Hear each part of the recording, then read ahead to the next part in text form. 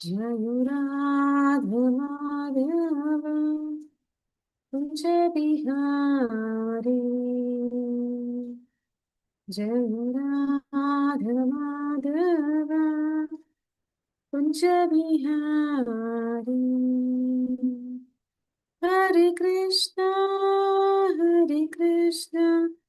कृष्ण कृष्ण हरे हरे, हरे राम राम राम हरे हरे, हरे कृष्णा कृष्ण कृष्ण हरे हरे, हरे राम राम राम हरे हरे। मम ज्ञानतिमिरान्धस्य ज्ञानाञ्जनशलाकया चक्षुरुन्मिलितं येन तस्मै श्रीगुरुवे नमः। श्रीचैतन्यमनोभीष्टं स्थापितं येन भूतले स्वयं रूपः कदा मह्यं ददाति स्वपदान्तिकं। वन्देऽहं श्रीगुरुश्रीयुतपदकमलं श्रीगुरून् वैष्णवांश्च श्रीरूपं साग्रजातं सहगणरघुनाथान्वितं तं सजीवं साद्वैतं सावधूतं परिजनसहितं कृष्णचैतन्यदेवं श्रीराधाकृष्णपादान् सहगणललिता श्रीविशाखान्वितांश्च। हे कृष्ण करुणा सिन्धु दीनबन्धु जगत्पते गोपीश गोपिका कान्ता राधाकान्ता नमोऽस्तुते। तप्त काञ्चन गौराङ्गी राधे वृन्दावनेश्वरि वृषभानुसुते देवी प्रणमामि हरिप्रिये। वाञ्छाकल्पतरुभ्यश्च कृपा सिन्धुभ्य एव च पतितनां पावनेभ्यो वैष्णवेभ्यो नमो नमः। नमो ॐ विष्णुपदाय कृष्णप्रेष्ठाय भूतले श्रीमते भक्तिवेदान्तस्वामिनिति नामिने नमस्ते सरस्वती देवी गौरवाणी प्रचारिणी निर्विशेष शून्यवादि पाश्चात्य शतारिणी। जय श्री कृष्ण चैतन्य प्रभु नित्यानंद श्री अद्वैत गदाधर श्रीवासादि गौर भक्त वृंद। हरे कृष्णा कृष्ण कृष्ण हरे हरे, हरे राम राम राम हरे हरे। ಹರೇ ಕೃಷ್ಣ ಎಲ್ಲರಿಗೂ ಶ್ರೀ ರಾಧಾ ಗೋವಿಂದ ಮಂಗಳೂರು ಇಸ್ಕಾನ್ ನಮನಿಷ್ಠ ಪ್ರಭುಗಳು ಆಯೋಜಿಸಿರುವ 18 ದಿನಗಳ ಭಗವದ್ಗೀತೆ ತರಗತಿಗೆ ಸ್ವಾಗತ. ಹರೇ ಕೃಷ್ಣ. ಹರೇ ಕೃಷ್ಣ ಮಾತಾಜಿ. ಹರೇ ಕೃಷ್ಣ ಪ್ರಭುಜಿ. ಹರೇ ಕೃಷ್ಣ.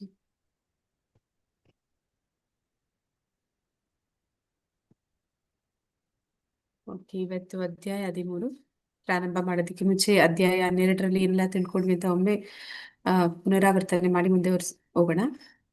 ಯಾರಾದ್ರೂ ಹೇಳ್ತೀರಾ ನಿನ್ನೆ ಅಧ್ಯಾಯದ ಹೆಸರೇನಿತ್ತು, ಏನೆಲ್ಲ ವಿಚಾರಗಳನ್ನ ನಾವು ನಿನ್ನೆ ತಿಳ್ಕೊಂಡ್ವಿ ಅಂತ? ಹರೇ ಕೃಷ್ಣ. ನಿನ್ನೆ ಅಧ್ಯಾಯದಲ್ಲಿ ಮಾತಾಶ್ರೀ ಭಗವಂತನಲ್ಲಿಗೆ ಸುಲಭ ಮಾರ್ಗ ಯಾವುದು, ಭಗವಂತನಲ್ಲಿ ಸೇರುವ ಮಾರ್ಗ ಯಾವುದು, ಮತ್ತು ಅದರಲ್ಲಿ ಸ್ಮರಣಾತ್ಮಕ ಭಕ್ತಿ ಬೇರೆ, ಮನನಾತ್ಮಕ ಭಕ್ತಿ ಬೇರೆ. ಮತ್ತೆ ಇವರು ಅಂಬರೀಷ್ ಬಗ್ಗೆ ಕೆಲವೊಂದನ್ನು ತಿಳ್ಕೊಂಡ್ವಿ.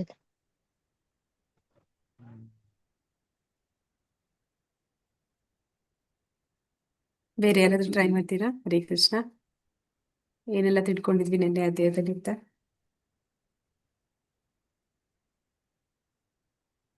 ನಿನ್ನೆಯ ಅಧ್ಯಾಯದ ಹೆಸರು ಭಕ್ತಿ ಯುಗ. ಅಂದ್ರೆ ಒಂದು ಆ ಮಧ್ಯದ 6 ಅಧ್ಯಾಯಗಳನ್ನ ನಾವು ಭಕ್ತಿ ಯುಗ ಅಂತಲೇ ಕರಿತೀವಿ. ಆ ಅಧ್ಯಾಯದ ಹೆಸರು ಕೂಡ ಭಕ್ತಿ ಸೇವೆ ಅಥವಾ ಭಕ್ತಿ ಯುಗ ಅಂತಲೇ ಇದೆ.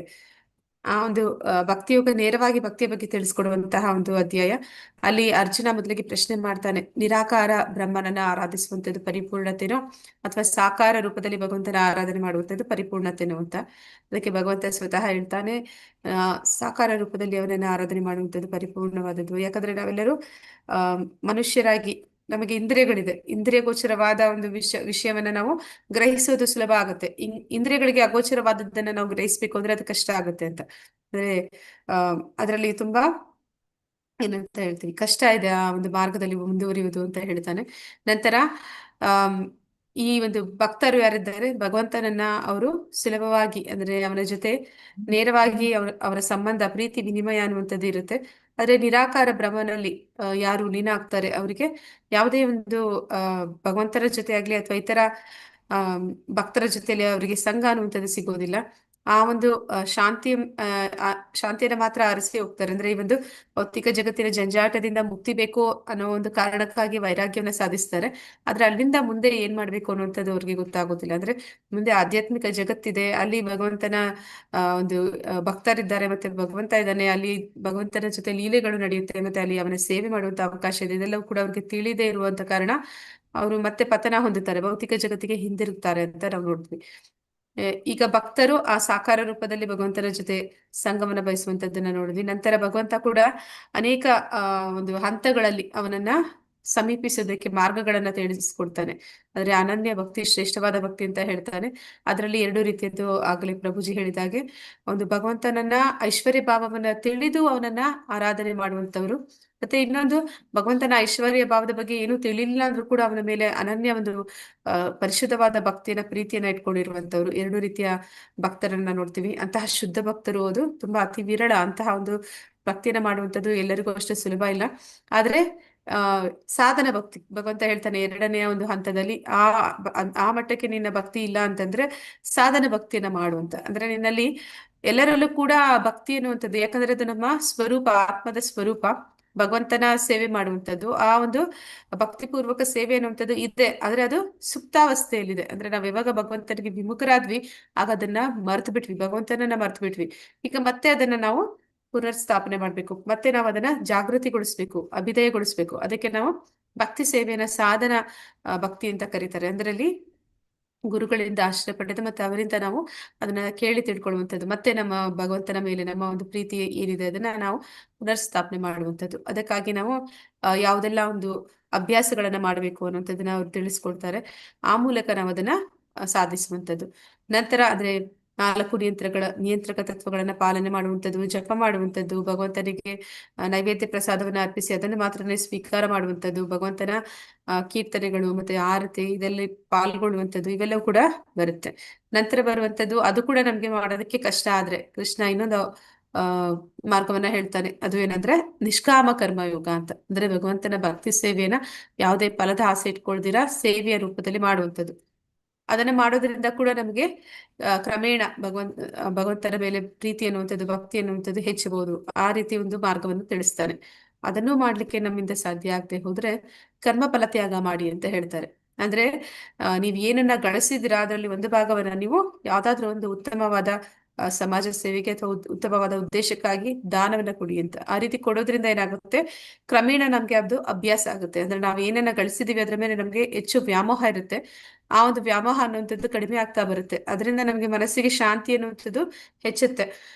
ಕೊನೆಗೆ ಭಗವಂತ ಹೇಳ್ತಾನೆ, ಅದು ಕೂಡ ಮಾಡಕ್ಕೆ ಆಗಿಲ್ಲ ಅಂತಂದ್ರೆ ಜ್ಞಾನವನ್ನ ಬೆಳೆಸ್ಕೊಳ್ಳಿ ಅಂತ.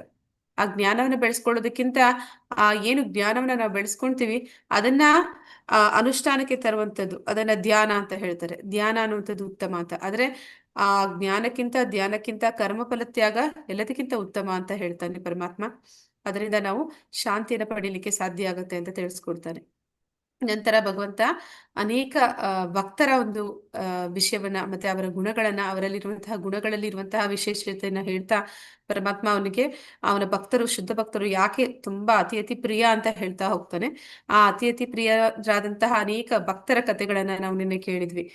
ನಾವು ಸನಾತನ ಗೋಸ್ವಾಮಿಗಳ ಬಗ್ಗೆ ಕೇಳಿದ್ವಿ, ಬಿಲ್ವಮಂಗಳ ಠಾಕೂರರ ಬಗ್ಗೆ ಕೇಳಿದ್ವಿ, ಆಮೇಲೆ ಚಿತ್ರಕೇತುವಿನ ಬಗ್ಗೆ ಕೇಳಿದ್ವಿ, ಆಮೇಲೆ ಅಂಬರೀಷ ಮಹಾರಾಜ, ಆಮೇಲೆ ಪ್ರಹ್ಲಾದ ಮಹಾರಾಜ, ನಂತರ ಸುಧಾಮ, ಹೀಗೆ ಅನೇಕ ವಿಷಯಗಳನ್ನ, ಅನೇಕ ಭಕ್ತರ ಅವರ ಗುಣಗಳನ್ನ, ಆ ಗುಣಗಳು ಯಾಕೆ ಭಗವಂತನಿಗೆ ತುಂಬಾ ಇಷ್ಟ ಅನ್ನುವಂಥದ್ದನ್ನ ನಾವು ನಿನ್ನೆ ಅಧ್ಯಾಯದಲ್ಲಿ ನೋಡಿದೀವಿ.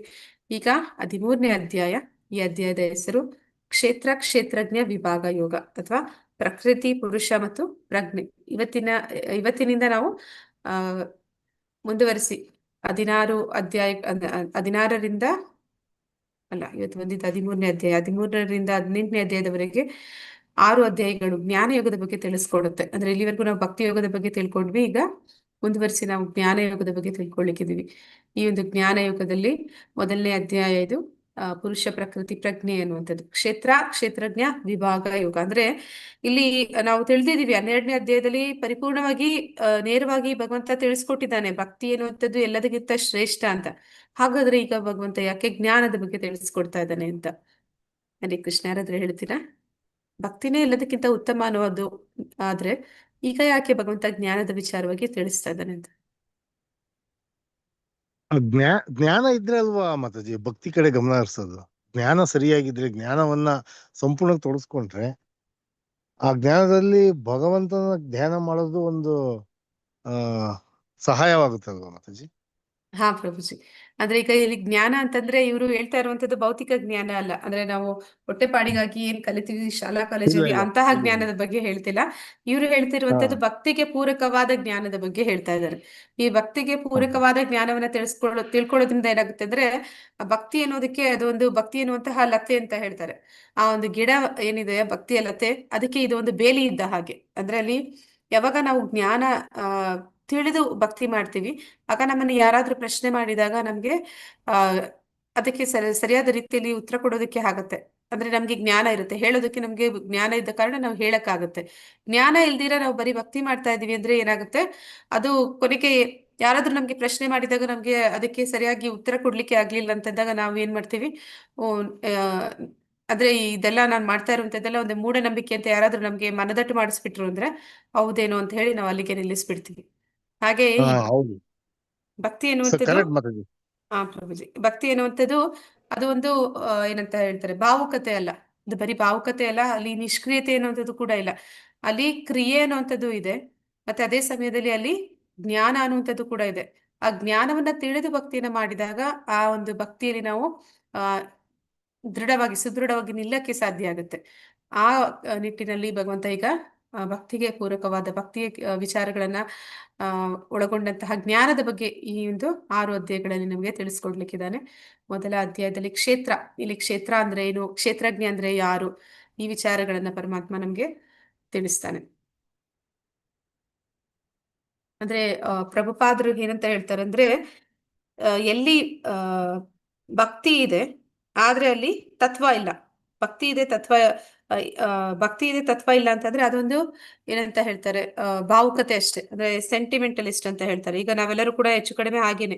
ಯಾರಾದ್ರೂ ಸನಾತನ ಧರ್ಮದ ಬಗ್ಗೆ ಏನಾದ್ರೂ ಪ್ರಶ್ನೆ ಮಾಡಿದ್ರೆ, ನೀವು ಈ ತರ ಮಾಡ್ತಿರಲ್ಲ ಅದಕ್ಕೆ ಏನ್ ಅರ್ಥ ಅಂತ ಏನಾದ್ರೂ ಕೇಳಿದ್ರೆ, ಅವ್ರು ಹೇಳ್ತಾರೆ ನನ್ನ ಹಿರಿಯರು ಇದನ್ನ ಮಾಡ್ತಾ ಇದ್ದಂದ್ರೆ ನಾನು ಈಗ ಅದನ್ನೇ ಮಾಡ್ತಾ ಇದ್ದೀನಿ ಅಷ್ಟೇ. ಅದರ ನಿಜವಾದ ಒಳ ಅರ್ಥ ಏನು ಅಂತ ಕೇಳಿದಾಗ ನಮ್ಗೆ ಹೇಳಲಿಕ್ಕೆ ಬಂದಿಲ್ಲ ಅಂತಂದಾಗ ಅವರೆಲ್ಲರೂ ನಮ್ಮನ್ನ ಅಂಧ ಭಕ್ತರು ಅಂತ ಕರೀತಾರೆ. ಹಾಗೆ ಮಾಡ್ದಿರಾ ಕೆಲವೊಂದು ಜನ ಹೇಗಿರ್ತಾರೆ ಅಂದ್ರೆ ತುಂಬಾ ತತ್ವಜ್ಞಾನಿಗಳಾಗಿರ್ತಾರೆ, ತುಂಬಾ ಫಿಲಾಸಫಿ ಮಾತಾಡ್ತಾ ಇರ್ತಾರೆ, ಆದ್ರೆ ಅವ್ರು ಯಾವುದೇ ನಾಸ್ತಿಕರಾಗಿರ್ತಾರೆ, ಅವ್ರಿಗೆ ಯಾವುದೇ ಒಂದು ಧರ್ಮ ಅನ್ನುವಂಥದ್ದು ಇರೋದಿಲ್ಲ. ಅಂತಹ ಒಂದು ತತ್ವ ಏನಿದೆ ಅಲ್ಲಿ ಎಲ್ಲಿ ಭಕ್ತಿ ಇರೋದಿಲ್ಲ, ಬರೀ ತತ್ವ ಮಾತ್ರ ಉಳಿಯುತ್ತೆ.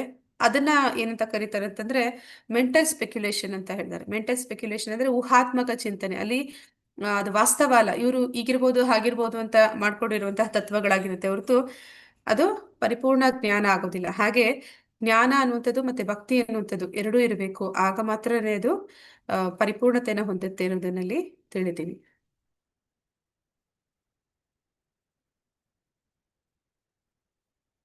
ಹ್ಮ್.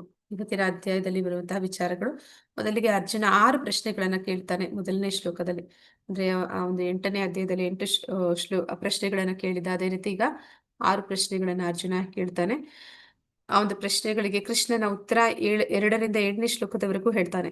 ಅಂದ್ರೆ ಅವನು ಕೇಳುವಂತ ಪ್ರಶ್ನೆ ಕ್ಷೇತ್ರಜ್ಞ, ಜ್ಞಾನ, ಜ್ಞೇಯಂ ಅಂತೆಲ್ಲ ಹೇಳಿ ಈಗ ಕೃಷ್ಣ ಕ್ಷೇತ್ರಜ್ಞ ಮತ್ತೆ ಜ್ಞಾನವನ್ನ ತಿಳಿಸ್ಕೊಡ್ತಾನೆ. ಕ್ಷೇತ್ರ ಅಂದ್ರೆ ಏನು, ಕ್ಷೇತ್ರಜ್ಞ ಅಂದ್ರೆ ಯಾರು, ಮತ್ತೆ ಜ್ಞಾನ ಅಂದ್ರೆ ಯಾವುದು ಅಂತ ಹೇಳ್ತಾನೆ.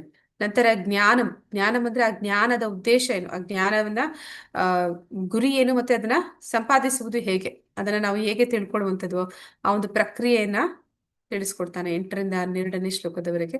ನಂತರ ಈ ಜ್ಞಾನವನ್ನ ತಿಳ್ಕೊಂಡಿದ್ದರ ಮೂಲ ಉದ್ದೇಶ ಏನು, ಅದರ ಗುರಿ ಏನು ಅನ್ನೋದನ್ನ 13ರಿಂದ 19ನೇ ಶ್ಲೋಕದಲ್ಲಿ ಹೇಳ್ತಾನೆ.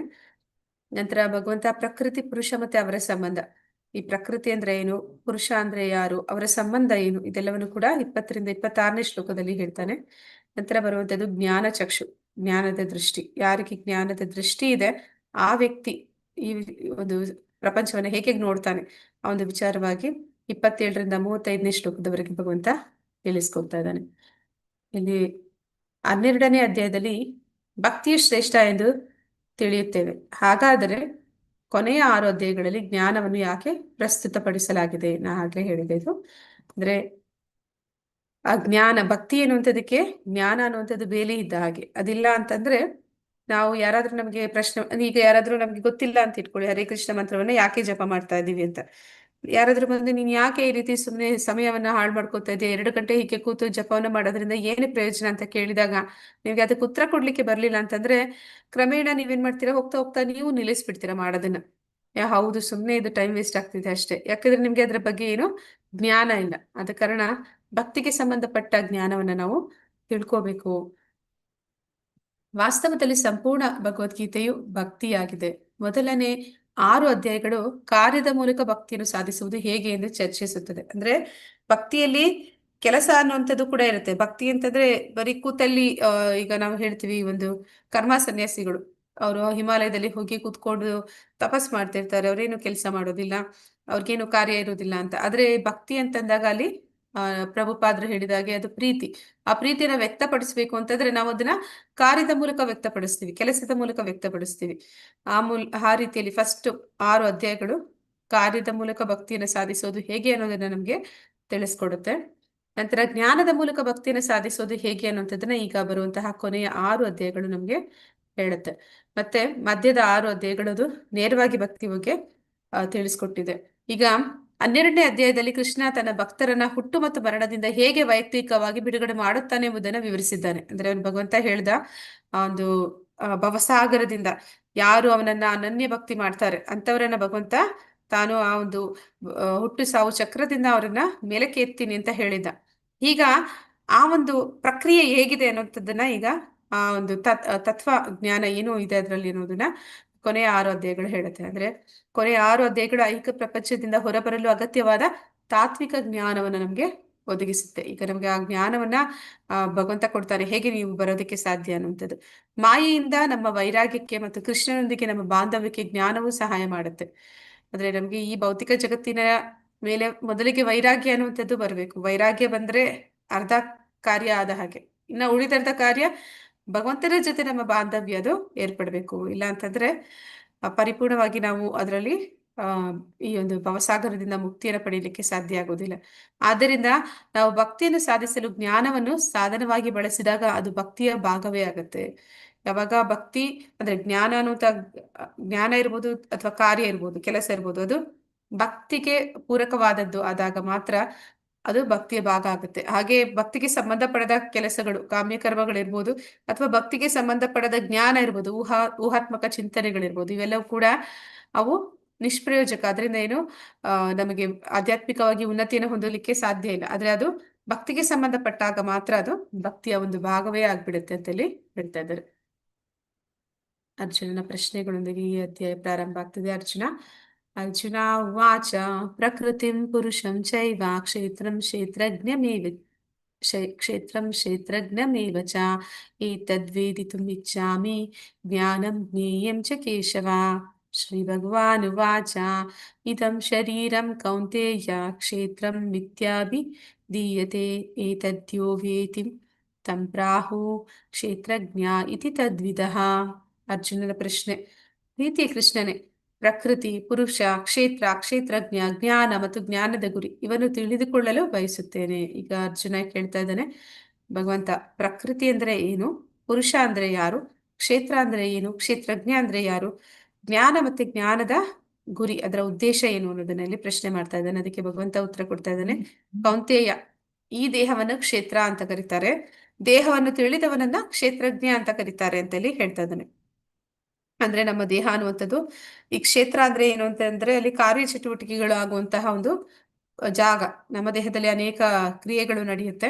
ಆ ದೇಹವನ್ನ ಇಲ್ಲಿ ಕ್ಷೇತ್ರ ಅಂತ ಕರೆದ್ರೆ, ಈ ದೇಹದ ಒಳಗಡೆ ಇರುವಂತವನನ್ನ, ಅಂದ್ರೆ ಈ ದೇಹದಲ್ಲಿ ಏನೆಲ್ಲ ಆಗ್ತಿದೆ ಅದನ್ನೆಲ್ಲ ತಿಳ್ಕೊಳ್ತಾ ಇರುವಂತವನು, ಅನುಭವಕ್ಕೆ ಯಾರ ಅನುಭವಕ್ಕೆ ಬರ್ತಿದೆ ಅವನನ್ನ ಇಲ್ಲಿ ಕ್ಷೇತ್ರಜ್ಞ ಅಂತ ಕರೀತಾರೆ ಅಂತ ಭಗವಂತ ಹೇಳ್ತಿದ್ದಾನೆ.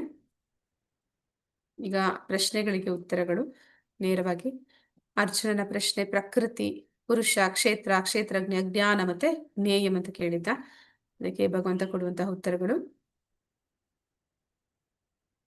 ಪ್ರಕೃತಿ ಅಂದ್ರೆ ಈ ಭೌತಿಕ ಪ್ರಕೃತಿ, ಐಹಿಕ ಪ್ರಕೃತಿ, ನಾವೇನೋ ಹೊರಗಡೆ ನೋಡ್ತಾ ಇದ್ವಿ, ಈ ಒಂದು ಸೃಷ್ಟಿ, ಅದನ್ನೇ ಪ್ರಕೃತಿ ಅಂತ ಕರೀತಾರೆ. ಪುರುಷ ಅಂತಂದ್ರೆ ಯಾರು ಅಂತಂದ್ರೆ ಈ ಒಂದು ಸೃಷ್ಟಿಯನ್ನ ಭೋಗಿಸುವವನು, ಆನಂದಿಸುವವನು. ಅಂದ್ರೆ ಹಾಗೆ ನೋಡಿದ್ರೆ ಏನಂತ ಹೇಳ್ತಾರೆ ಅಂತಂದ್ರೆ, ಯಾರೆಲ್ಲ ಈ ಭೌತಿಕ ಜಗತ್ತನ್ನ ಅನುಭೋಗಿಸಬೇಕು ಅಂತ ಹೇಳಿ ಬಂದಿದ್ದಾರೆ ಅವರೆಲ್ಲರೂ ಕೂಡ ಪುರುಷರೇ. ಅಂದ್ರೆ ಹಾಗೆ ಈಗ ನಾವು ನೋಡ್ತೀವಿ ಕೆಲವರನ್ನ ಸ್ತ್ರೀಯರು ಪುರುಷರು ಅಂತ ಹೇಳ್ತೀವಿ. ಆದ್ರೆ ಅದು ನಾವು ಹೇಳುವಂತದ್ದು ಬೇರೆಯ ರೀತಿಯಲ್ಲಿ. ಆದ್ರೆ ಈ ಒಂದು ದೃಷ್ಟಿಯಲ್ಲಿ ಮ್, ಪ್ರಕೃತಿಯನ್ನ ಭೋಗಿಸ್ಬೇಕು, ಆನಂದಿಸ್ಬೇಕು ಅಂತ ಉದ್ದೇಶದಲ್ಲಿ ಬಂದಿರುವವರೆಲ್ಲ ಪುರುಷ ಅನ್ನೋದಾದ್ರೆ, ಇಲ್ಲಿ ಭೂಮಿ ಮೇಲೆ ಇರೋ ಸ್ತ್ರೀಯರು ಕೂಡ ಪುರುಷರೇ ಆಗ್ತಾರೆ. ಆದ್ರೆ ವಾಸ್ತವದಲ್ಲಿ ಎಲ್ಲಾ ಜೀವಿಗಳು ಕೂಡ ಭಗವಂತನ ಸೇವೆಯಲ್ಲಿ ತೊಡಗಿರುವಂತವ್ರು. ಅಂದ್ರೆ ನಾವೆಲ್ಲರೂ ಕೂಡ ಭೋಕ್ತಾರ, ನಾವಲ್ಲ, ಭೋಕ್ತಾರ ಕೃಷ್ಣ. ಹಾಗೆ ನೋಡಿದ್ರೆ ಈ ಪ್ರಪಂಚದಲ್ಲಿ ಇರುವಂತಹ ಎಲ್ಲಾ ಪುರುಷರು ಕೂಡ ವಾಸ್ತವದಲ್ಲಿ ಪ್ರಕೃತಿ, ಅಂದ್ರೆ ಅವರು ಕೂಡ ಆ ಪ್ರಕೃತಿಯ ಭಾಗನೇ ಆಗ್ತಾರೆ, ಅವರು ಪುರುಷ ಆಗೋದಿಲ್ಲ. ಹಾಗೆ ಇಲ್ಲಿ ಈ ಪುರುಷ ಅಂದ್ರೆ ವಾಸ್ತವ ಏನಂತ ಹೇಳ್ತೀವಿ ಅಂದ್ರೆ, ಇರೋದು ಒಬ್ಬನೇ ಪುರುಷ, ಎಲ್ಲದಕ್ಕೂ ಒಡೆಯ ಒಬ್ಬನೇ, ಮತ್ತೆ ಭೋಕ್ತಾರ ಕೂಡ ಅವನೇ, ದೇವೋತ್ತಮ ಪರಮ ಪುರುಷ. ಉಳಿದೆಲ್ಲವೂ ಕೂಡ ಪ್ರಕೃತಿಯೇ ಆಗುತ್ತೆ. ಅಂದ್ರೆ ಭಗವಂತನ ಸೇವೆಯಲ್ಲಿ ತೊಡಗುವಂಥದ್ದು. ಮತ್ತೆ ಕ್ಷೇತ್ರ, ಇಲ್ಲಿ ಕ್ಷೇತ್ರ ಅಂತಂದ್ರೆ ದೇಹ, ಕ್ಷೇತ್ರಜ್ಞ ಅಂದ್ರೆ ಈ ದೇಹವನ್ನ ತಿಳಿದವರು ಇಬ್ಬರು ಇರ್ತಾರೆ. ಅದರ ಒಂದು ದೇಹದಲ್ಲಿ ಆತ್ಮ ಮತ್ತೆ ಪರಮಾತ್ಮ ಇಬ್ಬರು ಇರ್ತಾರೆ. ಆತ್ಮ ಏನ್ ಮಾಡ್ತಾನೆ ಅಂದ್ರೆ, ಅವನು ಆ ದೇಹದಲ್ಲಿ ಏನೆಲ್ಲ ಆಗ್ತಿದೆ ಅಷ್ಟನ್ನ ಮಾತ್ರ ತಿಳಿದಿರ್ತಾನೆ. ಪರಮಾತ್ಮ ಎಲ್ಲರ ದೇಹದಲ್ಲೂ ಇರೋದ್ರಿಂದ ಅವನಿಗೆ ಪ್ರತಿಯೊಂದು ದೇಹದಲ್ಲೂ ಏನೆಲ್ಲ ಕಾರ್ಯಚಟುವಟಿಕೆಗಳು ಆಗ್ತಿದೆ ಅದಷ್ಟನ್ನು ಕೂಡ ಅವನು ತಿಳಿದವನಾಗಿರ್ತಾನೆ. ನಂತರ ಜ್ಞಾನ. ಜ್ಞಾನ ಅಂದ್ರೆ ಏನು? ಜ್ಞಾನ ಅಂತಂದ್ರೆ ಈ ಕ್ಷೇತ್ರ ಅಂದ್ರೆ ಏನು, ಕ್ಷೇತ್ರಜ್ಞ ಅಂದ್ರೆ ಯಾರು, ಈ ವಿಷಯಗಳನ್ನ, ಈ ವಿಚಾರಗಳನ್ನ ತಿಳ್ಕೊಳ್ಳುವಂಥದ್ದೇ ನಿಜವಾದ ಜ್ಞಾನ. ಆ ಜ್ಞಾನದ ಗುರಿ ಏನು, ಆ ಜ್ಞಾನವನ್ನ ನಾವು ಯಾಕೆ ತಿಳ್ಕೋಬೇಕು, ಯಾಕೆ ತಿಳಿಬೇಕು, ನಾವು ದೇಹ ಅಂದ್ರೆ ಏನು, ಒಂದು ಆತ್ಮ ಅಂದ್ರೆ ಏನು, ಪರಮಾತ್ಮ ಅಂದ್ರೆ ಏನು, ಇದನ್ನೆಲ್ಲ ತಿಳ್ಕೊಳ್ಳುವ ಮೂಲ ಉದ್ದೇಶ ಏನು? ಅದರ ಮೂಲ ಉದ್ದೇಶ, ಆ ಮೂಲಕ ನಾವು ಪರಮಾತ್ಮನನ್ನ ಅರ್ಥ ಮಾಡ್ಕೊಳ್ಬೇಕು, ಮತ್ತೆ ಪರಮಾತ್ಮನನ್ನ ಸೇರುವಂಥದ್ದು, ಅಂದ್ರೆ ಅವನನ್ನ ಒಂದು ಪಡ್ಕೊಳ್ಳುವಂಥದ್ದು, ಅವನ ಸಂಬಂಧವನ್ನ, ಅವನ ಪ್ರೀತಿಯನ್ನ ಗಳಿಸುವಂಥದ್ದು. ಆ ಒಂದು ಉದ್ದೇಶಕ್ಕಾಗಿ ಈ ಒಂದು ವಿಚಾರಗಳನ್ನ ನಾವು ಕೂಲಂಕುಷವಾಗಿ ಆ ಅಧ್ಯಯನ ಮಾಡುವಂಥದ್ದು. ಆತ್ಮ ಮತ್ತು ಪರಮಾತ್ಮ ಇಬ್ಬರು ಕ್ಷೇತ್ರಜ್ಞ ಅಥವಾ ದೇಹವನ್ನು ತಿಳಿದ ತಿಳಿದಿರುವವರು. ಹಾಗಾದ್ರೆ ಆತ್ಮ ಮತ್ತು ಪರಮಾತ್ಮನ ನಡುವಿನ ವ್ಯತ್ಯಾಸವೇನು? ಹರೇ ಕೃಷ್ಣ. ಅಂದ್ರೆ ದೇಹದಲ್ಲಿ ಇಬ್ಬರು ಇರ್ತಾರೆ, ಆತ್ಮ ಮತ್ತೆ ಪರಮಾತ್ಮ ಇಬ್ಬರು ಇರ್ತಾರೆ. ಹಾಗಾದ್ರೆ ಅವರಿಬ್ಬರಿಗೂ ಏನು ವ್ಯತ್ಯಾಸ ಅಂತ ಕೇಳ್ತಾ ಇದ್ದಾರೆ. ನಾ ಈಗಾಗ್ಲೇ ಹೇಳಿದ್ದೇನೆ, ನೀವು ಗಮನ ಕೊಟ್ಟು ಕೇಳಿದ್ರೆ ಹೇಳ್ತೀರಾ. ಹರೇ ಕೃಷ್ಣ.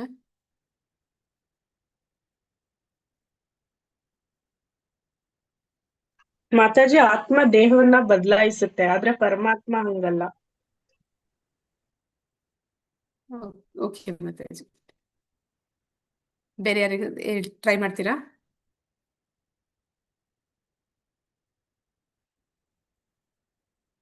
ಅಂದ್ರೆ ಆತ್ಮ ಅಂತಂದ್ರೆ ಅದು ಒಂದು ದೇಹದಲ್ಲಿ ಇರ್ಲಿಕ್ಕೆ ಸಾಧ್ಯ, ಎಲ್ಲಾ ದೇಹದಲ್ಲೂ ಒಂದೇ ಸಮಯದಲ್ಲಿ ಇರೋದಕ್ಕೆ ಸಾಧ್ಯ ಇಲ್ಲ.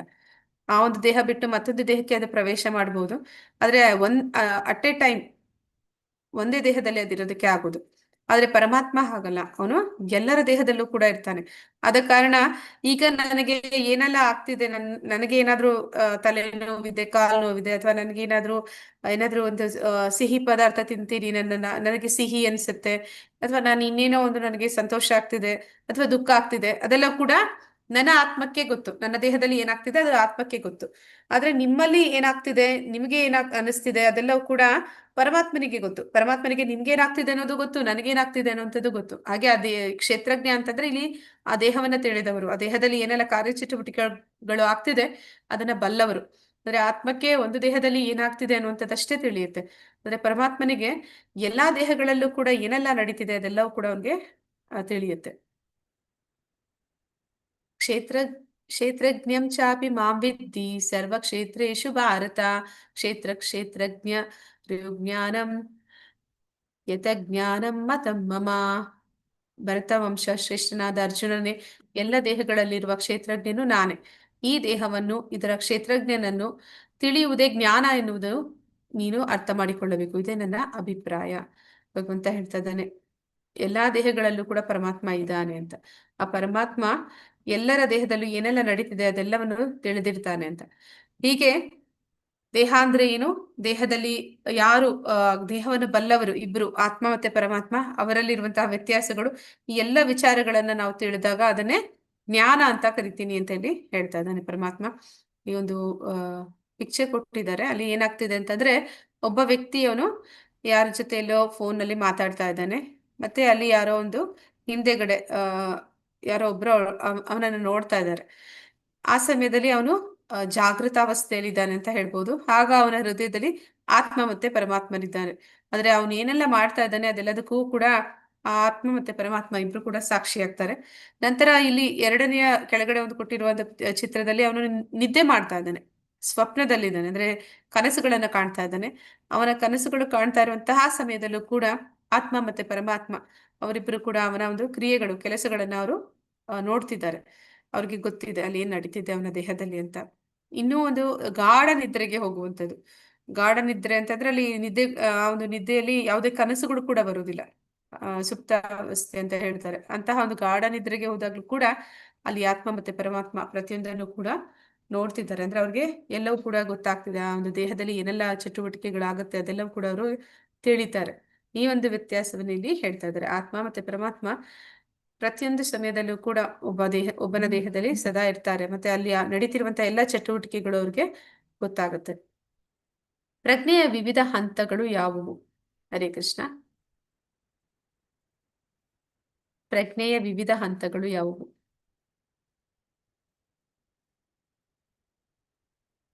ಹೇಳ್ತೀರಾ ಯಾರಾದ್ರು?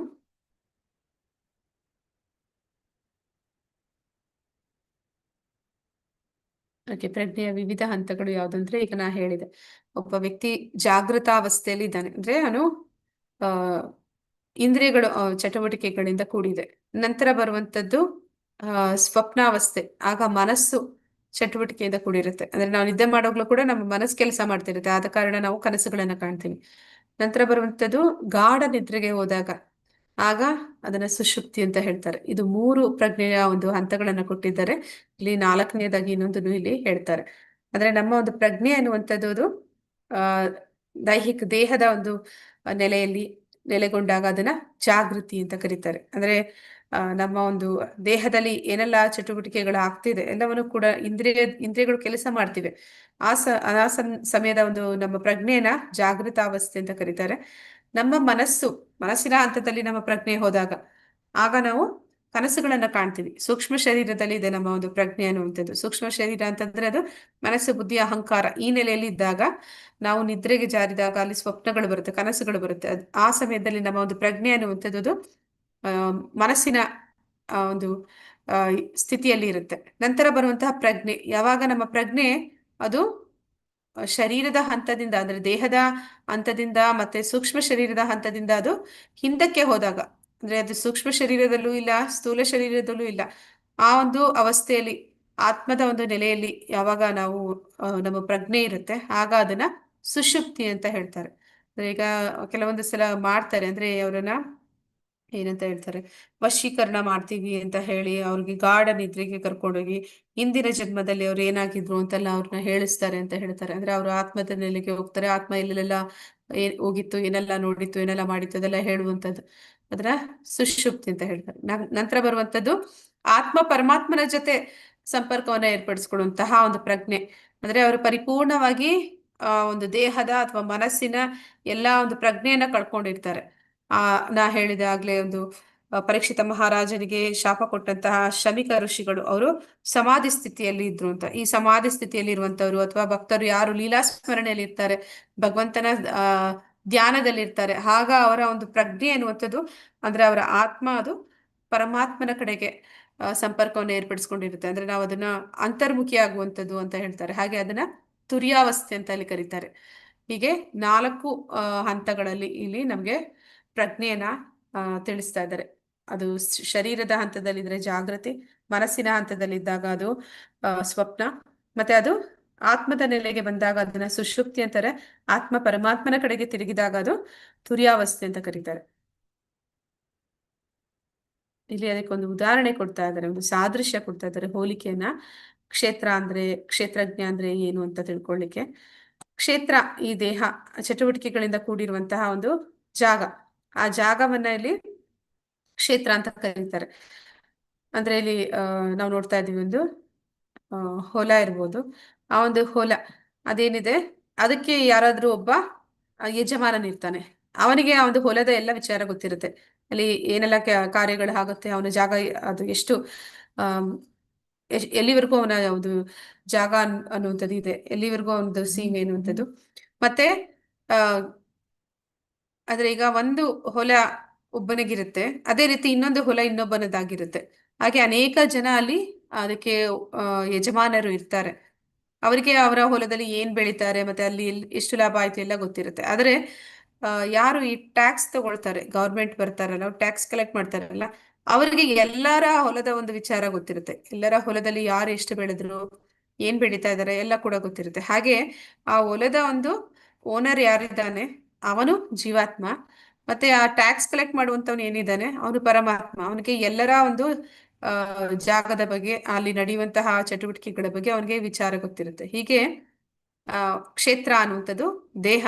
ಆ ದೇಹದಲ್ಲಿ ಇರುವಂತಹ ಆತ್ಮಕ್ಕೆ ಆ ದೇಹದ ವ್ಯಾಪ್ತಿಯಲ್ಲಿ ಏನ್ ನಡೆಯುತ್ತೆ ಅದೆಲ್ಲ ಕೂಡ ಗೊತ್ತಿರುತ್ತೆ. ಆದ್ರೆ ಇನ್ನೊಂದು ದೇಹದಲ್ಲಿ ಏನಾಗ್ತಿದೆ ಅದು ನೋಡ್ಬೋದು ಅಷ್ಟೇ ಹೊತ್ತು ಅನುಭವಿಸ್ಲಿಕ್ಕೆ ಸಾಧ್ಯ ಇಲ್ಲ. ಆದ್ರೆ ಪರಮಾತ್ಮ ಆಗಲ್ಲ, ಅವನು ಎಲ್ಲಾ ದೇಹದಲ್ಲೂ ಇರುವ ಕಾರಣ ಎಲ್ಲಾ ದೇಹದಲ್ಲೂ ಏನೆಲ್ಲ ನಡೀತಿದೆ, ಎಲ್ಲಾ ದೇಹಗಳು ಏನೆಲ್ಲ ಅನುಭವಗಳು ಎಲ್ಲರಲ್ಲೂ ಬರ್ತಾ ಇದೆ, ಪ್ರತಿಯೊಂದು ಕೂಡ ಅವನು ನೋಡೋದಕ್ಕೆ ಸಾಧ್ಯ ಆಗುತ್ತೆ. ಹಾಗೆ ಈ ಒಂದು ಆ ಹೊಲವನ್ನ ಕ್ಷೇತ್ರ ಅಂತ ಕರೆದ್ರೆ, ಅದರ ಒಂದು ಯಜಮಾನನನ್ನ ಆತ್ಮ ಅಂತಂದ್ರೆ, ಆ ಒಂದು ಹೊಲದ ಟ್ಯಾಕ್ಸ್ ಕಲೆಕ್ಟರ್ ಯಾರು ಬರ್ತಾನೆ, ಗೌರ್ಮೆಂಟ್ ಪರ್ಸನ್, ಅವನನ್ನ ಪರಮಾತ್ಮ ಅಂತ ಹೋಲಿಸ್ತಾ ಇದ್ದಾರೆ. ಹೀಗೆ ಪ್ರೆಸ್ ಮಾಡಿದ್ದೀನಿ.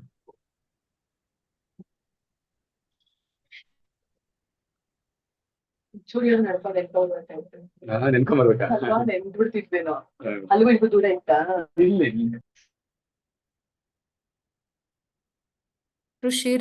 ಋಷಿರ್ಭಿ ಬಹುಧಾ ಗೀತಂ ಛಂದೋರ್ಭಿ ವಿವಿಧೈ ಪೃಥಕ್ ಬ್ರಹ್ಮಸೂತ್ರ ಪದಶ್ಚೈವ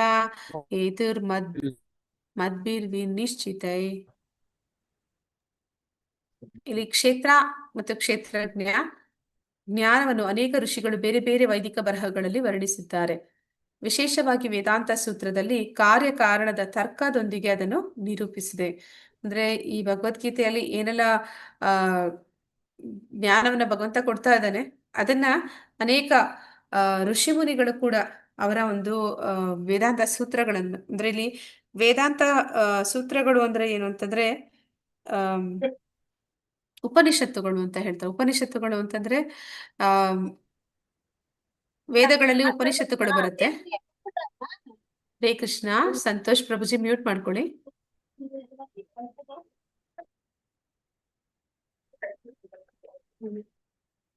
ಈ ವೇದಗಳಲ್ಲಿ ಅನೇಕ ಉಪನಿಷತ್ತುಗಳು ಬರುತ್ತೆ. ಆ ಉಪನಿಷತ್ತುಗಳು ಅಂತಂದ್ರೆ ಅದನ್ನ ವೇದಾಂತ ಸೂತ್ರ ಅಂತ ಕರೀತಾರೆ. ಸೂತ್ರ ಅಂದ್ರೆ ಅದೊಂದು ಫಾರ್ಮುಲಾ ಇದ್ದ ಹಾಗೆ.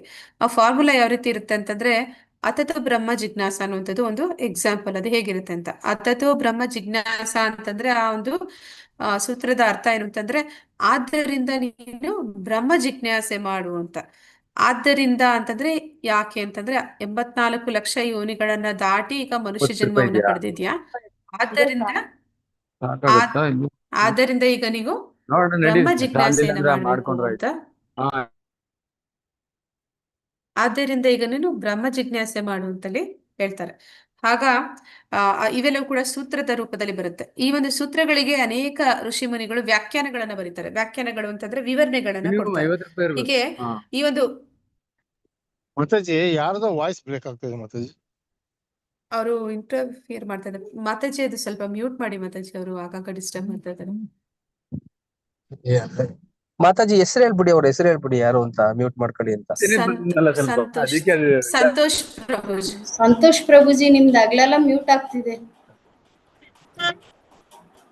ಹೆಂಗ್ ಹೋಗ್ಬೇಕು ನಾವು ಮಾಧವರ ಅನ್ಮ್ಯೂಟ್ ಆಗ್ತಿದೆ.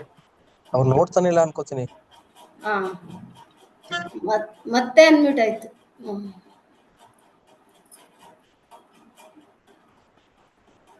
ಹೀಗೆ ಇಲ್ಲಿ ಹೇಳ್ತಾ ಇದ್ದಾರೆ, ಅನೇಕ ಋಷಿ ಮುನಿಗಳು ಈ ರೀತಿ ವೇದಾಂತ ಸೂತ್ರಗಳು, ಅಂದ್ರೆ ಈ ಒಂದು ವೇದಾಂತ ಸೂತ್ರಗಳಲ್ಲಿ ಅವರು ವ್ಯಾಖ್ಯಾನಗಳನ್ನ, ವಿವರಣೆಗಳನ್ನ ಕೊಡುವಾಗ ಕ್ಷೇತ್ರಜ್ಞ ಮತ್ತೆ ಜ್ಞಾನದ ಬಗ್ಗೆ ಅವರು ಅನೇಕ ಒಂದು ಬರಹಗಳಲ್ಲಿ ವರ್ಣಿಸಿದ್ದಾರೆ, ಒಂದು ಗ್ರಂಥಗಳಲ್ಲಿ ಕೊಟ್ಟಿದ್ದಾರೆ ಅಂತ.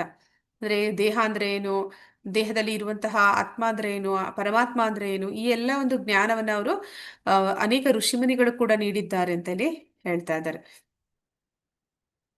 ಅಂದ್ರೆ ಇದನ್ನ ಶಾಸ್ತ್ರ ಅಂತ ಹೇಳ್ತಾರೆ. ಸಾಂಖ್ಯಶಾಸ್ತ್ರ ಅಂತ ಅಂದ್ರೆ ಏನು ಅಂದ್ರೆ, ಒಬ್ಬ ವ್ಯಕ್ತಿ ಅಂದ್ರೆ ಏನು ಅನ್ನೋದನ್ನ, ಅಥವಾ ಅವನ ಆತ್ಮ ಅಂದ್ರೆ ಏನು, ಪರಮಾತ್ಮ ಅಂದ್ರೆ ಏನು ಅಂತ ತಿಳಿಲಿಕ್ಕೆ ಅವರು ವಿವರಣೆಯಾಗಿ ಅದನ್ನ ಹೇಳ್ತಾ ಹೋಗ್ತಾರೆ, ವಿವರವಾಗಿ ವಿಶ್ಲೇಷಣೆ ಮಾಡ್ತಾ ಹೋಗ್ತಾರೆ.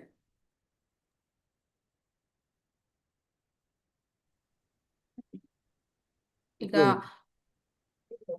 ಈಗ ನಾವು ಮಾತಾಜಿ ನೋಡ್ತೀವಿ. ನೀವೇ ಒಂದ್ಸರಿ ಮ್ಯೂಟ್ ಮಾಡಿ ಮಾತಾಜಿ, ನಮ್ದು ಆಗ್ತಿಲ್ಲ ಅದನ್ನ ಮಾಡ್ತಾ. ಹಾ ಮಾತಾಜಿ, ನಾನು ಮ್ಯೂಟ್ ಮಾಡ್ತಾ ಇದ್ದೀನಿ, ಅವ್ರು ಅನ್ಮ್ಯೂಟ್ ಮಾಡ್ತಾನೆ ಇದ್ದಾರೆ.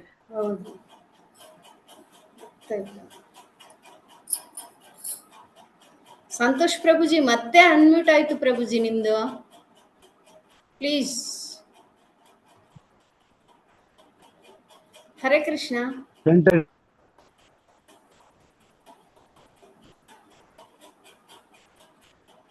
ಬಹುಶಃ ಅವರು ನೋಡ್ತಾ ಇಲ್ಲ ಅನ್ಸುತ್ತೆ ಮಾತಾಜಿ. ಪ್ರಭುಜಿ ನೋಡ್ತಾ ಇಲ್ದ ಇದ್ರೆ ಅದು ಹೇಗೆ ಸಾಧ್ಯ ಮ್ಯೂಟ್ ಆಗ್ಲಿಕ್ಕೆ? ಅಂದ್ರೆ ಒಂದ್ಸರಿ ಓಪನ್ ಮಾಡಿ ಮ್ಯೂಟ್ ಅಲ್ಲಿ ಇದ್ರೆ ಅದು ಓಪನ್ ಮಾಡಿ ಟಚ್ ಮಾಡದೇ ಇದ್ರೆ ಆಗೋದಿಲ್ವಲ್ಲ? ಓಕೆ ಮಾತಾಜಿ, ಅವರು ಹೋದ್ರು ಬಿಡಿ ಮಾತಾಜಿ. ಓಕೆ, ಈಗ ಅನ್ನಮಯ ಕೋಶ. ಅನ್ನಮಯ ಕೋಶ ಅಂದ್ರೆ ಇದನ್ನ ಬ್ರಹ್ಮಪುಚ್ಛ ಅಂತ ಕರೀತಾರೆ. ಇಲ್ಲಿ ಅನ್ನಮಯ ಕೋಶ ಅಂತಂದ್ರೆ ಒಬ್ಬ ವ್ಯಕ್ತಿ ಯಾವಾಗ ಅವನು ಒಂದು ದೇಹ ಭಾವನೆಯಲ್ಲಿ ಇರ್ತಾನೆ, ಅಂದ್ರೆ ಅವನು ತಮೋಗುಣದಲ್ಲಿ ಇರ್ತಾನೆ, ಆಗ ಅವನಿಗೆ ಏನು ಅವನ ಅವಶ್ಯಕತೆ ಅಂತಂದ್ರೆ ಆಹಾರ, ನಿದ್ರೆ, ಭಯ, ಮೈಥುನ ಇಷ್ಟೇ ಮಾಡ್ತಾರೆ ಪ್ರಾಣಿಗಳು ಮಾಡುವಂತ ಕೆಲಸ. ಅಂದ್ರೆ ಅವ್ರಿಗೆ ಆಹಾರ, ಊಟ ಬೇಕು. ಮತ್ತೆ ಹೆದರ್ಕೋತಾರೆ. ಅಂದ್ರೆ ಈ ಪ್ರಾಣಿಗಳನ್ನ ನಾವು ನೋಡ್ತೀವಿ, ಯಾವುದೇ ಪ್ರಾಣಿ ಇರ್ಬೋದು, ಪಕ್ಷಿ ಇರ್ಬೋದು, ಅದು ಊಟ ಮಾಡ್ಬೇಕಾದ್ರೆ ನೋಡ್ತಾ ಇರುತ್ತೆ, ಅತ್ತಿತ್ತ ನೋಡ್ತಾ ಇರುತ್ತೆ, ಯಾರು ಅದ್ರ ಕಡೆ ಬರ್ತಾರೆ, ಅದಕ್ಕೆ ಏನ ಅಪಾಯ ಆಗುತ್ತೆ, ಯಾವಾಗ ಅಲ್ಲಿಂದ ಅದು ಓಡ್ಬೇಕು, ಆರ್ಬೇಕು ಅಂತ ಯೋಚನೆ ಮಾಡ್ತಾ ಇರುತ್ತೆ. ಆ ರೀತಿ ಹೆದರ್ಕೊಡುವಂಥದ್ದು. ನಾವು ಕೂಡ ಕೂಡಿಡ್ತೀವಿ, ಕೂಡಿಟ್ಟಿದ್ದನ್ನ ಕಾಪಾಡುವಂತಹ ಒಂದು ಕೆಲಸದಲ್ಲಿ ನಾವು ಹೆದರ್ಕೋತಾ ಇರ್ತೀವಿ. ಅದನ್ನ ಯಾರು ಅಪಹರಿಸ್ತಾರೆ, ಯಾರು ತಗೊಂಡು ಹೋಗ್ಬಿಡ್ತಾರೆ, ಅದನ್ನ ಹೇಗೆ ರಕ್ಷಣೆ ಮಾಡುವಂಥದ್ದು ಅಂತ. ಮತ್ತೆ ಆಹಾರ, ನಿದ್ರೆ, ಯಾವಾಗ್ಲೂ ಕೂಡ ಊಟ ಮಾಡುವಂಥದ್ದು, ನಿದ್ದೆ ಮಾಡುವಂಥದ್ದು. ನಿಮ್ಮ ಇಡೀ ಜೀವನ ಏನ್ ಮಾಡ್ತಾ ಇದ್ದೀರಾ? ಊಟ ಮಾಡ್ತಾ ಇದ್ದೀನಿ, ನಿದ್ದೆ ಮಾಡ್ತಾ ಇದ್ದೀನಿ, ಕೂಡಿಡ್ತಾ ಇದ್ದೀನಿ, ಮತ್ತೆ ಮೈಥುನ ಅಂತಂದ್ರೆ ಮಕ್ಕಳನ್ನ ಹುಟ್ಟಿಸ್ತಿದ್ದೀನಿ. ಇಷ್ಟನ್ನೇ ಮಾಡುವಂಥದ್ದನ್ನ ಅನ್ನಮಯ ಕೋಶ ಅಂದ್ರೆ ದೇಹದ ಭಾವನೆಯಲ್ಲಿ ಇರುವಂತವ್ರು ಅಂತ ಹೇಳ್ತಾರೆ. ನಂತರ ಬರುವಂಥದ್ದು ಪ್ರಾಣಮಯ ಕೋಶ ಅಂತ ಕರೀತಾರೆ. ಪ್ರಾಣಮಯ ಕೋಶ ಅಂತಂದ್ರೆ ಅವರ ಒಂದು ಪ್ರಜ್ಞೆ ಅನ್ನುವಂಥದ್ದು ಅದು ಇನ್ನೊಂದು ಸ್ವಲ್ಪ ಹೆಚ್ಚು, ಅಂದ್ರೆ ರಜೋಗುಣಕ್ಕೆ ಬರ್ತಾರೆ. ರಜೋಗುಣದಲ್ಲಿರುವಂಥ ವ್ಯಕ್ತಿಗಳೇನ್ ಮಾಡ್ತಾರೆ, ಅವರು ಬರೀ ಇಷ್ಟನ್ನೇ ಮಾಡೋದಿಲ್ಲ, ಊಟ ಮಾಡು, ನಿದ್ದೆ ಮಾಡು, ಕೂಡಿಡು ಅಷ್ಟರಲ್ಲೇ ಇರೋದಿಲ್ಲ. ಅವ್ರು ಸ್ವಲ್ಪ ಜಾಸ್ತಿ ಮಾಡ್ತಾರೆ. ಏನ್ ಮಾಡ್ತಾರೆ ಅಂತಂದ್ರೆ ಸಮಾಜದಲ್ಲಿ ಒಂದು ಸ್ಥಾನಮಾನ ಬೇಕು, ಅವ್ರಿಗೆ ಗೌರವ ಬೇಕು. ಹಾಗೆ ಅವ್ರೇನ್ ಮಾಡ್ತಾರೆ, ತುಂಬಾ ಚೆನ್ನಾಗಿ ಓದ್ತಾರೆ, ಒಳ್ಳೆ ಕೆಲಸದಲ್ಲಿ ಸೇರ್ಕೋತಾರೆ, ತುಂಬಾ ಹಣ ಗಳಿಸ್ತಾರೆ. ಮತ್ತೆ ಅವ್ರು ಏನ್ ಮಾಡ್ತಾರೆ, ಒಳ್ಳೆ ಸುಂದರವಾದ ಹೆಂಡತಿ ಅಥವಾ ಗಂಡ ಬೇಕು, ಮಕ್ಕಳು ಬೇಕು, ಪರಿವಾರ ಬೇಕು, ದೊಡ್ಡ ಮನೆ ಬೇಕು, ದೊಡ್ಡ ದೊಡ್ಡ ಕಾರು ಬೇಕು. ನಂತರ ಸಮಾಜದಲ್ಲಿ ಅವ್ರಿಗೊಂದು ಗೌರವಗಳು, ಪ್ರತಿಷ್ಠೆ ಬೇಕು.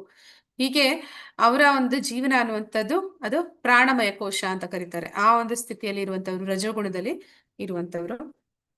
ನಂತರ ಬರುವಂತದ್ದು ಜ್ಞಾನಮಯ ಅಥವಾ ಮನೋಮಯ ಕೋಶದಲ್ಲಿ ಬರುವಂಥವ್ರು. ಈ ವೇದಾಧ್ಯಯನ ಮಾಡುವಂಥದ್ದು ಅಥವಾ ಸಂಗೀತ, ಕಲೆಯಲ್ಲಿ ಆಸಕ್ತಿ ಇರುವಂಥದ್ದು, ಇಂತಹ ಜನ, ವಿಜ್ಞಾನಿಗಳು, ಇವರೆಲ್ಲರೂ ಕೂಡ ಮನೋಮಯ ಕೋಶದಲ್ಲಿ ಬರ್ತಾರೆ. ಮನೋಮಯ ಕೋಶದಲ್ಲಿ ಅಂತಂದ್ರೆ ಅವರು ಮನಸ್ಸಿಗೆ ಆನಂದವನ್ನು ಕೊಡುವಂಥದ್ದು, ಮನಸ್ಸಿಗೆ ಸಂತೋಷವನ್ನು ಕೊಡುವಂತಹ ಒಂದು ನೆಲೆಯಲ್ಲಿ ಇರ್ತಾರೆ. ಆ ಒಂದು ಸೂಕ್ಷ್ಮ ಶರೀರ, ಮನಸ್ಸಿಗೆ ಸಂತೋಷ ಸಿಗುವಂತ ಕಾರ್ಯಗಳನ್ನು ಅವರು ಮಾಡ್ತಾರೆ. ನಂತರ ಬರುವಂಥದ್ದು ವಿಜ್ಞಾನಮಯ ಕೋಶ. ವಿಜ್ಞಾನಮಯ ಕೋಶ ಅಂತಂದಾಗ ಅವ್ರೇನ್ ಮಾಡ್ತಾರೆ, ಅವರ ಒಂದು ವಿಜ್ಞಾನಮಯ ಕೋಶದಲ್ಲಿರುವಂಥವ್ರು ಅವರ ಬುದ್ಧಿಗೆ ಆನಂದವನ್ನು ಕೊಡ್ತಾರೆ. ಅಂದ್ರೆ ಅವರು ಈ ಒಂದು ನಾವು ನೋಡಿದ್ವಿ, ಮನೋಮಯ ಕೋಶದಲ್ಲಿರುವಂಥವ್ರು ಸತ್ವಗುಣದಲ್ಲಿ ಇರ್ತಾರೆ. ವಿಜ್ಞಾನಮಯ ಕೋಶದಲ್ಲಿರೋರು ಕೂಡ ಸತ್ವಗುಣದಲ್ಲೇ ಬರ್ತಾರೆ. ಅವ್ರೇನ್ ಮಾಡ್ತಾರೆ, ಏನು ಜ್ಞಾನವನ್ನ ಪಡ್ಕೊಂಡಿದ್ದಾರೆ ಅದನ್ನ ಅನುಷ್ಠಾನ ಮಾಡುವಂಥದ್ದು. ಈ ಧ್ಯಾನ ಮಾಡುವಂಥವ್ರು, ಯೋಗಿಗಳು, ಇವರೆಲ್ಲರೂ ಕೂಡ ವಿಜ್ಞಾನಮಯ ಕೋಶದಲ್ಲಿ ಬರ್ತಾರೆ. ನಂತರ ಬರುವಂತಹ ಜನ ಏನ್ ಮಾಡ್ತಾರೆ ಅಂದ್ರೆ ಅವರು ಆನಂದಮಯ ಕೋಶದಲ್ಲಿ ಇರ್ತಾರೆ. ಆನಂದಮಯ ಅಭ್ಯಾಸ ಅಂತ ಹೇಳ್ತಾರೆ. ಅಂದ್ರೆ ಆನಂದಮಯ ಕೋಶದಲ್ಲಿರುವಂತವ್ರು ಅವರು ಆತ್ಮದ ಒಂದು ನೆಲೆಯಲ್ಲಿ ಇರ್ತಾರೆ. ಅಂದ್ರೆ ನಾವು ನೋಡಿದ್ವಿ ತುರ್ಯಾವಸ್ಥೆ ಅಂತ, ಅಂದ್ರೆ ಅವರು ಪ್ರಜ್ಞೆ ಅನ್ನುವಂಥದ್ದು ಅದು ಆತ್ಮ ಪರಮಾತ್ಮನ ಒಂದು ಸಂಬಂಧದಲ್ಲಿ ಇರುತ್ತೆ. ಆ ಕಾರಣದಿಂದ ಅವರು ಸಂತೋಷವಾಗಿರ್ತಾರೆ. ಆ ನೆಲೆಯಲ್ಲಿ ಇರುವಂತಹ ಜನ ಈ ಒಂದು ತಮೋಗುಣ, ರಜೋಗುಣ, ಸತ್ವಗುಣ ಈ ಮೂರನ್ನೂ ಮೀರಿದ ಒಂದು ನೆಲೆಯಲ್ಲಿ ಇರ್ತಾರೆ. ಅದನ್ನ ವಿಶುದ್ಧ ಸತ್ವ ಅಂತ ಕರೀತಾರೆ. ಆ ವಿಶುದ್ಧ ಸತ್ವದಲ್ಲಿ ಇರುವಂತವರು ಸದಾ ಭಗವಂತನ ಒಂದು ಸ್ಮರಣೆಯಲ್ಲಿ, ಅವನ ಸೇವೆಯಲ್ಲಿ ಅವರು ಆನಂದದಲ್ಲಿ ಇರ್ತಾರೆ. ಹೀಗೆ ಈ ಒಂದು 5 ನೆಲೆಗಳಲ್ಲಿ ಬರುವಂತಹ ಪ್ರಜ್ಞೆ ಇರುವಂತಹ ಜನರ ಬಗ್ಗೆ ಈ ಒಂದು ಬ್ರಹ್ಮಪುಚ್ಛ ಅಂತ ಕರೀತಾರೆ, ಇದನ್ನಲ್ಲಿ ತಿಳಿಸಿದ್ದಾರೆ.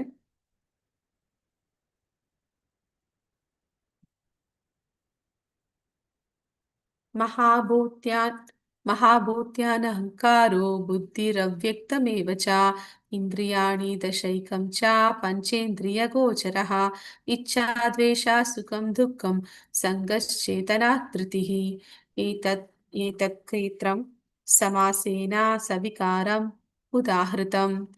ಪಂಚಮಹಾಭೂತಗಳು ಅಹಂಕಾರ, ಬುದ್ಧಿ, ಅವ್ಯಕ್ತವಾದದ್ದು, 10 ಇಂದ್ರಿಯಗಳು, ಮನಸ್ಸು, 5 ಇಂದ್ರಿಯ ವಿಷಯಗಳು, ಬಯಕೆ, ದ್ವೇಷ, ಸುಖ ದುಃಖ, ಮೊತ್ತ, ಚೇತನ, ಧೃತಿ. ಸಂಕ್ಷೇಪವಾಗಿ ಇವನು ಕ್ಷೇತ್ರ ಮತ್ತು ಅದರ ಪರಸ್ಪರ ಪ್ರತಿಕ್ರಿಯೆಗಳು ಎಂದು ಪರಿಗಣಿಸುತ್ತಾರೆ. ಅಂದ್ರೆ ಒಂದು ದೇಹ ಅಂತಂದ್ರೆ ಏನು, ಆ ಒಂದು ದೇಹ ಏನೆಲ್ಲ ಆ ಒಂದು ದೇಹದಲ್ಲಿ ವಿಷಯಗಳು ಬರುತ್ತೆ ಅನ್ನೋದನ್ನಲ್ಲಿ ಹೇಳ್ತಾ ಇದ್ದಾರೆ. ಅಂದ್ರೆ ಇದನ್ನ ಸಾಂಖ್ಯ ಯೋಗ ಅಂತ ಕೂಡ ಕರೀತಾರೆ. ಅಂದ್ರೆ ಇಲ್ಲಿ ಆತ್ಮ ಅಥವಾ ಒಂದು ವ್ಯಕ್ತಿ ಅಂದ್ರೆ ಯಾರು ಅನ್ನೋದನ್ನ ವಿವರವಾಗಿ ತಿಳಿಯುವಂಥದ್ದು. ಅಂದ್ರೆ ನಾವು ಈ ಪಂಚಭೂತಗಳಿಂದ ಆಗಿರುವಂಥದ್ದು. ನಮ್ಮ ಸ್ಥೂಲ ಶರೀರ ಅನ್ನುವಂಥದ್ದು ಪಂಚಮಹಾಭೂತಗಳಿಂದ ಆಗಿದೆ. ಯಾವ್ದೆಲ್ಲ ಪಂಚಮಹಾಭೂತಗಳು ಹರೇ ಕೃಷ್ಣ? ಭೂಮಿ, ಆಕಾಶ, ಗಾಳಿ, ನೀರು, ಆ ಬೆಂಕಿ. ಬೆಂಕಿ. ಈ 5ರಿಂದ ನಮ್ಮ ದೇಹ ಅನ್ನುವಂಥದ್ದು ಆಗಿದೆ. ನಾವು ನೋಡ್ತೀವಿ ನಮ್ಮ ದೇಹದ ಒಂದು ಮಾಂಸ ಅಥವಾ ಮೂಳೆ ಇವೆಲ್ಲವೂ ಕೂಡ ಮಣ್ಣಿನಿಂದ ಬಂದಿರುವಂಥದ್ದು. ಮತ್ತೆ ಆ ದೇಹದಲ್ಲಿ ಹರಿಯುವಂತಹ ರಕ್ತ ಅದೆಲ್ಲವೂ ಕೂಡ ನೀರಿನ ಒಂದು ಅಂಶ. ನಂತರ ನಾವು ಉಸಿರಾಡುವಂತಹ ಗಾಳಿ ಅದು ಗಾಳಿಯಾಗಿದೆ, ಮತ್ತೆ ವಾಯು. ನಂತರ ನಮ್ಮ ಹೊಟ್ಟೆಯಲ್ಲಿ ನಾವೇನು ಊಟವನ್ನ ಸೇವಿಸ್ತೀವಿ ಅದನ್ನ ಜೀರ್ಣ ಮಾಡುವಂತಹ ಶಕ್ತಿ ಅದನ್ನ ಅಗ್ನಿಗೆ ಹೋಲಿಸ್ತಾರೆ. ನಂತರ ನಮ್ಮ ದೇಹಕ್ಕೆ ಒಂದು ಆಕಾರವನ್ನು ಕೊಡುತ್ತಾ ಇರುವಂತದ್ದು ಅದು ಆಕಾಶ. ಹೀಗೆ 5 ಪಂಚಮಹಾಭೂತಗಳಿಂದ ಈ ದೇಹ ಅನ್ನುವಂಥದ್ದು ಆಗಿದೆ. ಮತ್ತೆ ಈ ದೇಹದಲ್ಲಿ ಇನ್ನೂ ಸೂಕ್ಷ್ಮ ಶರೀರ ಕೂಡ ಇದೆ. ಮನಸ್ಸು, ಬುದ್ಧಿ, ಅಹಂಕಾರ ಅನ್ನುವಂಥದ್ದು ಅದು ಅವ್ಯಕ್ತವಾದದ್ದು. ಅಂದ್ರೆ ಅಲ್ಲಿ ನಮ್ಗೆ ಕಣ್ಣಿಗೆ ಕಾಣೋದಿಲ್ಲ. ಈ ಸ್ಥೂಲ ಶರೀರ ಕಾಣುತ್ತೆ, ಆದ್ರೆ ಸೂಕ್ಷ್ಮ ಶರೀರ ನಮ್ಗೆ ಕಾಣೋದಿಲ್ಲ. ಅಲ್ಲಿ ನಂತರ ಏನಾಗುತ್ತೆ, ಈ ಪಂಚಭೂತಗಳಿಂದ ಆದಂತಹ ದೇಹ, ಸೂಕ್ಷ್ಮ ಶರೀರ ಇದೆಲ್ಲವೂ ಸೇರಿ ನಂತರ ಇಲ್ಲಿ ಒಂದು ಕ್ರಿಯೆ ಕೂಡ ಆಗುತ್ತೆ. ಪ್ರತಿಕ್ರಿಯೆಗಳು ಏನಾಗುತ್ತೆ ಅಂತಂದ್ರೆ ನಮಗೆ 5 ಇಂದ್ರಿಯಗಳಿದೆ. ಯಾವ್ದೆಲ್ಲ 5 ಪಂಚೇಂದ್ರಿಯಗಳು ಹರೇ ಕೃಷ್ಣ?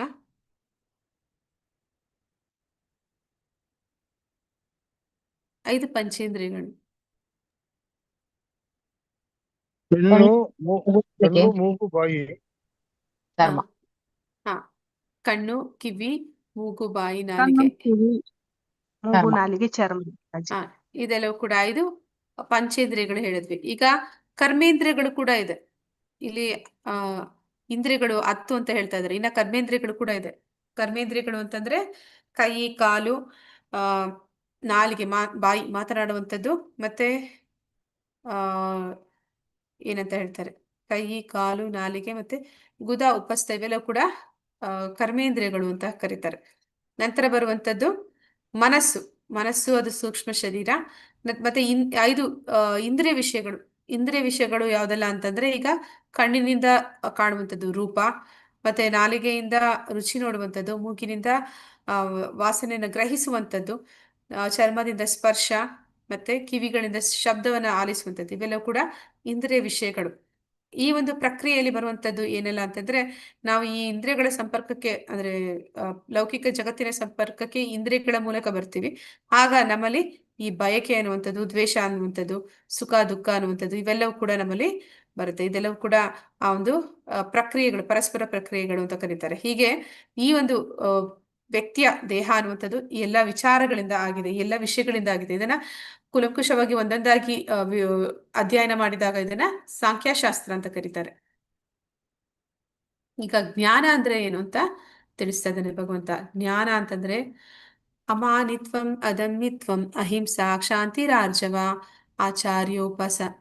ಆಚಾರ್ಯೋಪಾಸನಂ, ಶೌಚಂ, ಸ್ಥೈರ್ಯಂ, ಆತ್ಮವಿನಿಗ್ರಹ, ಇಂದ್ರಿಯಾರ್ಥೇಷು ವೈರಾಗ್ಯಂ, ಅಹಂಕಾರ ಏವ ಚ, ಜನ್ಮ ಮೃತ್ಯು ಜರಾ ವ್ಯಾಧಿ ದುಃಖ ದೋಷಾನುದರ್ಶನಂ, ಆಸಕ್ತಿರ್ ಅನಭಿಷ್ಟಂಗಂ, ಪುತ್ರಧಾರ ಗೃಹಾದಿಷು, ನಿತ್ಯಂ ಚ ಸಮಚಿತ್ತತ್ವಂ, ಇಷ್ಟಾನಿಷ್ಟೋಪಪತ್ತಿಷು, ಮಯಿ ಚನನ್ಯ ಯೋಗೇನ ಭಕ್ತಿ ಅವ್ಯಭಿಚಾರಿಣಿ, ವಿವಿಕ್ತಾದೇಶ ಸೇವಿತ್ವಂ, ಅರತೀರ್ಚನ ಸಂಸದಿ, ಆಧ್ಯಾತ್ಮಜ್ಞಾನ ನಿತ್ಯತ್ವಂ, ತತ್ವಜ್ಞಾನಾರ್ಥ ದರ್ಶನಂ, ಏತಜ್ಞಾನ ಮಿತಿ ಪ್ರೋಕ್ತಂ ಅಜ್ಞಾನಂ ಯದತೋ ಅನ್ಯತಾ. ಭಗವಂತ ಹೇಳ್ತಾ ಇದ್ದಾನೆ, ಇಲ್ಲಿ ಕೆಲವೊಂದು ವಿಷಯಗಳನ್ನ ಪರಮಾತ್ಮ ಹೇಳಿದ್ದಾನೆ. ಇದನ್ನ ಹೊರತುಪಡಿಸಿ ಏನಾದ್ರೂ ಇದೆ ಅಂತಂದ್ರೆ ಅದನ್ನ ಅಜ್ಞಾನ ಅಂತ ಕರೀತಾ ಇದ್ದಾನೆ. ಯಾವ್ದೆಲ್ಲ ಜ್ಞಾನ ಅಂತಂದ್ರೆ ಇಲ್ಲಿ ಹೇಳ್ತಾ ಇದ್ದಾನೆ ನಮ್ರತೆ ಅನ್ನುವಂಥದ್ದು. ಯಾವ ವ್ಯಕ್ತಿಯಲ್ಲಿ ಜ್ಞಾನ ಇರುತ್ತೆ ಅವನು ನಿಜವಾಗ್ಲೂ ನಮ್ರನಾಗಿರ್ತಾನೆ ಅಂತ. ಯಾವ ವ್ಯಕ್ತಿಗೆ ಜ್ಞಾನ ಇರುತ್ತೆ ಅವನು ನಮ್ರತೆ ಹೇಗೆ ಬರುತ್ತೆ ಅಂತಂದ್ರೆ ಅವನಿಗೆ ವಾಸ್ತವದಲ್ಲಿ ಅವನ ಒಂದು ವಿಷಯ ಗೊತ್ತಾಗುತ್ತೆ. ಏನಂತಂದ್ರೆ ನಾನು ಏನೂ ಅಲ್ಲ, ನಾನು ಅಂತ ನಾನು ಏನ್ ಅಹಂಕಾರ ಪಡ್ತಾ ಇದ್ದೀನಿ ಅದು ಅದೆಲ್ಲವೂ ಕೂಡ ನಾನಲ್ಲ. ನನ್ನ ಹತ್ರ ಅಂದ್ರೆ ಈ ಒಂದು ದೇಹ ಏನಿದೆ ಅದು ಪಂಚಭೂತಗಳಿಂದ ಆದದ್ದು, ಪ್ರಕೃತಿಯಿಂದ ಆದದ್ದು. ಮತ್ತೆ ಈ ಒಂದು ಆತ್ಮ ಏನಿದೆ ಅದು ಭಗವಂತನ ಅಂಶ, ಅದು ಭಗವಂತನ ಸೇವಕ. ಮತ್ತೆ ಅಹಂಕಾರ ಪಡುವಂತ ವಿಚಾರ ಏನಿಲ್ಲ, ಅಲ್ಲಿ ನಮ್ರತೆ ಇರುತ್ತೆ ಅಂತ ಹೇಳ್ತಾರೆ. ಅದಕ್ಕೆ ಒಂದು ಹಣ್ಣಿನ ಮರಕ್ಕೆ ಹೋಲಿಸ್ತಾರೆ. ಮಾವಿನ ಮರ ಹೇಗಿರುತ್ತೆ ಅಂತಂದ್ರೆ ಅದು ಹೂವನ್ನ ಕಾಯಿನ ಬಿಟ್ಟಾಗ ಅದು ಮೇಲೆ ಇರುತ್ತೆ. ಯಾವಾಗ ಅದ್ರ ಹಣ್ಣು ಅದು ರಸಭರಿತವಾಗುತ್ತೆ ಆಗ ಅದೇನಾಗುತ್ತೆ, ಬಾಗುತ್ತೆ, ಎಲ್ಲರಿಗೂ ಸಿಗುವಂತೆ ಕೆಳಕ್ಕೆ ಬಾಗುತ್ತೆ. ಹಾಗೆ ನಮ್ರತೆ ಅನ್ನುವಂಥದ್ದು ಯಾರು ಪೂರ್ಣ ಜ್ಞಾನವನ್ನು ಪಡೆದಿದ್ದಾನೆ ಆ ವ್ಯಕ್ತಿಯಲ್ಲಿ ಈ ಒಂದು ನಮ್ರತೆ ಅನ್ನುವಂಥದ್ದನ್ನ ನಾವು ನೋಡ್ಲಿಕ್ಕೆ ಸಿಗುತ್ತೆ. ಅವನಲ್ಲಿ ಯಾವುದೇ ರೀತಿಯ ಜಂಬ ಅನ್ನುವಂಥದ್ದು ಇರೋದಿಲ್ಲ. ಯಾಕಂದ್ರೆ ಅವ್ರಿಗೆ ಜ್ಞಾನ ಇದೆ, ಅವನಿಗೆ ಗೊತ್ತಿದೆ ಜಂಬ ಪಡುವಂತಹ ವಿಷಯ ಇಲ್ಲಿ ಏನೂ ಇಲ್ಲ ಅನ್ನುವಂಥದ್ದು ಅವನಿಗೆ ತಿಳಿದಿರುತ್ತೆ. ಮತ್ತೆ ಅವನ ಅಹಿಂಸೆ, ಅವನು ಯಾರಿಗೂ ಕೂಡ ಹಿಂಸೆ ಕೊಡೋದಿಲ್ಲ. ಅಂದ್ರೆ ಅವನಿಗೆ ಒಂದು ಕರ್ಮದ ವಿಷಯ ಕೂಡ ಗೊತ್ತಿರುತ್ತೆ. ನಾ ಯಾರಿಗಾದ್ರೆ ಹಿಂಸೆ ಕೊಟ್ರೆ ಮತ್ತೆ ಆ ಹಿಂಸೆ ತಿರುಗಿ ಬಳಸಿ ಮತ್ತೆ ನನಗೆ ಬರುತ್ತೆ ಅಂತ. ಮತ್ತೆ ಆ ಹಿಂಸೆ ಅನ್ನುವಂಥದ್ದು ಕೂಡ ಇತರರ ಒಂದು ಆಧ್ಯಾತ್ಮಿಕ ಉನ್ನತಿಗೆ ನಾನು ಯಾವ ರೀತಿಯೂ ಅಡೆತಡೆಗಳನ್ನ ಒಡ್ಡಬಾರದು. ಹಾಗೆ ಅಡೆತಡೆಗಳನ್ನ ಒಡ್ಡೋದ್ರಿಂದ ನನ್ನ ಒಂದು ಆಧ್ಯಾತ್ಮಿಕ ಒಂದು ಪ್ರಗತಿ ಕೂಡ ಕುಂಠಿತ ಆಗುತ್ತೆ ಅನ್ನುವಂಥದ್ದು ಆ ವಿಚಾರ ಅವನಿಗೆ ಗೊತ್ತಿರುತ್ತೆ. ಮತ್ತೆ ತಾಳ್ಮೆ, ಅವನಲ್ಲಿ ತಾಳ್ಮೆ ಅನ್ನುವಂಥದ್ದು ಇರುತ್ತೆ. ತಾಳ್ಮೆ ಅಂತಂದ್ರೆ ಈ ಭೌತಿಕ ಜಗತ್ತು ದುಃಖಾಲಯ, ಇದು ಅಶಾಶ್ವತ. ಇಲ್ಲಿ ಹೆಜ್ಜೆ ಹೆಜ್ಜೆಗೂ ಕೂಡ ಅಪಾಯಗಳು ಇದ್ದೇ ಇರುತ್ತೆ. ಅದನ್ನ ಅವನು ತಾಳ್ಮೆಯಿಂದ ಸಹಿಸ್ಕೊಳ್ತಾನೆ. ಮತ್ತೆ ಸರಳತೆ, ಇದನ್ನ ಏನಂತ ಹೇಳ್ತಾರೆ ಅಂದ್ರೆ ಸಿಂಪಲ್ ಲಿವಿಂಗ್ ಹೈ ಥಿಂಕಿಂಗ್ ಅಂತ ಹೇಳ್ತಾರೆ ಪ್ರಭುಪಾದರು. ಅಂದ್ರೆ ಸರಳವಾದ ಜೀವನ ಮಾಡಿ, ಭೌತಿಕ ಅವಶ್ಯಕತೆಗಳು ಎಷ್ಟಿದೆ ಅಷ್ಟನ್ನ ಮಾತ್ರ ನೀವು ಪಡ್ಕೊಳ್ಳೋ ಪ್ರಯತ್ನ ಮಾಡಿ, ಉಳಿದೆಲ್ಲ ಸಮಯವನ್ನ ಶಕ್ತಿಯನ್ನ ಭಗವಂತನ ಜೊತೆ ನಿಮ್ಮ ಸಂಬಂಧವನ್ನ ಪುನರ್ಸ್ಥಾಪನೆ ಮಾಡೋದಕ್ಕಾಗಿ ಬಳಸಿ ಅದನ್ನ ಇಲ್ಲಿ ಹೇಳ್ತಾರೆ. ಆದ್ರೆ ನಾವೆಲ್ಲ ಏನ್ ಮಾಡ್ತಾ ಇದೀವಿ ಅಂತಂದ್ರೆ ಸಿಂಪ್ಲಿ ಲಿವಿಂಗ್ ನೋ ಥಿಂಕಿಂಗ್ ಅಂತ ಹೇಳ್ತಾರೆ. ಅಂದ್ರೆ ನಾವು ಸುಮ್ನೆ ಬದುಕ್ತಾ ಇದೀವಿ, ನಮಗೆ ಯಾವುದೇ ಒಂದು ಚಿಂತನೆ ಇಲ್ಲ. ಅಂದ್ರೆ ನಾನು ಏನಕ್ಕೆ ಎಂತ ಜೀವನ ಮಾಡ್ತಾ ಇದ್ದೀನಿ, ನನ್ನ ಬದುಕಿನ ಉದ್ದೇಶ ಏನು, ಇದು ಯಾವುದೇ ಒಂದು ವಿಚಾರ ಗೊತ್ತಿಲ್ದಿರಾ ಸುಮ್ನೆ ಎಲ್ಲರ ಹಾಗೆ ಪ್ರಾಣಿಗಳ ಹಾಗೆ ನಾವು ಬದುಕ್ತಿದೀವಿ. ಆದ್ರೆ ಯಾರು ಜ್ಞಾನಿಗಳಿರ್ತಾರೆ ಅವರು ಸರಳ ಜೀವನವನ್ನ ಮಾಡ್ತಾರೆ. ನೋಡೋದಕ್ಕೆ ಅವರು ಸರಳವಾಗಿ ಕಾಣಿಸ್ತಾರೆ, ಆದ್ರೆ ಅವರು ಗಂಭೀರವಾದ ಒಂದು ಗಹನವಾದ ಒಂದು ವಿಚಾರಗಳಲ್ಲಿ ಅವರು ಯಾವಾಗ್ಲೂ ತೊಡಗಿರ್ತಾರೆ. ಮತ್ತೆ ನಿಜವಾದ ಗುರುವಿನ ಬಳಿಗೆ ಹೋಗುವುದು. ಅಂದ್ರೆ ಯಾರು ಜ್ಞಾನಿಯಾಗಿದ್ದಾನೆ ಅವನು ಗುರುವನ್ನ ಹುಡುಕ್ತಾನೆ. ಆ ಗುರುವನ್ನ ಹುಡುಕಿ ಅವನ ಹತ್ರ ಹೋಗಿ ಇನ್ನಷ್ಟು ಮತ್ತಷ್ಟು ಜ್ಞಾನವನ್ನ ತಿಳ್ಕೊಳ್ಳುವ ಪ್ರಯತ್ನ ಮಾಡ್ತಾನೆ.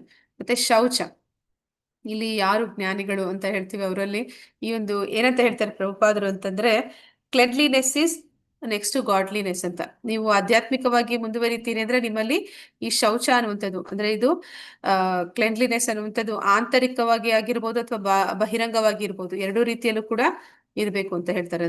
ಈ 4 ನಿಯಂತ್ರಕ ತತ್ವಗಳನ್ನ ಹೇಳುವಂಥದ್ದು ಅದಕ್ಕಾಗಿ. ಅದನ್ನ ಫಾಲೋ ಮಾಡುವಂತವರಲ್ಲಿ ಈ ಒಂದು ಶೌಚ ಕೂಡ ಇರುತ್ತೆ. ಮತ್ತೆ ಸ್ಥೈರ್ಯ ಅಂತಂದ್ರೆ ಅಂದ್ರೆ ಸಹಿಸ್ಕೊಳ್ಳುವಂಥದ್ದು. ಅಂದ್ರೆ ಎಂಥದೇ ಪರಿಸ್ಥಿತಿ ಬಂದ್ರೂ ಕೂಡ ಅದನ್ನ ಸಹಿಸ್ಕೊಳ್ಳುವಂತ ಶಕ್ತಿ ಅವರಲ್ಲಿ ಇರುತ್ತೆ. ಆತ್ಮ ಸಂಯಮ ಅಂತಂದ್ರೆ ಇಂದ್ರಿಯಗಳನ್ನ ಅವರು ನಿಗ್ರಹಿಸ್ತಾರೆ. ಇಂದ್ರಿಯಗಳ ಮೇಲೆ ಅವ್ರಿಗೆ ಹತೋಟಿ ಇರುತ್ತೆ. ಇಂದ್ರಿಯಗಳು ಅವರು ಹೇಳಿದ ಹಾಗೆ ಕೇಳುತ್ತೆ. ಯಾಕೆ ಅಂತಂದ್ರೆ ಅವರು ಸದಾ ಅವರ ಇಂದ್ರಿಯಗಳನ್ನ ಭಗವಂತನ ಕಾರ್ಯದಲ್ಲಿ ತೊಡಗಿಸ್ತಾ ಇರ್ತಾರೆ. ಮತ್ತೆ ಇಂದ್ರಿಯ ತೃಪ್ತಿಯ ವಸ್ತುಗಳಲ್ಲಿ ವೈರಾಗ್ಯ, ಯಾವ್ದೆಲ್ಲ ಭೌತಿಕ ಮಾಯಿ ಇರುತ್ತೆ, ಆ ಇಂದ್ರಿಯ ವಿಷಯಗಳು ಅವರನ್ನ ಆಕರ್ಷಿಸುತ್ತೆ, ಅಂತಹ ವಸ್ತುಗಳಿಂದ ಅವರು ವೈರಾಗ್ಯವನ್ನ ಹೊಂದಿರ್ತಾರೆ. ಅಂದ್ರೆ ಅವ್ರಿಗೆ ಗೊತ್ತಿದೆ ಈ ಒಂದು ಕಾಮ ಅನ್ನುವಂಥದ್ದು ನನ್ನ ಆತ್ಮಕ್ಕೆ ಪತನಕ್ಕೆ ಕಾರಣ. ಮತ್ತೆ ಈ ಕಾಮವನ್ನ ತೃಪ್ತಿಪಡಿಸೋದಕ್ಕೆ ನಾವು ಹೋದ್ರೆ ಆ ಕಾಮಕ್ಕೆ ತೃಪ್ತಿ ಅನ್ನೋದೇ ಇರೋದಿಲ್ಲ ಅಂತ. ಮತ್ತೆ ಅಹಂಕಾರವಿಲ್ಲದಿರುವಂಥದ್ದು, ಅಂದ್ರೆ ಅವರು ಜಂಬ ಆಗ್ಲಿ ಅಥವಾ ಅಹಂಕಾರವಾಗ್ಲಿ ಅವರಲ್ಲಿ ಇರೋದಿಲ್ಲ. ಯಾರಲ್ಲಿ ಅಹಂಕಾರ ಅಥವಾ ಜಂಬ ಇದೆ ಅವ್ರನ್ನ ಜ್ಞಾನಿಗಳು ಅಂತ ಕರೀಲಿಕ್ಕೆ ಸಾಧ್ಯ ಇಲ್ಲ. ಮತ್ತೆ ಜನ್ಮ, ಸಾವು, ಮುಪ್ಪು ಮತ್ತು ರೋಗಗಳ ಕೆಡಕನ್ನು ಗ್ರಹಿಸುವಂಥದ್ದು. ಅಂದ್ರೆ ಈಗ ನಾವು ಯಾರನ್ನಾದ್ರೂ ಹೋಗಿ ಈ ಜಗತ್ತು ದುಃಖಾಲಯ ಅಂತಂದ್ರೆ ಅಯ್ಯೋ ನೀನ್ ಹೋಗಮ್ಮ, ನಿನ್ಗೆ ಏನ್ ಮಾಡಕ್ ಕೆಲ್ಸ ಇಲ್ಲ ಅಂತಾರೆ. ಅಂದ್ರೆ ನಾವೆಲ್ಲರೂ ಕೂಡ ಎಷ್ಟೋ ಸುಖವಾಗಿ ಆನಂದವಾಗಿ ಖುಷಿಯಾಗಿ ಜೀವನ ಮಾಡ್ತಾ ಇದ್ದೀವಿ, ನೀನೇನೋ ಬಂದು ದುಃಖಾಲಯ ಅಂತ ಹೇಳ್ತೀಯ ಅಂತ. ಅಂದ್ರೆ ಅಷ್ಟರ ಮಟ್ಟಿಗೆ ಜನ ಈ ದುಃಖಾಲಯ ಅನ್ನುವಂಥದ್ದನ್ನು ಕೂಡ ಮರೆಸುವಂತಹ ಒಂದು ಭ್ರಮೆಯಲ್ಲಿ ಅವರು ಸದಾ ಇರ್ತಾರೆ. ಯಾವ್ದು ದುಃಖ ಅಂತಂದ್ರೆ ಜನ್ಮ, ಮೃತ್ಯು, ಜರಾವ್ಯಾಧಿ ಅನ್ನುವಂಥದ್ದು ದುಃಖ. ಇದನ್ನ ಜ್ಞಾನಿಗಳು ಗ್ರಹಿಸ್ತಾರೆ. ಯಾರು ಅಜ್ಞಾನದಲ್ಲಿದ್ದಾರೆ ಅವ್ರಿಗೆ ಈ ಜಗತ್ತು ದುಃಖಾಲಯ ಅಂತ ಅನ್ಸೋದೇ ಇಲ್ಲ ಅವ್ರಿಗೆ. ಅದನ್ನ ಅವರು ಏನಂತ ಹೇಳ್ತಾರೆ ಸುಖಾಲಯ ಅನ್ನುವಂತಹ ರೀತಿಯಲ್ಲಿ ಅವರು ಆ ಭ್ರಮೆಯಲ್ಲಿ ಸದಾ ಇರ್ತಾರೆ. ಮತ್ತೆ ಅನಾಸಕ್ತಿ, ಅನಾಸಕ್ತಿ ಅಂತಂದ್ರೆ ಭೌತಿಕ ವಿಷಯಗಳಲ್ಲಿ ಅವ್ರಿಗೆ ಅನಾಸಕ್ತಿ, ಮಕ್ಕಳು, ಹೆಂಡತಿ, ಮನೆ ಮತ್ತಿತರ ವಿಷಯಗಳಲ್ಲಿ ಸಿಕ್ಕಿಕೊಳ್ಳದೆ ಮುಕ್ತವಾಗಿರುವುದು. ಅಂದ್ರೆ ಇಲ್ಲಿ ಏನಂತ ಹೇಳ್ತಾರೆ ಪ್ರಭುಪಾದರು ಅಂದ್ರೆ, ಹೆಂಡತಿ, ಮಕ್ಕಳು, ಮನೆ ಇದನ್ನೆಲ್ಲ ಬಿಡಬೇಕು ಅಂತ ಹೇಳೋದಿಲ್ಲ, ಅದರ ಮೇಲೆ ವ್ಯಾಮೋಹವನ್ನು ಬಿಡಬೇಕು ಅಂತ ಹೇಳ್ತಾರೆ. ಅತಿ ಹೆಚ್ಚು ವ್ಯಾಮೋಹ ಇಟ್ಕೋಬಾರ್ದು. ಯಾಕಂತಂದ್ರೆ ಇವರು ಶಾಶ್ವತವಾಗಿ ನಮ್ಮ ಜೊತೆಯಲ್ಲಿ ಬರುವಂತವರಲ್ಲ. ಆದ್ರೆ ಇರುವಷ್ಟು ದಿನ ಅವರ ಜವಾಬ್ದಾರಿ, ಅವರಿಗೆ ಮಾಡ್ಬೇಕಾಗಿರೋ ಕರ್ತವ್ಯ ಅನ್ನುವಂಥದ್ದು ಇರುತ್ತೆ. ಅವರಿಗೆ ಪ್ರೀತಿಯನ್ನ ನಾವು ಕೊಡಬೇಕು.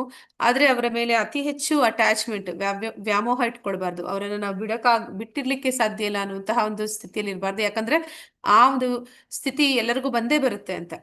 ಮತ್ತೆ ಇಷ್ಟಾನಿಷ್ಟಗಳ ಮಧ್ಯೆ ಸಮಚಿತ್ತತೆ, ಅಂದ್ರೆ ನನಗೆ ಇದಿಷ್ಟ ಇಲ್ಲ ಅಂತ ಹೇಳುವಂಥದ್ದು.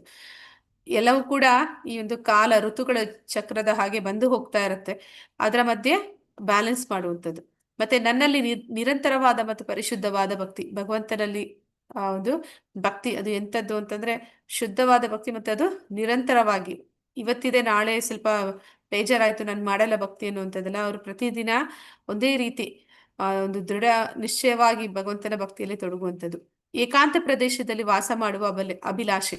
ಏಕಾಂತ ಪ್ರದೇಶ ಅಂತಂದ್ರೆ ಇಲ್ಲಿ ಎಲ್ಲರ ಜನರ ಮಧ್ಯೆ ಇರ್ತಾರೆ, ಆದ್ರೆ ಅವರಿಗೆ ಈ ಒಂದು ಇಂದ್ರಿಯ ವಿಷಯಗಳಲ್ಲಿ ತೊಡಗಿರುವಂತಹ ಜನರಿಂದ ಅವರು ಸ್ವಲ್ಪ ಅವರ ವ್ಯವಹಾರಗಳು ಸ್ವಲ್ಪ ದೂರ ಇರುತ್ತೆ. ಅದನ್ನೇ ಇಲ್ಲಿ ಏಕಾಂತ ಪ್ರದೇಶದಲ್ಲಿ ವಾಸ ಅಂತ ಹೇಳ್ತಾ ಇದ್ದಾರೆ. ಸಮೂಹದಲ್ಲಿ ಆಸಕ್ತಿ ಇಲ್ಲದೆ ಇರುವುದು, ಅಂದ್ರೆ ಲೌಕಿಕ ವಿಷಯಗಳಲ್ಲಿ ಆಸಕ್ತಿಯನ್ನು ಹೊಂದಿರುವಂತಹ ಜನರಿಂದ ಅವರು ಸ್ವಲ್ಪ ಅವರ ಆಸಕ್ತಿಯನ್ನ ಅವ್ರಿಗೆ ಕಡಿಮೆ ಆಗುತ್ತೆ. ಅವರ ಮೇಲೆ ಅವ್ರಿಗೆ ಹೆಚ್ಚು ಆಸಕ್ತಿ ಬರೋದಿಲ್ಲ, ಅಂದ್ರೆ ಅವರ ಜೊತೆ ಹೆಚ್ಚು ಅವರು ಬೆರೆಯೋದಿಲ್ಲ. ಆತ್ಮ ಸಾಕ್ಷಾತ್ಕಾರದ ಮಹತ್ವವನ್ನು ಒಪ್ಪಿಕೊಳ್ಳುವುದು, ಅಂದ್ರೆ ಈ ಒಂದು ಜ್ಞಾನ ಏನು ನಾವು ತಿಳಿತಾ ಇದ್ದೀವಿ, ಆತ್ಮ, ಪರಮಾತ್ಮ ಮತ್ತೆ ಭಗವಂತನ ಜೊತೆ ನನ್ನ ಸಂಬಂಧ, ಮತ್ತೆ ಭೌತಿಕ ಜಗತ್ತಿನಲ್ಲಿ ನಾನು ಸಿಲುಕಿಕೊಂಡಿರುವಂಥದ್ದು, ಕಷ್ಟಪಡ್ತಾ ಇರುವಂಥದ್ದು, ಇಲ್ಲಿಂದ ನನಗೆ ಮುಕ್ತಿ ಅಂದ್ರೆ ಹೇಗೆ, ಈ ಎಲ್ಲ ವಿಚಾರಗಳನ್ನ ಕುರಿತು ಅದರ ಒಂದು ಮಹತ್ವವನ್ನ ಹೇಳುವಂಥದ್ದು, ತಿಳ್ಕೊಳ್ಳುವಂಥದ್ದು. ಮತ್ತೆ ಪರಿಪೂರ್ಣ ಸತ್ಯದ ತತ್ವಜ್ಞಾನಾರ್ಥ ಅನ್ವೇಷಣೆ, ಅಂದ್ರೆ ಭಗವಂತನನ್ನ ಕುರಿತಾಗಿ ಈ ಒಂದು ಆಧ್ಯಾತ್ಮಿಕ ಜ್ಞಾನವನ್ನು ತಿಳ್ಕೊಳ್ಳುವ ಒಂದು ನಿಟ್ಟಿನಲ್ಲಿ ಅವರು ಮಾಡುವಂತಹ ಒಂದು ತತ್ವಜ್ಞಾನದ ಅನ್ವೇಷಣೆ ಅಂತ ಇಲ್ಲಿ ಕರೀತಾರೆ. ಇಷ್ಟನ್ನು ಮಾತ್ರನೇ ಜ್ಞಾನ ಅಂತ ಇಲ್ಲಿ ಭಗವಂತ ಹೇಳ್ತಾ ಇದ್ದಾನೆ. ಇದನ್ನ ಹೊರತುಪಡಿಸಿ ನಾವೇನಾದ್ರೂ ಕಲಿತಾ ಇದೀವಿ, ತಿಳಿತಾ ಇದೀವಿ ಅಂದ್ರೆ ಅದೆಲ್ಲವೂ ಕೂಡ ವಾಸ್ತವದಲ್ಲಿ ಅಜ್ಞಾನ. ಅಂದ್ರೆ ಭೌತಿಕ ಜಗತ್ತಿನಲ್ಲಿ ನಾವು ಶಾಲಾ ಕಾಲೇಜಲ್ಲಿ ಪಡಿತಾ ಇರುವಂತದ್ದು ಹಾಗಾದ್ರೆ ಜ್ಞಾನ ಅಲ್ವಾ ಅಂತಂದ್ರೆ ಅದು ನಮ್ಮ ಹೊಟ್ಟೆಪಾಡಿಗಾಗಿ ನಾವು ಮಾಡ್ತಾ ಇರುವಂತಹ ಒಂದು ಕೆಲಸ ಅಷ್ಟೇ. ಆ ಒಂದು ಉದ್ದೇಶಕ್ಕಾಗಿ ಮಾತ್ರನೇ ನಾವು ಶಾಲಾ ಕಾಲೇಜಿಗೆ ಹೋಗ್ತೀವಿ ಹೊರತು ಅಲ್ಲಿ ನಮ್ಗೆ ನಿಜವಾದ ಪರಿಪೂರ್ಣ ಜ್ಞಾನ ಅನ್ನುವಂಥದ್ದಲ್ಲಿ ನಮ್ಗೆ ಸಿಗೋದಿಲ್ಲ.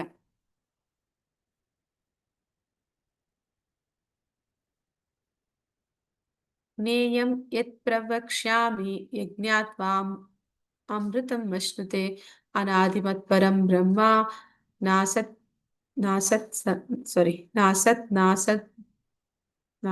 ನ ಸದುಚ್ಯತೆ. ಯಾವ ಜ್ಞಾನವನ್ನು ತಿಳಿದುಕೊಂಡು ನೀನು ಅಮೃತತ್ವವನ್ನು ಸವಿವೆಯೋ ಆ ಜ್ಞೇಯವಾದುದನ್ನು ವಿವರಿಸುತ್ತೇನೆ. ಅನಾದಿಯಾದ ಮತ್ತು ನನಗೆ ಅಧೀನವಾದ ಬ್ರಹ್ಮನ್ ಈ ಐಹಿಕ ಜಗತ್ತಿನ ಕಾರ್ಯಕಾರಣದ ಆಚೆ ಇದೆ. ಇದರಲ್ಲಿ ಭಗವಂತ ಹೇಳ್ತಾ ಇದ್ದಾನೆ, ಅಂದ್ರೆ ಈ ಜ್ಞಾನವನ್ನ, ಅಂದ್ರೆ ಕ್ಷೇತ್ರಜ್ಞ ಮತ್ತೆ ಅವರ ಒಂದು ಸಂಬಂಧ, ಈ ಜ್ಞಾನವನ್ನ ತಿಳಿದುಕೊಂಡ ಮೇಲೆ ನೀನು ಅಮೃತತ್ವವನ್ನು ಸವಿಯುತ್ತೀಯಾ ಅಂತ ಹೇಳ್ತಾ ಇದ್ದಾರೆ. ಅಂದ್ರೆ ಈ ಒಂದು ಜ್ಞಾನಿಗಳು ಯಾರಿದ್ದಾರೆ, ಅವರು ನಿರಾಕಾರ ಬ್ರಹ್ಮನ ಆರಾಧನೆ ಮಾಡುವಂತವ್ರು, ಅವರು ಕೂಡ ಭೌತಿಕ ಜಗತ್ತಿನ ವಿಚಾರಗಳ ಮೇಲೆ ಅವರಿಗೆ ವೈರಾಗ್ಯ ಅನ್ನುವಂಥದ್ದು ಬರುತ್ತೆ. ಮತ್ತೆ ಅವರು ಏನ್ ಮಾಡ್ತಾರೆ, ಆ ವೈರಾಗ್ಯವನ್ನ ಬೆಳೆಸ್ಕೊಂಡ್ಮೇಲೆ ಮತ್ತೆ ಈ ದೇಹ ಅಂದ್ರೇನು, ಆತ್ಮ ಅಂದ್ರೇನು, ಮತ್ತೆ ಈ ಒಂದು ಪುನರ್ಜನ್ಮಗಳು ಆಗುತ್ತೆ, ಮತ್ತೆ ಅದು ಯಾವ ಒಂದು ನಿಟ್ಟಿನಲ್ಲಿ ಆಗುತ್ತೆ, ಕರ್ಮಫಲ ಅನ್ನುವಂಥದ್ದು ಏನಿದೆ, ಮತ್ತೆ ನಮ್ಮ ಇಚ್ಛೆಗಳು ಏನಿದೆ, ಇದೆಲ್ಲವನ್ನು ಕೂಡ ತಿಳಿದು ಅವ್ರೇನ್ ಮಾಡ್ತಾರೆ, ಕೊನೆಗೆ ಬ್ರಹ್ಮನ ಹಂತಕ್ಕೆ ಬಂದಾಗ ಅವರು ಈ ಒಂದು ಭೌತಿಕ ಜಗತ್ತಿನಿಂದ ಹೊರಗಡೆ ಹೋಗ್ತಾರೆ. ಆ ಒಂದು ಭೌತಿಕ ಜಗತ್ತಿನಿಂದ ಹೊರಗಡೆ ಇರುವಂತದ್ದು ಆ ಬ್ರಹ್ಮ ಜ್ಯೋತಿ, ಅದನ್ನೇ ಇಲ್ಲಿ ಹೇಳ್ತಾ ಇದ್ದಾರೆ. ಅಂದ್ರೆ ಈ ಒಂದು ಬ್ರಹ್ಮನ ಹಂತ ಅಂತ ಏನಿದೆ ಅದು ಐಹಿಕ ಜಗತ್ತಿನ ಕಾರ್ಯಕಾರಣದ ಆಚೆ ಇದೆ. ನಾವು ಆ ಒಂದು ಗೋಲೋಕ ಬೃಂದಾವನ ಅನ್ನುವಂತಹ ಒಂದು ಚಾರ್ಟ್ ನೋಡಿದ್ವಿ. ಅಂದ್ರೆ ಈ ಒಂದು ಬ್ರಹ್ಮಾಂಡಗಳಿಂದ ಹೊರಗಡೆ ಬರುವಂತದ್ದು ಆ ಭಗವಂತನ ದೇಹದ ಪ್ರಭೆ, ಆ ಒಂದು ಪ್ರದೇಶವನ್ನ ಇಲ್ಲಿ ಬ್ರಹ್ಮನಂತ ಕರೀತಾ ಇದ್ದಾರೆ.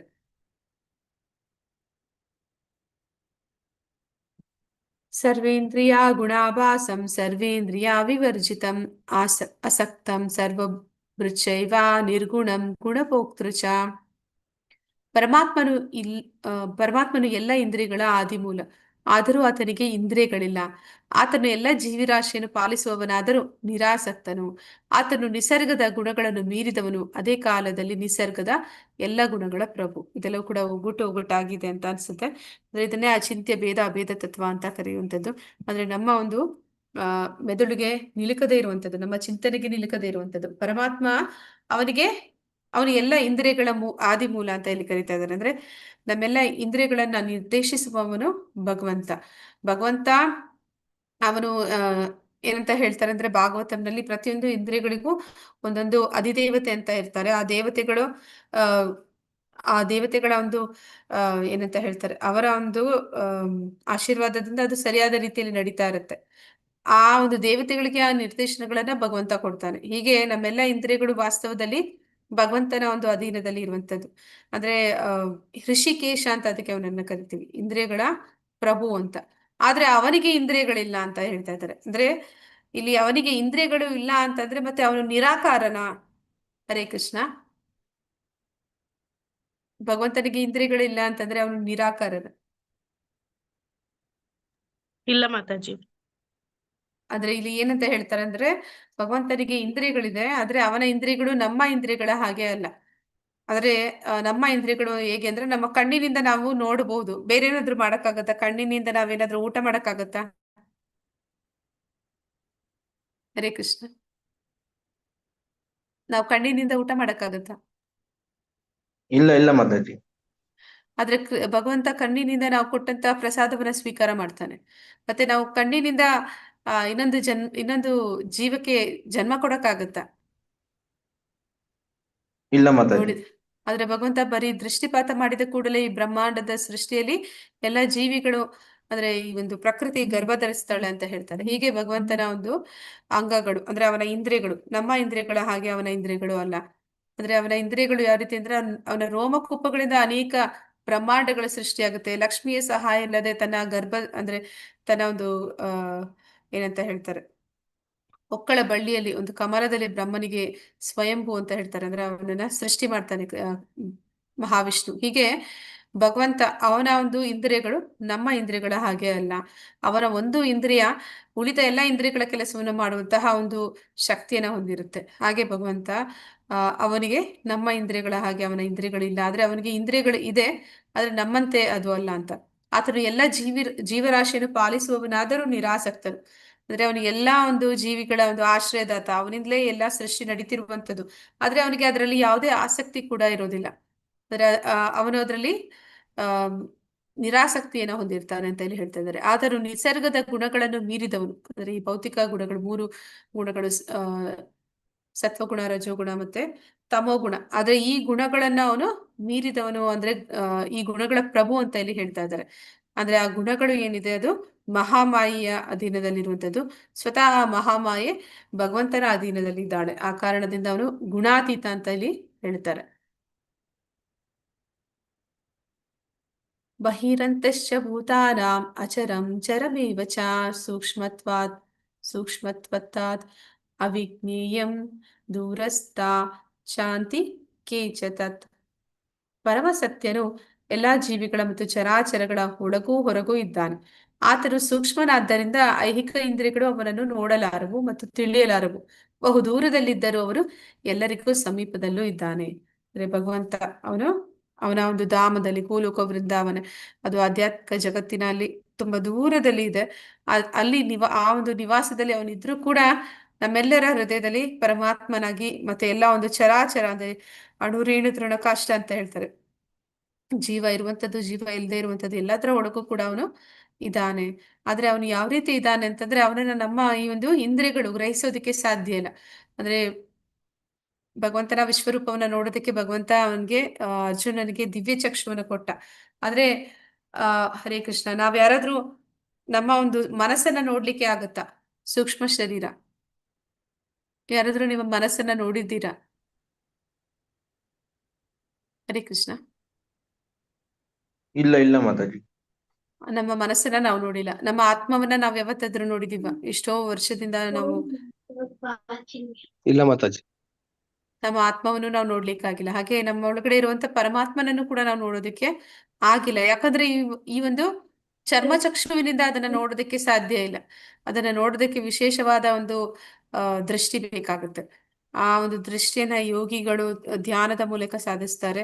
ಮತ್ತೆ ಆ ಭಕ್ತರು ಕೂಡ ಅದನ್ನ ಭಗವಂತನ ಕೃಪೆಯಿಂದ ಪಡಿತಾರೆ. ಆದ್ರೆ ನಮಗೆ ಆ ಒಂದು ಶಕ್ತಿ ಇಲ್ಲ. ಹಾಗೆ ಇಲ್ಲಿ ಹೇಳ್ತಾ ಇದ್ದಾರೆ, ಭಗವಂತ ಅವನು ಎಲ್ಲ ಕಡೆ ಇದ್ದಾನೆ, ಅವನ ಧಾಮದಲ್ಲೂ ಇದ್ದಾನೆ, ಎಲ್ಲದರಲ್ಲೂ ಇದ್ದಾನೆ. ಹೀಗೆ ಆ ಭಗವಂತನನ್ನ ತಿಳಿಯುವಂಥದ್ದು ಅದು ನಮ್ಮ ಒಂದು ಊಹೆಗೆ, ಕಲ್ಪನೆಗೆ ಮೀರಿದವನು ಪರಮಾತ್ಮ ಅಂತೇಳಿ ಹೇಳ್ತಾ ಇದ್ದಾರೆ.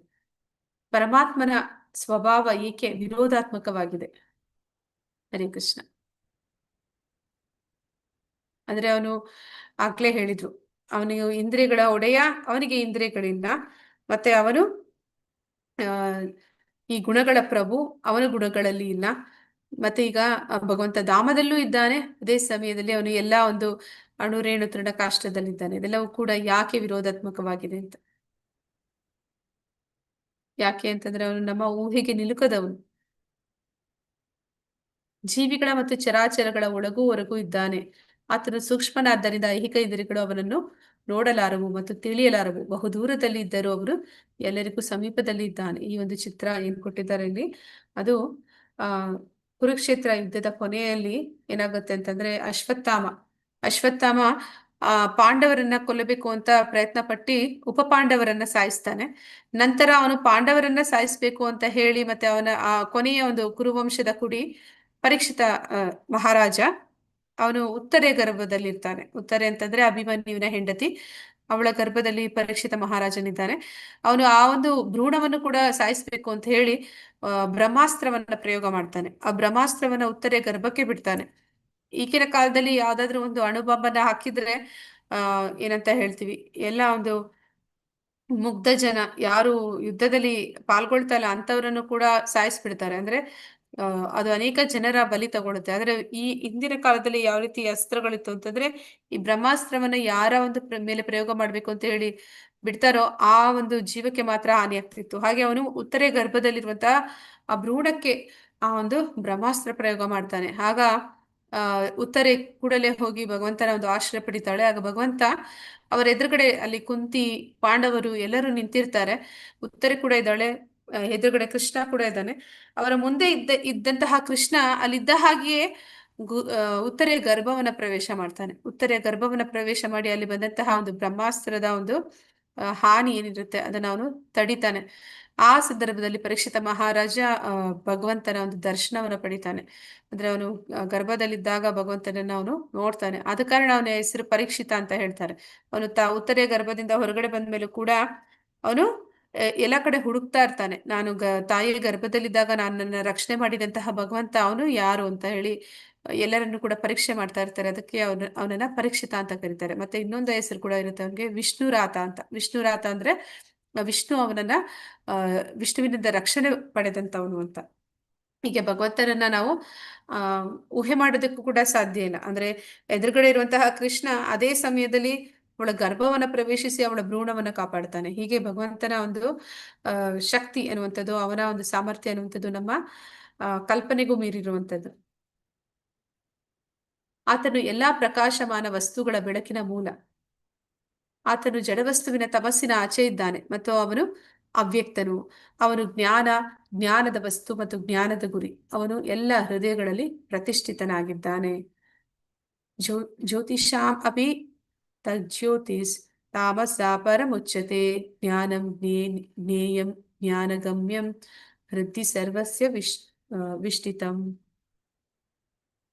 ಅಂದರೆ ಭಗವಂತ ಅವನು ಈ ಒಂದು ಸೂರ್ಯ ಏನು ಬೆಳಕು ಕೊಡ್ತಾ ಇದ್ದಾನೆ, ಆ ಸೂರ್ಯನ ಬೆಳಕು, ಸೂರ್ಯನಿಲ್ಲ ಅಂತಂದ್ರೆ ನಾವ್ ಯಾರಾದ್ರೂ ಬದುಕೋದಕ್ಕೆ ಸಾಧ್ಯ ಇದೆಯಾ? ಹರೇ ಕೃಷ್ಣ. ಸೂರ್ಯ ಇಲ್ಲ ಅಂತಂದ್ರೆ ನಮ್ಮ ಜೀವನ ನಡೆಯುತ್ತಾ? ಇಲ್ಲ ಇಲ್ಲ ಮಾತಾಜಿ. ಮಾತಾಜಿ. ಈ ಒಂದು ಸೃಷ್ಟಿ ಅನ್ನೋದೇ ಇರ್ತಾ ಇರ್ಲಿಲ್ಲ. ಹಾಗೆ ಈ ಸೂರ್ಯನಿಗೆ ಮೂಲದಲ್ಲಿ ಆ ಬೆಳಕು ಎಲ್ಲಿಂದ ಬರ್ತಾ ಇದೆ ಅಂದ್ರೆ ಭಗವಂತನ ಆ ಒಂದು ಪ್ರಭೆ ಏನು ಆ ಬ್ರಹ್ಮಜ್ಯೋತಿ ಇದೆ, ಅಲ್ಲಿಂದಲೇ ಈ ಸೂರ್ಯನಿಗೆ ಆ ಶಕ್ತಿಯನ್ನು ಸಿಗ್ತಾ ಇರುವಂತದ್ದು. ಹಾಗೆ ಭಗವಂತ ಎಲ್ಲ ಬೆಳಕಿನ ಮೂಲ ಕೂಡ ಅವನೇ ಆಗಿದ್ದಾನೆ. ಆತನು ಜಡವಸ್ತುವಿನ ತಪಸ್ಸಿನ ಆಚೆ ಇದ್ದಾನೆ. ಅಂದ್ರೆ ಅವನು ಈ ಒಂದು ಭೌತಿಕ ಜಗತ್ತಿನಿಂದ ಆಚೆ ಆಧ್ಯಾತ್ಮಿಕ ಜಗತ್ತಿನಲ್ಲಿದ್ದಾನೆ. ಮತ್ತೆ ಅವನು ಅವ್ಯಕ್ತನು, ಅಂದ್ರೆ ಅವನು ನಮಗೆ ಕಾಣಿಸೋದಿಲ್ಲ, ವ್ಯಕ್ತ ಆಗೋದಿಲ್ಲ. ಮತ್ತೆ ಅವನ ಜ್ಞಾನದ ವಸ್ತು ಮತ್ತು ಜ್ಞಾನದ ಗುರಿ. ಅವನು ಜ್ಞಾನ ಅಂತಂದ್ರೆ ನಾವು ಏನ್ ತಿಳಿಬೇಕು ಅಂತಿದ್ದೀವಿ, ಆ ಒಂದು ಆ ಆಧ್ಯಾತ್ಮಿಕ ಜ್ಞಾನ, ಅದು ಅವನೇ ಆಗಿದ್ದಾನೆ. ಮತ್ತೆ ಅವನನ್ನ ಜೀವನದ ಗುರಿಯನ್ನಾಗಿಸಿಕೊಳ್ಳುವಂಥದ್ದೇ ಈ ಜ್ಞಾನದ ಉದ್ದೇಶ ಆಗಿರುತ್ತೆ. ಮತ್ತೆ ಅವನು ಎಲ್ಲ ಹೃದಯಗಳಲ್ಲಿ ಪರಮಾತ್ಮನಾಗಿ ಪ್ರತಿಷ್ಠಿತನಾಗಿದ್ದಾನೆ, ಪ್ರತಿಯೊಂದರಲ್ಲೂ ಕೂಡ ಪರಮಾತ್ಮನಾಗಿ ಅವನಿದ್ದಾನೆ ಅಂತ.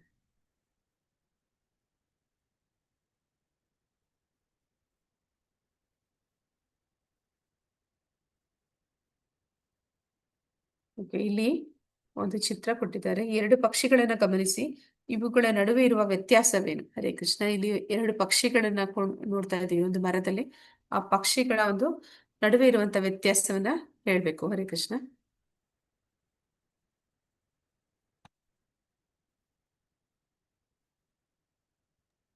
ಏನ್ ಮಾಡ್ತಾ ಇದ್ದೀವಿ 2 ಪಕ್ಷಿಗಳು ಅಂತ?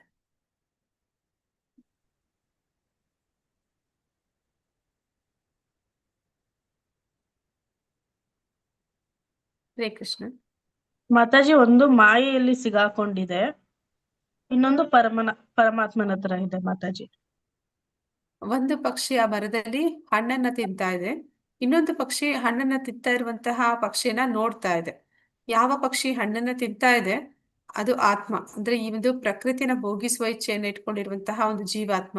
ಮತ್ತೆ ಆ ಜೀವಾತ್ಮ ಏನೆಲ್ಲ ಮಾಡ್ತಾ ಇದ್ದಾನೆ ಅದನ್ನ ನೋಡ್ತಾ ಇರುವಂತವನು ಪರಮಾತ್ಮ. ಹೀಗೆ 2 ಪಕ್ಷಿಗಳು ಆ ಮರದಲ್ಲಿ ಇರುವಂತದ್ದು. ಆ ಮರವನ್ನ ದೇಹಕ್ಕೆ ಹೋಲಿಸಿದ್ರೆ ಅದರಲ್ಲಿರುವಂತ 2 ಪಕ್ಷಿಗಳನ್ನ, ಒಂದು ಆತ್ಮ ಮತ್ತೆ ಇನ್ನೊಂದು ಪರಮಾತ್ಮ ಅಂತ ತಿಳಿತಾ ಇದೀವಿ.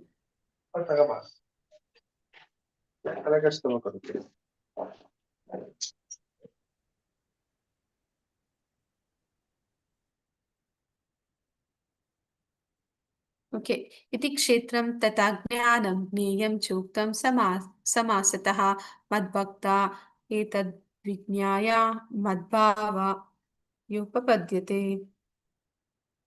ಹೀಗೆ ನಾನು ಕ್ಷೇತ್ರ, ದೇಹ, ಜ್ಞಾನ ಮತ್ತು ಜ್ಞಾನಕ್ಕೆ ನಿಲುಕುವುದು ಎಂದರೆ ಜ್ಞೇಯ, ಇವನ್ನು ಸಂಗ್ರಹವಾಗಿ ಹೇಳಿದ್ದಾಯ್ತು. ನನ್ನ ಭಕ್ತರು ಮಾತ್ರ ಇದನ್ನು ಪೂರ್ಣವಾಗಿ ಅರ್ಥ ಮಾಡಿಕೊಂಡು ನನ್ನ ಸ್ವಭಾವವನ್ನು ಪಡೆಯುತ್ತಾರೆ. ಅಂದ್ರೆ ಇಲ್ಲಿವರೆಗೂ ಭಗವಂತ ಏನೆಲ್ಲ ಹೇಳ್ದ ಅದನ್ನ ಎಲ್ಲರೂ ಅರ್ಥ ಮಾಡ್ಕೊಳ್ಳೋದಕ್ಕೆ ಸಾಧ್ಯ ಇಲ್ಲ. ಅದಕ್ಕೆ ನಾವು ನೋಡ್ತೀವಿ ನಮ್ಮ ಒಂದು ಸಂಖ್ಯೆ ಅನ್ನುವಂಥದ್ದು ಕಡಿಮೆ ಆಗ್ತಾ ಹೋಗುತ್ತೆ ಈ ಭಗವದ್ಗೀತೆಯ ತರಗತಿಗಳಲ್ಲಿ. ಯಾಕೆ ಅಂತಂದ್ರೆ ಈ ಜ್ಞಾನ ಅಷ್ಟು ಸುಲಭ ಅಲ್ಲ. ಕಬ್ಬಿಣದ ಕಡಲೆ ಅಂತ ಹೇಳ್ತಾರೆ, ಇದನ್ನ ಅರಗಿಸ್ಕೊಳ್ಳುವಂಥದ್ದು ಅಷ್ಟು ಈಸಿ ಇಲ್ಲ. ಆ ಒಂದು ಜ್ಞಾನವನ್ನ ಪಡಿಬೇಕಂತಂದ್ರೆ ಭಗವಂತನ ಭಕ್ತರು ಮಾತ್ರ ಅರ್ಥ ಮಾಡ್ಕೋತಾರೆ ಅಂತ ಹೇಳ್ತಾರೆ. ಅದಕ್ಕೆ ಎಲ್ಲರಿಗೂ ಹೇಳುವಂಥದ್ದು ಪ್ರತಿದಿನ ಕೊನೆಯ ಪಕ್ಷ 1 ಸುತ್ತು ಅಂದ್ರೆ ಹರೇ ಕೃಷ್ಣ ಮಹಾಮಂತ್ರವನ್ನ ನೀವು ಜಪ ಮಾಡಿ ಅಂತ. ಹಾಗೆ ಜಪ ಮಾಡಿದ್ರೆ ಮಾತ್ರನೇ ನಿಮ್ಗೆ ಈ ಒಂದು ಜ್ಞಾನವನ್ನ ತಿಳ್ಕೊಳ್ಳೋದಕ್ಕೆ ಭಗವಂತ ನಿಮ್ಗೆ ಸಹಾಯ ಮಾಡ್ತಾನೆ. ಇಲ್ಲ ಅಂತಂದ್ರೆ ನಿಮ್ಗೆ ಇದು ತುಂಬಾ ಏನಂತ ಅನ್ಸುತ್ತೆ ಅಂದ್ರೆ ತುಂಬಾ ಡ್ರೈ ಸಬ್ಜೆಕ್ಟ್ ಅನ್ಸುತ್ತೆ, ನಿದ್ದೆ ಬರುತ್ತೆ, ಮತ್ತೆ ಬೇಡಪ್ಪ ಸುಮ್ನೆ ವೇಸ್ಟ್ ಟೈಮು, ಏನು ಕೇಳಲಿಕ್ಕಾಗಿಲ್ಲ, ಅದೇನು ತಲೆಗೂ ಹೋಗ್ಲಿಲ್ಲ ಅಂತ ಅನ್ಸುತ್ತೆ. ಇದ ತಿಳ್ಕೊಬೇಕು ಅಂತಂದ್ರೆ ಭಗವಂತನಿಗೆ ಶರಣಾಗ್ಬೇಕು. ಆ ಶರಣಾಗತಿ ಹೊಂದುವ ರೀತಿ ಹೇಗೆ ಅಂತಂದ್ರೆ ಭಗವಂತನ ನಾಮಸ್ಮರಣೆ ಮಾಡುವಂಥದ್ದು. 1 ಸುತ್ತು ಹರೇ ಕೃಷ್ಣ ಮಹಾಮಂತ್ರವನ್ನ ಮಾಡುವಂತವ್ರಿಗೆ ಮಾತ್ರ ಸ್ವಲ್ಪ ಇದರಲ್ಲಿ ಆಸಕ್ತಿ ಅನ್ನುವಂಥದ್ದು ಬರುತ್ತೆ, ಮತ್ತೆ ಅದನ್ನ ಕೇಳಿ ಅದನ್ನ ಅರಗಿಸ್ಕೊಳ್ಳುವಂತಹ ಶಕ್ತಿ ಭಗವಂತ ಕೊಡ್ತಾನೆ.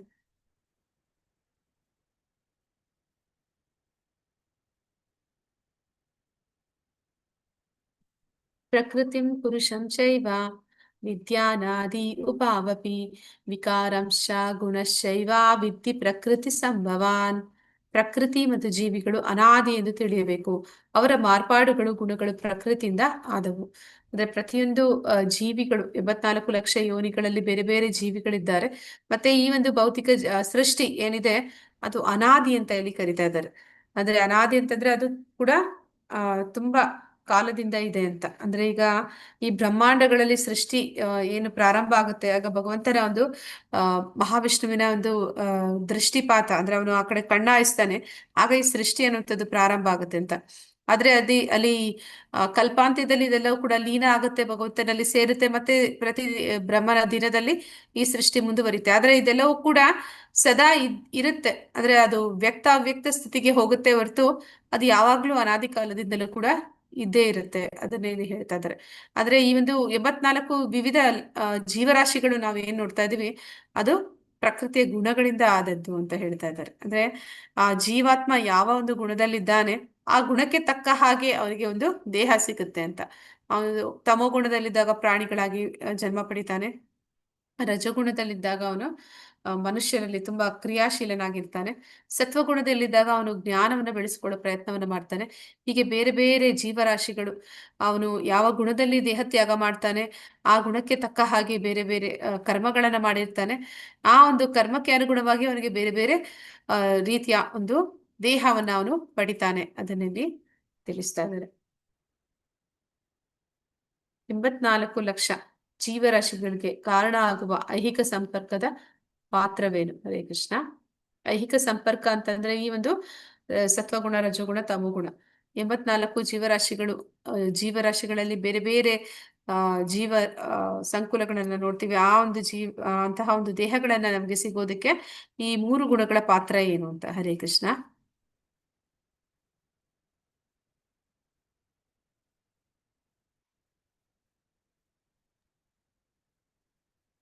ನಾವು ಇನ್ನೂ ಡೀಟೇಲ್ ಆಗಿ ಸ್ಟಡಿ ಮಾಡ್ತೀವಿ ಮುಂದೆ ಜ್ಞಾನ ಯೋಗದಲ್ಲಿ.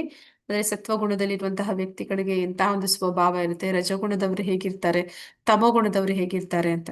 ಆ ಒಂದು ಗುಣದ ಒಂದು ಪ್ರಭಾವದಲ್ಲಿದ್ದಂತ ಒಂದು ಆತ್ಮ ಏನಿದೆ ಅದಕ್ಕೆ ಅದರದೇ ಆದಂತಹ ಒಂದು ಅಭ್ಯಾಸಗಳನ್ನ ಅದು ಬೆಳೆಸ್ಕೊಳ್ಳುತ್ತೆ.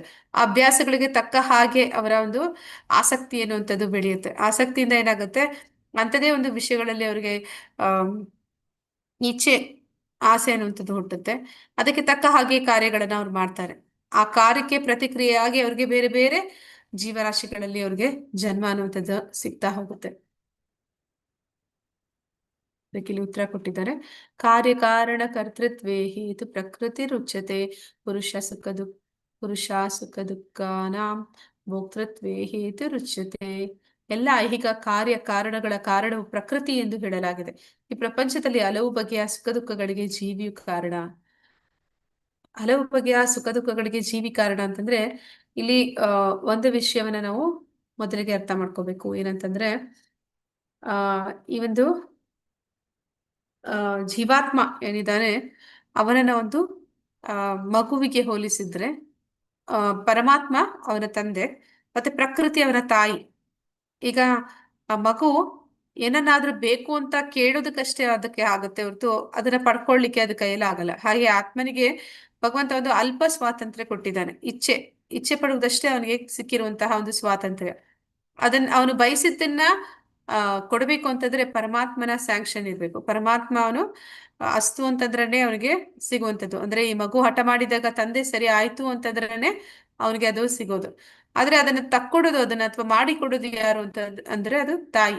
ಹಾಗೆ ಪ್ರಕೃತಿ, ಈ ಪ್ರಕೃತಿ ನಮಗೆ ನಾವು ಬಯಸಿದ್ದನ್ನ ಅವಳು ಮಾಡ್ತಾಳೆ. ಅಂದ್ರೆ ನಮ್ಗೆ ನಮ್ಮ ಕೈಯಲ್ಲಿ ಏನು ಕೆಲಸಗಳು ಆಗ್ತಾ ಇದೆ ಅಂತ ನಾವು ಅನ್ಕೊಳ್ತೀವಿ, ಅದು ವಾಸ್ತವದಲ್ಲಿ ನಾವು ಮಾಡ್ತಾ ಇರೋದಲ್ಲ, ಪ್ರಕೃತಿ ಮಾಡ್ತಿರುವಂಥದ್ದು. ಆದ್ರೆ ಆ ಪ್ರಕೃತಿಗೆ ಆ ಒಂದು ಆದೇಶವನ್ನ ಕೊಟ್ಟಿರುವಂಥದ್ದು ಪರಮಾತ್ಮನ ಆಣತಿ ಮೇಲೆಗೆ ಪ್ರಕೃತಿ ಕೆಲಸ ಮಾಡ್ತಾಳೆ ಹೊರತು ನಮ್ಮ ಆಣತಿ ಮೇಲೆಗೆ ಅವಳು ಏನು ಮಾಡೋದಿಲ್ಲ. ಹಾಗೆ ಆತ್ಮಕ್ಕೆ ಇರುವಂತಹ ಒಂದು ಅಲ್ಪ ಸ್ವಾತಂತ್ರ್ಯ ಇಚ್ಛಿಸುವುದಷ್ಟೇ. ಆದ ಕಾರಣ ನಾವು ಎಂತಹ ಒಂದು ಇಚ್ಛೆಗಳನ್ನ ಇಟ್ಕೊಳ್ತೀವಿ ಅದಕ್ಕೆ ತಕ್ಕ ಹಾಗೆ ಕಷ್ಟ ಸುಖಗಳನ್ನ ಅನುಭವಿಸ್ತೀವಿ. ಅದಕ್ಕೆ ಇಲ್ಲಿ ಹೇಳ್ತಾ ಇದ್ದಾರೆ, ಪ್ರಪಂಚದಲ್ಲಿ ಹಲವು ಬಗೆಯ ಸುಖ ದುಃಖಗಳಿಗೆ ಜೀವಿ ಕಾರಣ, ಅವನ ಆಸೆಗಳ ಕಾರಣ. ಮತ್ತೆ ಎಲ್ಲ ಐಹಿಕ ಕಾರ್ಯಕಾರಣಗಳ ಕಾರಣವು ಪ್ರಕೃತಿ ಎಂದು ಹೇಳಲಾಗಿದೆ. ಅಂದ್ರೆ ಏನೆಲ್ಲ ಕೆಲಸ ನಡೀತಿದೆ ನಾವ್ ಅನ್ಕೊಳ್ತೀವಿ ನಾನೇ ಮಾಡ್ತಾ ಇದ್ದೀನಿ ಅಂತ. ಈ ಒಂದು ಪ್ರಕೃತಿ ಕೊಟ್ಟಂತಹ ಕೊಡುಗೆ ಈ ದೇಹ, ಆ ದೇಹ ಇಲ್ಲ ಅಂತಂದ್ರೆ ಈ ಆತ್ಮ ಏನು ಮಾಡಕ್ಕಾಗಲ್ಲ. ಆತ್ಮಕ್ಕೆ ಆ ಶಕ್ತಿ ಇಲ್ಲ. ತನ್ನ ಇಚ್ಛೆಗಳನ್ನ ಈಡೇರಿಸ್ಕೊಳ್ಬೇಕು ಅಂತಂದ್ರೆ ಅದಕ್ಕೆ ಒಂದು ದೇಹ ಬೇಕು. ಆ ದೇಹವನ್ನ ಪ್ರಕೃತಿ ಕೊಟ್ಟಿರುವಂಥದ್ದು. ಆ ಪ್ರಕೃತಿ ಪಂಚಭೂತಗಳಿಂದ ಆದಂತಹ ದೇಹವನ್ನ ಮಾತ್ರ ಕೊಡೋದಿಲ್ಲ, ಆ ದೇಹ ಜೊತೆಯಲ್ಲಿ ನಮ್ಗೆ ಗುಣಗಳನ್ನು ಕೊಡ್ತಾಳೆ. ಸತ್ವಗುಣ, ರಜೋಗುಣ, ತಮೋಗುಣ ಅಂತ. ಆ ಗುಣಗಳಿಗೆ ತಕ್ಕ ಹಾಗೆ ನಮ್ಮ ಒಂದು ವರ್ತನೆ ಅನ್ನುವಂಥದ್ದು ಆಗುತ್ತೆ. ಒಂದು ನಾವು ಮಾಡಿದ್ದ ತಪ್ಪು, ನಾನು ಏನೇನೋ ಇಚ್ಛಿಸ್ತಾ ಇದ್ದೀನಿ ಅಂತ ಅನ್ನುವಂಥದ್ದು. ಅಂದ್ರೆ ಭಗವಂತನನ್ನ ಬಿಟ್ಟು ನಾನು ಏನೋ ಒಂದು ಮಾಡ್ಬೇಕು ಅಂತ ಒಂದು ಬಯಕೆ ನನ್ನಲ್ಲಿ ಬಂತು. ಅದಕ್ಕೆ ತಕ್ಕ ಹಾಗೆ ಭಗವಂತ ನಮ್ಮನ್ನ ಕಳಿಸ್ಕೊಟ್ಟ. ಮತ್ತೆ ಈಗ ಒಂದು ದೇಹ ಬೇಕು, ಅದಕ್ಕೆ ಪ್ರಕೃತಿ ಕೊಡ್ತು. ಪ್ರಕೃತಿ ದೇಹವನ್ನು ಮಾತ್ರ ಕೊಡೋದಿಲ್ಲ, ಸ್ವಭಾವವನ್ನು ಕೂಡ ಕೊಡ್ತಾಳೆ. ಆಗ ನಾವೇನ್ ಮಾಡ್ತೀವಿ, ಪರಿಪೂರ್ಣವಾಗಿ ಭಗವಂತನನ್ನ ಮರೆತು ಬಿಡ್ತೀವಿ. ಮರೆತು ನಾವು ಮಾಡುವಂತಹ ಕೆಲಸಗಳು ನಮ್ಮನ್ನ ಇಲ್ಲಿ ಬಂಧನಕ್ಕೆ, ನಮ್ಮ ಸುಖ ದುಃಖಗಳಿಗೆ ಕಾರಣ ಆಗ್ತಾ ಹೋಗುತ್ತೆ. ನಾವು ನೋಡ್ತಾ ಇದೀವಿ, ಕೆಲವೊಬ್ಬರಿಗೆ ಸರಿಯಾಗಿ ಅಂದ್ರೆ ಬಟ್ಟೆ ಬರೆ ಹಾಕೋದಿಕ್ಕೆ ಇಷ್ಟಪಡದೆ ಇರುವಂತವ್ರು, ಅಂತವರಿಗೆ ಮುಂದಿನ ಜನ್ಮದಲ್ಲಿ ಮರ ಗಿಡಗಳಾಗಿ ಬದುಕುವಂತ ಒಂದು ಅವಕಾಶ ಕೊಡ್ತಾರೆ. ಅಂದ್ರೆ ನೀವು ಅವಾಗ ಬಟ್ಟೆ ಹಾಕುವಂತ ಒಂದು ಪರಿಸ್ಥಿತಿನೇ ಇರುವುದಿಲ್ಲ. ಮತ್ತೆ ಯಾರಿಗೆ ಈ ಒಂದು ಮಾಂಸ ಭಕ್ಷಣೆ ಮಾಡ್ಬೇಕು ಅನ್ನುವಂತಹ ಒಂದು ಕ್ರೂರತೆ ಅವರಲ್ಲಿ ಇರುತ್ತೆ. ಅಂಥವ್ರನ್ನ ಕಾಡು ಪ್ರಾಣಿಗಳಾಗಿ ಒಂದು ಜನ್ಮವನ್ನು ಪಡಿತಾರೆ. ಯಾರು ಅತಿ ಹೆಚ್ಚು ತಮೋಗುಣದಲ್ಲಿರುವಂತವ್ರು ನಿದ್ರೆಗೆ ತುಂಬಾ ನಿದ್ದೆ ಮಾಡ್ತಾರೆ, ಅಂಥವ್ರನ್ನ ಈ ಒಂದು ಕರಡಿಯಾಗಿ, ಅಂದ್ರೆ ಪೋಲಾರ್ ಬೇರ್ ಅಂತೆಲ್ಲ ಹೇಳ್ತಾರೆ, ಅವೆಲ್ಲ ಕೂಡ ಕರಡಿಗಳು 6 ತಿಂಗಳು ನಿದ್ದೆ ಮಾಡ್ತವೆ. ಅಥವಾ ಈ ಒಂದು ಹೆಬ್ಬಾವು ಅಂತವು ತುಂಬಾ ಕಾಲ ನಿದ್ದೆ ಮಾಡ್ತವೆ. ಅಂತಹ ಒಂದು ದೇಹವನ್ನೇ ಕೊಡ್ತಾರೆ. ಮತ್ತೆ ಯಾರಿಗೆ ಆ ಕಂಡದ್ದನ್ನೆಲ್ಲ ತಿನ್ನುವಂತಹ ಒಂದು ಸ್ವಭಾವ ಇರುತ್ತೆ, ಅಂತವರಿಗೆ ಹಂದಿಯ ದೇಹವನ್ನ ಕೊಡ್ತಾರೆ. ಹೀಗೆ ನಾವು ಮಾಡುವಂತಹ ಕಾರ್ಯ ನಮ್ಮ ಮುಂದಿನ ದೇಹವನ್ನ ಅದು ನಿರ್ಣಯ ಮಾಡುತ್ತೆ. ನಾವು ಎಂತಹ ಒಂದು ಕೆಲಸ ಮಾಡ್ತಾ ಇದೀವಿ ಈಗ, ಆ ಪ್ರತಿಯೊಂದು ಕಾರ್ಯವು ಕೂಡ ಅದಕ್ಕೆ ಒಂದು ಪ್ರತಿಕ್ರಿಯೆ ಅನ್ನುವಂಥದ್ದು ಇರುತ್ತೆ.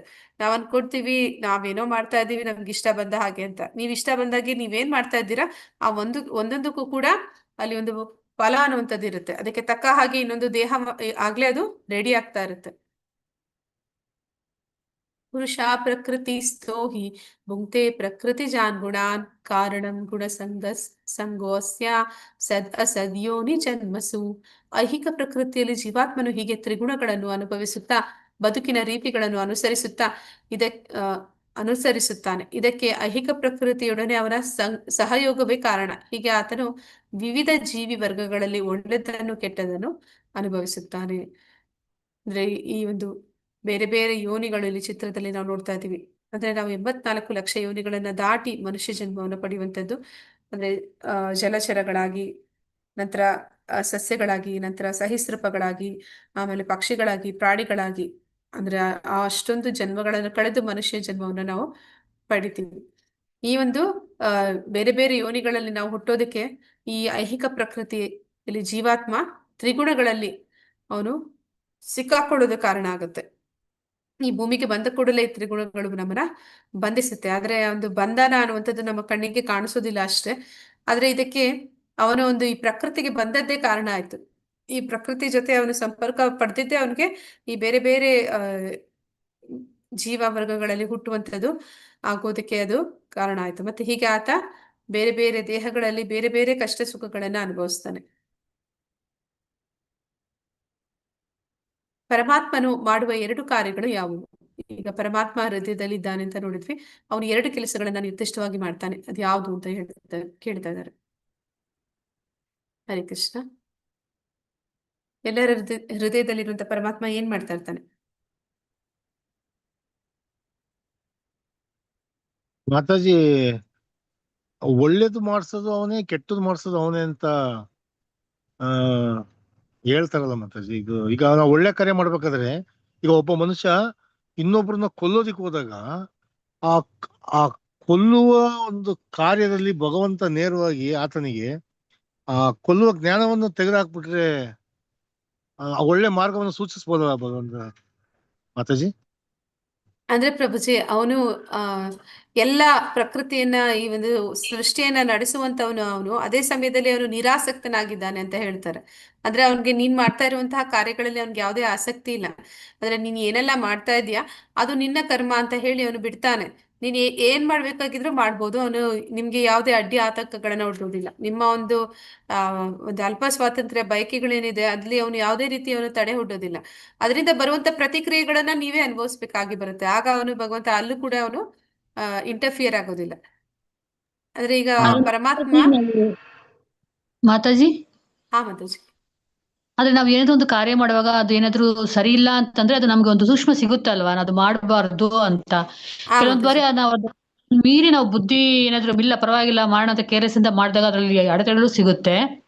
ಸೊ ನನ್ನ ಪ್ರಕಾರ ಭಗವಂತ ನಾವು ಮಾಡೋ ಕಾರ್ಯವಾಗ ಇದು ಸರಿ ಇಲ್ಲ, ಯೋಚನೆ ಮಾಡೋಣದು ಒಂದು ಮನಸ್ಸಿನ ಸಾಕ್ಷಿನೂ ಕೊಡ್ತಾನೆ. ಯಾವ ನಾವು ಮಾತನ್ನ ಕೇಳಿದ್ರೆ, ನಮ್ಮ ಅಂತರಾತ್ಮದ ಮಾತು ಕೇಳಿದ್ರೆ ನಾವು ಮಾಡಕ್ ಹೋಗ್ತೀವಲ್ಲ, ಆವಾಗ ಅದು ತಪ್ಪುಗಳಾಗಿ ಆಗುತ್ತೆ ಅಂತ ಅರ್ಥ. ಸೊ ಸರಿ ತಪ್ಪು ತಿಳಿಸ್ತಾನೆ ನಮಗೆ ಅಂತರಾತ್ಮದಿಂದ, ಬಟ್ ನಾವು ತಿಳ್ಕೊಳ್ಳೋದ್ರಲ್ಲಿ ಎಡುತ್ತೀವಿ ಕೆಲವೊಂದ್ಸಾರಿ ಅಂತ ಅನ್ಸುತ್ತೆ ಮಾತಾಜಿ. ಮಾತಾಜಿ. ಅಂದ್ರೆ ಅವನು ಏನ್ ಮಾಡ್ತಾನೆ ಅಂದ್ರೆ, ಫಸ್ಟ್ ಟೈಮ್ ನಾವು ಮಾಡೋವಾಗ, ಅಂದ್ರೆ ಯಾರು ಫಸ್ಟ್ ಟೈಮ್ ತಪ್ಪು ಮಾಡ್ತಾರೆ ಅವ್ರಿಗೆ ಗೊತ್ತಾಗುತ್ತೆ, ಇನ್ಸ್ಟ್ರಕ್ಷನ್ ಬರುತ್ತೆ ಬೇಡ ಬೇಡ ಅಂತ ಹೇಳ್ತಾನೆ. ಆದ್ರೆ ಯಾವಾಗ ನಾವು ಅದನ್ನ ಮೀರಿ ಮಾಡಕ್ ಹೋಗ್ತೀವಿ ಆಗ ಅವ್ನು ಇನ್ಸ್ಟ್ರಕ್ಷನ್ ಕೊಡೋದು ನಿಲ್ಲಿಸ್ಬಿಡ್ತಾನೆ. ಅಂದ್ರೆ ಅವನ್ಗೆ ಗೊತ್ತಾಗುತ್ತೆ ಇನ್ನ ನಾನು ಎಷ್ಟೇ ಹೇಳಿದ್ರು ಇವ್ನು ಕೇಳಲ್ಲ ಅಂತ. ಆಗ ಅವನು ಮೌನವಾಗಿ ನಮ್ಮನ್ನ ನೋಡ್ತಾ ಇರ್ತಾನೆ. ಇಲ್ಲಿ ಪರಮಾತ್ಮನ ಕೆಲಸ ಅದು ಒಂದು ಹನುಮಂತ ಉಪದೃಷ್ಟ ಅಂತ ಹೇಳ್ತಾರೆ. ಅಂದ್ರೆ ನಾವು ಮಾಡುವಂತಹ ಕೆಲಸಗಳನ್ನ ಮಾಡ್ಬೇಡ ಅಂತ ಅನುಮತಿ ಕೊಡುವಂತವನು ಅವನಾಗಿರ್ತಾನೆ. ಉಪದೃಷ್ಟ ಅಂತಂದ್ರೆ ನೀವ್ ಏನೇ ಮಾಡ್ತಿದ್ರು ಕೂಡ ಬರೀ ಕೆಲಸ ಮಾತ್ರ ಅಲ್ಲ, ನೀನ್ ಅಂದ್ರೆ CC ಕ್ಯಾಮ್ರಾದಲ್ಲಿ ನೀವ್ ಮಾಡಿದ್ ಮಾತ್ರ ಕಾಣುತ್ತೆ. ಆದ್ರೆ ಭಗವಂತ ಯಾವ ತರ ಅಂತಂದ್ರೆ ಅವನು ನಿಮ್ ಮನಸ್ಸಿನಲ್ಲಿ ಬುದ್ಧಿಯಲ್ಲಿ ನೀವು ಆಲೋಚನೆಗಳು ಕೂಡ ಅವನಿಗೆ ಗೊತ್ತಾಗುತ್ತೆ. ಅದನ್ನ ಅವ್ನು ನೋಡ್ತಾ ಇರ್ತಾನೆ, ಅವನು ಗಮನಿಸ್ತಾ ಇರ್ತಾನೆ. ಅಂದ್ರೆ ಇದು ನೀವೇನು ಸಾಕ್ಷಿ ಕೊಡ್ಬೇಕಾಗಿಲ್ಲ. ಅಂದ್ರೆ ನಾನು ಇದನ್ನ ಮಾಡ್ದೆ, ನಾನು ಮಾಡಿಲ್ಲ ಅಂತ ಯಾರಿಗೂ ಕೂಡ ನೀವು ನಿಮ್ಮನ್ನ ನೀವು ಪ್ರೂಫ್ ಕೊಡ್ಬೇಕಾಗಿಲ್ಲ. ಎಲ್ಲ ಪ್ರೂಫ್ ಅವನ ಹತ್ರ ಆಲ್ರೆಡಿ ಇರುತ್ತೆ. ಹೀಗೆ ಭಗವಂತ ಆ ಭಕ್ತರಿಗೂ ಕೂಡ ಅವನು ಏನ್ ಮಾಡ್ತಾನೆ ಅಂದ್ರೆ ಇನ್ಸ್ಟ್ರಕ್ಷನ್ಸ್ ಕೊಡ್ತಾನೆ. ಕೆಲವೊಂದ್ಸಲ ನಾವೇನ್ ಮಾಡ್ಬಿಡ್ತೀವಿ ಅಂದ್ರೆ ಈ ಒಂದು ಭೌತಿಕ ಜಗತ್ತಿನ ಗದ್ದಲದಲ್ಲಿ ಸಿಲ್ಕಾಕೊಂಡ್ಬಿಡ್ತೀವಿ. ಆ ಒಂದು ಗದ್ದಲದಲ್ಲಿ ನಾವು ಪರಮಾತ್ಮನನ್ನ ಮರ್ತ್ವಿ ಅಂತಂದಾಗ ಅವನು ನಮ್ಗೆ ಸ್ವಲ್ಪ ಕಷ್ಟ ಕೊಡ್ತಾನೆ ಅಂತ ಹೇಳ್ತಾರೆ. ಸ್ವಲ್ಪ ಕಷ್ಟ ಕೊಟ್ಟು ನಮ್ಮನ್ನ ಅವನ ಕಡೆ ತಿರ್ಗೋ ಹಾಗೆ ಮಾಡ್ತಾನೆ ಅಂತ. ಅವಾಗ ನಮ್ಗೆ ಹೌದು ನಾವು ಮರ್ತೆ ಭಗವಂತನನ್ನ ಅಂತ ನೆನಪಾಗುತ್ತೆ ಅಂತ. ಅದಕ್ಕೆ ಆ ಒಂದು ಉದಾಹರಣೆ ಕೊಡ್ತಾರೆ. ಹೇಗೆ ಅಂತಂದ್ರೆ ಈ ಒಂದು ಮನೆ ಕನ್ಸ್ಟ್ರಕ್ಷನ್ ನಡೀತಾ ಇರ್ಬೇಕಾದ್ರೆ ಟಾಪ್ ಫ್ಲೋರ್ ಅಲ್ಲಿ ಇಂಜಿನಿಯರ್ ನಿಂತಿದ್ದಾನೆ, ಕೆಳಗಡೆ ಆ ಒಂದು ಮನೆ ಕೆಲಸ ಮಾಡುವಂತ ಮೇಸ್ತ್ರಿ ಇದ್ದಾನೆ. ಅವನನ್ನ ಕೂಗಿ ಕರಿತಾನೆ. ಅಲ್ಲಿ ಎಷ್ಟು ಗಲಾಟೆ ಆಗ್ತಾ ಇರುತ್ತೆ ಅಂತಂದ್ರೆ ಅವ್ನಿಗೆ ಕೇಳಿಸೋದೇ ಇಲ್ಲ. ಅಂದ್ರೆ ಭಗವಂತ ಹೃದಯದಿಂದ ನಮ್ಗೆ ಹೇಳ್ತಾನೆ. ಅದ ನಮ್ಗೆ ಕೇಳಿಸ್ದೆ ಹೋದಾಗ ಏನ್ ಮಾಡ್ತಾನೆ, ಅಲ್ಲಿಂದ ಒಂದು ಕಲ್ಲನ್ನ ಎತ್ತಿ ಅವನ ಮೇಲೆ ತಲೆ ಮೇಲೆ ಹಾಕ್ತಾನೆ ಅಂತ. ಹಾಗೆ ಭಗವಂತ ಒಂದು ಸಣ್ಣ ಪುಟ್ಟ ಕಷ್ಟಗಳನ್ನ ನಮ್ಗೆ ಕೊಟ್ಟಾಗ ನಾವು ತಿರುಗ್ತೀವಿ ಅವನ ಕಡೆಗೆ. ಓ ಹೌದು ನಾವು ಮರ್ತ್ವಿ, ಅದಕ್ಕೆ ನಾವು ಆ ತಪ್ಪುಗಳನ್ನ ಮಾಡ್ತಾ ಇದೀವಿ ಅಂತ. ಹಾಗೆ ಅವ್ನು ನಮ್ಮನ್ನ ಕೂಗಿ ಕರೆದು ಸರಿಪಡಿಸುವ ಪ್ರಯತ್ನ ಮಾಡ್ತಾನೆ. ಅದೇ ಅದನ್ನ ಯಾವಾಗ ನಾವು ಪರಿಪೂರ್ಣವಾಗಿ ಕೇಳೋದಿಲ್ಲ ಅನ್ನುವಂತಹ ಒಂದು ಹಠಕ್ಕೆ ಕುತ್ಕೋತೀವಿ, ಆಗ ಅವನು ಸುಮ್ನೆ ನೋಡ್ತಾ ಇರ್ತಾನೆ. ನೀನ್ ಮಾಡು, ಎಲ್ಲಿದ್ರು ಕೂಡ ನೀನ್ ಮತ್ತೆ ವಾಪಸ್ ಬರ್ತೀಯಾ, ನೀನ್ ಮಾಡಿ, ಏನ್ ಮಾಡ್ತೀಯ ಮಾಡು ಅಂತ ಬಿಡ್ತಾನೆ. ಮಾತಾಜಿ ಇನ್ನೊಂದು, ಆ ಪ್ರಭು. ಈಗ ಆ ಕೊಲೆ ಈಗ ಹೇಳಿದ್ರು ಸರ್ ಒಂದು ಟೈಮಲ್ಲಿ ಕೊಲೆ ಈ ತರ ಮಾಡ್ಬೇಕಾದ್ರೆ ಭಗವಂತ ತಡಿಬೋದು ಅಂತ. ಆ ಕೊಲೆ ಆಗದ ವ್ಯಕ್ತಿನೂ ಕೂಡ ಪೂರ್ವ ಜನ್ಮದಲ್ಲಿ ಮಾಡ್ಬಾರ್ದ ಪಾಪ ಕೃತ್ಯಗಳು ಮಾಡಿದ್ದಾಗ್ಲೂ ಆತರ ಚಾನ್ಸ್ ಇದೆಯಾ ಅವ್ರ ಆತರ ಆಗಕ್ಕೆ? ಅಂದ್ರೆ ಪ್ರಭುಜಿ, ಇವಾಗ ಏನೇ ಒಂದು ಕಾರ್ಯ ಆದ್ರೂ ಅದಕ್ಕೊಂದು ಕಾರಣ ಇರುತ್ತೆ. ಕಾರಣ ಇಲ್ದಿರ ಅದು ಆಗೋದಿಲ್ಲ ಅಂತ. ಅಂದ್ರೆ ಪ್ರತಿಯೊಂದು ಕ್ರಿಯೆಗೂ ಕೂಡ ಹಿಂದೆ ಒಂದು ಕಾರಣ ಇರುತ್ತೆ. ಸಾಯುವಂತ ವ್ಯಕ್ತಿ ಕೂಡ ಅವನಿಗೂ ಕೂಡ ಅವನು ಯಾರ್ದಾದ್ರೂ ಏನಾದ್ರು ಮಾಡಿರ್ತಾನೆ, ಮತ್ತೀಗ ಅವನು ಅದನ್ನ ಅನುಭವಿಸ್ತಾ ಇರ್ತಾನೆ. ಆಗಿರ್ಬೇಕಾದ್ರೆ ಭಗವಂತ ಅಲ್ಲಿ ಇಂಟರ್ಫಿಯರೇ ಆಗೋದಿಲ್ಲ ಅವನು. ಅಂದ್ರೆ ಅವನ ಕರ್ಮ ಇವನ ಕಾರ್ಯ ಅದು ಎರಡಕ್ಕೆ ಸಂಬಂಧ ಆಯ್ತು, ಅದು ನಡೀತಿದೆ. ಮತ್ತೆ ಅಲ್ಲಿ ಅವನು ಯಾವುದೇ ಹಸ್ತಕ್ಷೇಪ ಮಾಡೋದಿಲ್ಲ ಅಲ್ಲಿ. ಯಾಕೆಂದ್ರೆ ಈಗ ಪರಮಾತ್ಮ ರಾಮನ ಅವತಾರದಲ್ಲಿ ಕೌಸಲ್ಯ 14 ವರ್ಷ ದೂರ ಇಡ್ತಾರೆ, ಕೃಷ್ಣನ ಅವತಾರದಲ್ಲಿ ದೂರ ಇಡ್ತಾರಲ್ಲ, ಹಾ ಪ್ರಭುಜಿ. ಅದು ಅದು ಆ ತಾಯಿನೇ ಬಿಟ್ಟಿಲ್ಲ ಅಂದ್ಮೇಲೆ ಇವ್ರದ್ದು ಯಾವ್ದು ಇದು ಅಲ್ವಾ? ಅವ್ರು ಮಾಡ್ಬಾರ್ದ ಪಾಪ ಕೃತ್ಯಗಳು ಮಾಡಿರೋದಕ್ಕೇನೆ ಅದು ಭಗವಂತ ಇಂಟರ್ಫಿಯರ್ ಆಗಲ್ಲ ಅಲ್ಲಿಗೆ ಅಂತೀರಾ? ಹೌದು ಪ್ರಭುಜಿ, ನಮ್ಗೆ ಸುಮಾರು ಸತಿ ಅನ್ಸುತ್ತೆ, ಅಯ್ಯೋ ಇದೆಂತಹ ಒಂದು ಕೊಲೆ ಆಯ್ತು, ಇದೆಂತ ಅತ್ಯಾಚಾರ ಆಯ್ತು ಅಂತೆಲ್ಲ. ಆದ್ರೆ ಆ ವ್ಯಕ್ತಿ ಯಾರಿಗೆ ಅದೆಲ್ಲ ಆಗ್ತಾ ಇದೆ, ಅದನ್ನ ನಾವು ಈಗ ಪ್ರೆಸೆಂಟ್ ಆಗ್ತಾ ಇರೋದನ್ನ ನೋಡ್ತಾ ಇದೀವಿ. ಪಾಸ್ಟ್ ಅಲ್ಲಿ ಅವ್ನು ಮಾಡಿದ್ದು ನಮ್ಗೆ ಯಾರಿಗೂ ಗೊತ್ತಿರೋದಿಲ್ಲ. ಅವ್ನ ಅದೆಲ್ಲ ಮಾಡಿರೋದಕ್ಕೆ ಇವತ್ತು ಅವನ ಜೊತೆ ಅಂತಹ ಒಂದು ಅನ್ಯಾಯ ಆಗ್ತಾ ಇರುತ್ತೆ. ನಮ್ಗನ್ಸುತ್ತೆ ಈಗ ಅವ್ನು ತುಂಬಾ ಒಳ್ಳೆಯವನು. ಕರ್ಣನ ಒಂದು ವಿಷಯ ಹೇಳಿದಾಗ ಹೇಳ್ತಾರೆ, ಕರ್ಣ ಎಂತ ಒಳ್ಳೆಯ ವ್ಯಕ್ತಿ, ಅವನಿಗೆ ಯಾಕೆ ಇಷ್ಟೆಲ್ಲ ಕಷ್ಟ ಬಂತು ಅಂತ. ಅಂದ್ರೆ ಅವನು ಹಿಂದಿನ ಜನ್ಮದಲ್ಲಿ ಒಬ್ಬ ರಾಕ್ಷಸ ಆಗಿದ್ದ, ಅದು ನಮಗ್ ಗೊತ್ತಿಲ್ಲ. ಅವನು ಆ ರಾಕ್ಷಸನಾಗಿದ್ದಾಗ ಅವನು ಯಾರ್ಯಾರಿಗೆ ಎಷ್ಟೆಲ್ಲ ಕಾಟ ಕೊಟ್ಟಿದ್ದ ಅದು ನಮ್ಗೆ ಗೊತ್ತಿಲ್ಲ. ಆ ಒಂದು ಕಾರಣಕ್ಕಾಗಿ ಅವನು ಅದನ್ನೆಲ್ಲ ಅನುಭವಿಸ್ತಾ ಇರ್ತಾನೆ. ಹಾಗೆ ಈಗ ಒಂದು ಪ್ರಸ್ತುತ ಸ್ಥಿತಿಯಲ್ಲೂ ಕೂಡ ತುಂಬಾ ಒಳ್ಳೆಯವ್ರಿಗೆ ತುಂಬಾ ಕಷ್ಟ ಬರುತ್ತೆ ಅಂತ ಹೇಳ್ತಾರೆ. ಅಂದ್ರೆ ಅವರು ಹಿಂದೆ ಏನೆಲ್ಲ ಮಾಡಿರ್ತಾರೆ ಅದನ್ನ ನಾವು ನೋಡಿರೋದಿಲ್ಲ, ಅವ್ರಿಗೂ ಕೂಡ ಗೊತ್ತಿರೋದಿಲ್ಲ. ಅದರ ಫಲಗಳನ್ನ ಅವರು ಅನುಭವಿಸ್ತಾ ಇರ್ತಾರೆ. ಹೌದು ಮಾತಾಜಿ, ಹೌದು. ಉಪದೃಷ್ಟ ಹನುಮಂತ ಚ ಭರ್ತ ಭೋಕ್ತ ಮಹೇಶ್ವರ ಪರಮಾತ್ಮೇತಿ ಚಾಪ್ಯುಕ್ತೋ ದೇಹೇ ಅಸ್ಮಿನ್ ಪುರುಷಂ ಪರ. ಆದರೂ ಈ ದೇಹದಲ್ಲಿ ಇನ್ನೊಬ್ಬನಿದ್ದಾನೆ, ಅವನು ದಿವ್ಯಾನುಭವಿ, ಅವನು ಪ್ರಭು ಮತ್ತು ಪರಮಸ್ವಾಮಿ. ಅವನು ಮೇಲ್ವಿಚಾರಕನಾಗಿ ಮತ್ತು ಅಪ್ಪಣೆ ಕೊಡುವವನಾಗಿ ಇರುತ್ತಾನೆ. ಅವನಿಗೆ ಪರಮಾತ್ಮನೆಂದು ಹೆಸರು. ಭಗವಂತ ಪರಮಾತ್ಮನಾಗಿ ಏನ್ ಮಾಡ್ತಾ ಇದ್ದಾನೆ ಅಂತಂದ್ರೆ ಮೇಲ್ವಿಚಾರಕ. ಅಂದ್ರೆ ಅವನು ಅಲ್ಲಿ ನಡೀತಾ ಇರುವಂತದ್ದು ಎಲ್ಲದಕ್ಕೂ ಕೂಡ ಸಾಕ್ಷಿಯಾಗಿ, ಮನಸಾಕ್ಷಿಯಾಗಿ, ಆತ್ಮಸಾಕ್ಷಿಯಾಗಿ ಅವನಲ್ಲಿದ್ದಾನೆ. ಅದೇ ಸಮಯದಲ್ಲಿ ಅಪ್ಪಣೆ ಕೊಡುವವನು ಕೂಡ ಅವನೇ ಆಗಿದ್ದಾನೆ. ನೀನ್ ಮಾಡ್ಬೇಡ ಅಂತ ನಿರ್ದೇಶನ ಕೊಡುವಂತವನು ಅವನೇ ಆಗಿದ್ದಾನೆ. ಅದನ್ನ ಸ್ವೀಕಾರ ಮಾಡುವಂತದ್ದು ಬಿಡುವಂತದ್ದು ಆತ್ಮಕ್ಕೆ ಬಿಟ್ಟದ್ದು. ಅವನು ಸ್ವೀಕಾರ ಮಾಡಿ ಅವನನ್ನ ಅಂದ್ರೆ ಸರಿಯಾದ ಮಾರ್ಗದರ್ಶನದಲ್ಲಿ ಹೋಗಿ ಉದ್ಧಾರ ಆಗುವಂತದ್ದು ಅವನಿಗೆ ಬಿಟ್ಟದ್ದು, ಅಥವಾ ಅದನ್ನ ನಿರ್ಲಕ್ಷಿಸಿ ಮಾಡಬಾರದನ್ನ ಮಾಡಿ ಅದರಿಂದ ಒಂದು ಪ್ರತಿಕ್ರಿಯೆಗಳನ್ನ ಅನುಭವಿಸೋದು ಕೂಡ ಜೀವಾತ್ಮನಿಗೆ ಬಿಟ್ಟದ್ದು.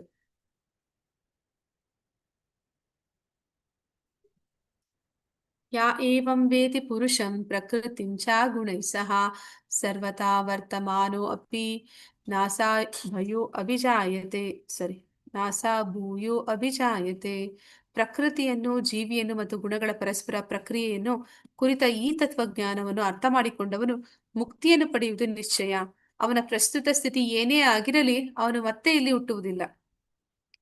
ಅಂದ್ರೆ ಇಲ್ಲಿ ಯಾರು ಈ ಒಂದು ವಿಷಯಗಳನ್ನ ಈ ತತ್ವಜ್ಞಾನವನ್ನ ತಿಳ್ಕೊತಾರೆ ಅಂದ್ರೆ ಪ್ರಕೃತಿ ಮತ್ತೆ ಜೀವಿಗಳು ಮತ್ತೆ ಆ ಗುಣಗಳ ಪರಸ್ಪರ ಪ್ರಕ್ರಿಯೆ ಅಂದ್ರೆ ಈ ಒಂದು ಪ್ರಕೃತಿಯಲ್ಲಿ ನಾವು ಈ ದೇಹಗಳನ್ನ ಪಡೆದ್ವಿ ಇಚ್ಛಿಸಿದ ಕಾರಣ ನಂತರ ಈ ಗುಣಗಳು ಅದು ಆಟೋಮೆಟಿಕ್ ಆಗಿ ನಮ್ಮನ್ನ ಬಂಧಿಸುತ್ತೆ. ಆ ಒಂದು ಪ್ರಕೃತಿಯ ಗುಣ ಅದು ಪ್ರಕೃತಿಗೆ ಇರುವಂತಹ ಒಂದು ಸ್ವಭಾವ ಅದು ಈ ಗುಣಗಳು. ಆ ಗುಣಗಳು ನಮ್ಮನ್ನ ಮತ್ತೆ ಆ ಗುಣಗಳಿಗೆ ತಕ್ಕ ಹಾಗೆ ಕಾರ್ಯಗಳನ್ನ ಮಾಡೋದಕ್ಕೆ ನಮಗೆ ಉತ್ತೇಜನಗಳನ್ನ ಕೊಡುತ್ತೆ. ಮತ್ತೆ ಇದರಿಂದ ಏನಾಗುತ್ತೆ, ಈ ಒಂದು ವಿಷಯಗಳನ್ನ ಯಾರಿಗೆ ಗೊತ್ತಾಗುತ್ತೆ, ನಾನು ಈ ಭೂಮಿಗೆ ಬಂದಿದ್ದೀನಿ, ಐಹಿಕ ದೇಹ ಪಡೆದಿದ್ದೀನಿ ಅಂದ್ರೆ ಈ ಗುಣಗಳಲ್ಲಿ ನಾನು ಇದ್ದೀನಿ, ಈ ಗುಣಗಳು ನನ್ನನ್ನ ಪ್ರತಿಯೊಂದು ಕೆಲಸ ಮಾಡಿಸ್ತಾ ಇದೆ ಅಂತ. ಅಂದ್ರೆ ಒಂದೇ ಒಂದು ಸಂದರ್ಭವನ್ನ ಬೇರೆ ಬೇರೆ ಗುಣಗಳಲ್ಲಿ ಇರುವಂತಹ ವ್ಯಕ್ತಿ ಹೇಗೆ ಅವನು ಬೇರೆ ಬೇರೆ ರೀತಿಯ ಅದಕ್ಕೆ ಪ್ರತಿಕ್ರಿಯೆಗಳನ್ನ ಕೊಡ್ತಾನೆ ಅನ್ನೋದನ್ನ ನಾವು ನೋಡ್ತೀವಿ. ಹಾಗೆ ನೋಡಿದಾಗ ಯಾವ ಗುಣದಲ್ಲಿದ್ದಾನೆ ಆ ಗುಣಕ್ಕೆ ತಕ್ಕ ಹಾಗೆ ಕೆಲಸ ಮಾಡ್ತಾ ಇದ್ದಾನೆ. ಅಂದ್ರೆ ನಮ್ಮ ಕೈಯಲ್ಲಿ ಕೆಲಸ ಮಾಡಿಸ್ತಾ ಇರುವಂತದ್ದು ಗುಣಗಳೇ ಆಗಿರುತ್ತೆ. ಹಾಗೆ ಈ ವಿಷಯವನ್ನ ಯಾರು ಅರ್ಥ ಮಾಡ್ಕೊಂಡಿದ್ದಾನೆ ಅಂತವನು ಈ ಒಂದು ಭೌತಿಕ ಭವಸಾಗರವನ್ನ ಈ ಒಂದು ದೇಹ ಭಾವನೆಯನ್ನ ಬಿಟ್ಟು ಮೇಲೆ ಹೋಗೋದಕ್ಕೆ ಸಾಧ್ಯ ಆಗುತ್ತೆ ಅನ್ನೋದನ್ನ ಇಲ್ಲಿ ಹೇಳ್ತಾ ಇದ್ದಾನೆ. ಅಂತವನು ಮತ್ತೆ ಈ ಭೌತಿಕ ಜಗತ್ತಿನಲ್ಲಿ ಹುಟ್ಟುವುದಿಲ್ಲ. ಧ್ಯಾನೇನಾತ್ಮನಿ ಪಶ್ಯಂತಿ ಕೇಚಿದ್ ಆತ್ಮನಮಾತ್ಮನ ಅನ್ಯೇ ಸಾಂಖ್ಯೇನ ಯೋಗೇನ ಕರ್ಮ ಯೋಗೇನ ಚಾಪರೆ. ಕೆಲವರು ಧ್ಯಾನದಿಂದ ಮತ್ತೆ ಕೆಲವರು ಜ್ಞಾನವನ್ನು ಬೆಳೆಸಿಕೊಂಡು ಇನ್ನು ಕೆಲವರು ನಿಷ್ಕಾಮ ಕರ್ಮದಿಂದ ತಮ್ಮೊಳಗಿರುವ ಪರಮಾತ್ಮನನ್ನು ಕಾಣುತ್ತಾರೆ. ಅಂದ್ರೆ ಭಗವಂತನನ್ನ ಅಂದ್ರೆ ಪರಮಾತ್ಮನನ್ನ ತಿಳಿದವರು ಯಾರೆಲ್ಲ ಅಂತ ಇಲ್ಲಿ ಹೇಳ್ತಾ ಇದ್ದಾರೆ. ಅಷ್ಟಾಂಗ ಯೋಗಿಗಳು ಧ್ಯಾನ ಮಾಡುವ ಮೂಲಕ ಭಗವಂತನನ್ನ ತಿಳಿತಾರೆ. ಯಾರು ಸಾಂಖ್ಯ ಯೋಗವನ್ನ ಮಾಡ್ತಾರೆ ಅಂದ್ರೆ ಈಗ ನಾವು ನೋಡಿದ್ವಿ ಅಂದ್ರೆ ವಿಶ್ಲೇಷಣಾತ್ಮಕ ಅಧ್ಯಯನ ಮಾಡುವಂಥದ್ದು. ದೇಹ ಅಂದ್ರೆ ಏನು ಅಂತಂದ್ರೆ ಪಂಚಭೂತಗಳಿಂದ ಆಗಿದೆ, ಸೂಕ್ಷ್ಮ ಶರೀರ ಇದೆ, ಅದಕ್ಕೆ 10 ಇಂದ್ರಿಯಗಳು ಅಂದ್ರೆ 5 ಜ್ಞಾನೇಂದ್ರಿಯ, 5 ಕರ್ಮೇಂದ್ರಿಯಗಳಿದೆ, ಮತ್ತೆ 5 ಇಂದ್ರಿಯ ವಸ್ತುಗಳು ಇದೆ, ಮತ್ತೆ ಅಲ್ಲಿ ಮನಸ್ಸು, ಬುದ್ಧಿ, ಅಹಂಕಾರ, ಸೂಕ್ಷ್ಮ ಶರೀರ ಇದೆ, ಅದರೊಳಗಡೆ ಆತ್ಮ ಇದ್ದಾನೆ, ಆತ್ಮನ ಜೊತೆ ಪರಮಾತ್ಮನಿದ್ದಾನೆ. ಹೀಗೆ ಒಂದೊಂದನ್ನು ಕೂಡ ವಿಶ್ಲೇಷಣಾತ್ಮಕ ಒಂದು ಏನು ಅಧ್ಯಯನ ಮಾಡ್ತಾನೆ. ಕೊನೆಗೆ ಅವನು ಪರಮಾತ್ಮನವರೆಗೂ ಕೂಡ ಹೋಗ್ತಾನೆ. ಹೀಗೆ ಜ್ಞಾನ ಬೆಳೆಸ್ಕೊಂಡು ಕೂಡ ಪರಮಾತ್ಮನನ್ನ ತಿಳಿದವರು ಇದ್ದಾರೆ. ಮತ್ತೆ ಇನ್ನ ಕೆಲವರು ಯಾವ ರೀತಿ ಭಗವಂತನನ್ನ ತಿಳಿತಾರೆ ಅಂದ್ರೆ ನಿಷ್ಕಾಮ ಕರ್ಮದಿಂದ, ಅಂದ್ರೆ ಅವರು ಯಾವಾಗ ಭಗವಂತನಿಗೆ ಸೇವೆಯನ್ನ ಮಾಡ್ತಾರೆ, ಯಾವುದೇ ಒಂದು ಫಲದ ಆಸಕ್ತಿ ಇಲ್ಲದೆ ಸೇವೆಯನ್ನ ಮಾಡ್ತಾರೆ, ಅಂತವರು ಕೂಡ ಪರಮಾತ್ಮನನ್ನ ಕಾಣ್ತಾರೆ ಅಂತ ಹೇಳಿ ಹೇಳ್ತಾ ಇದ್ದಾರೆ.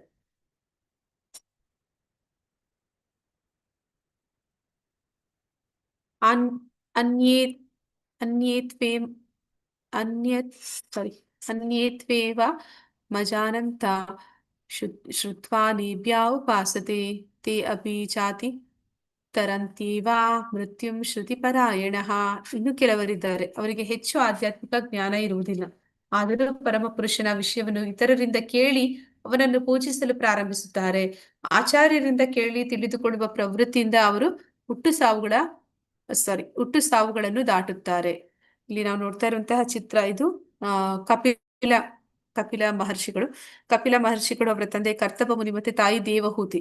ಕರ್ತವ ಮುನಿ ಅವರು ಋಷಿಗಳಾಗಿರ್ತಾರೆ. ಅಂದ್ರೆ ಅವರು ದೇವಹೂತಿ ಸ್ವಯಂಭೂ ಮನುವಿನ ಮಗಳು, ರಾಜನ ಮಗಳನ್ನ ಮದ್ವೆ ಆಗ್ತಾರೆ. ಮತ್ತೆ ಒಂದು ಬ್ರಹ್ಮನ ಒಂದು ಇಚ್ಛೆ ಇರುತ್ತೆ, ಅಂದ್ರೆ ಸಂತಾನೋತ್ಪತ್ತಿಗೆ ಸಹಾಯ ಮಾಡ್ಬೇಕು ಕರ್ತವ ಮುನಿ ಅಂತ.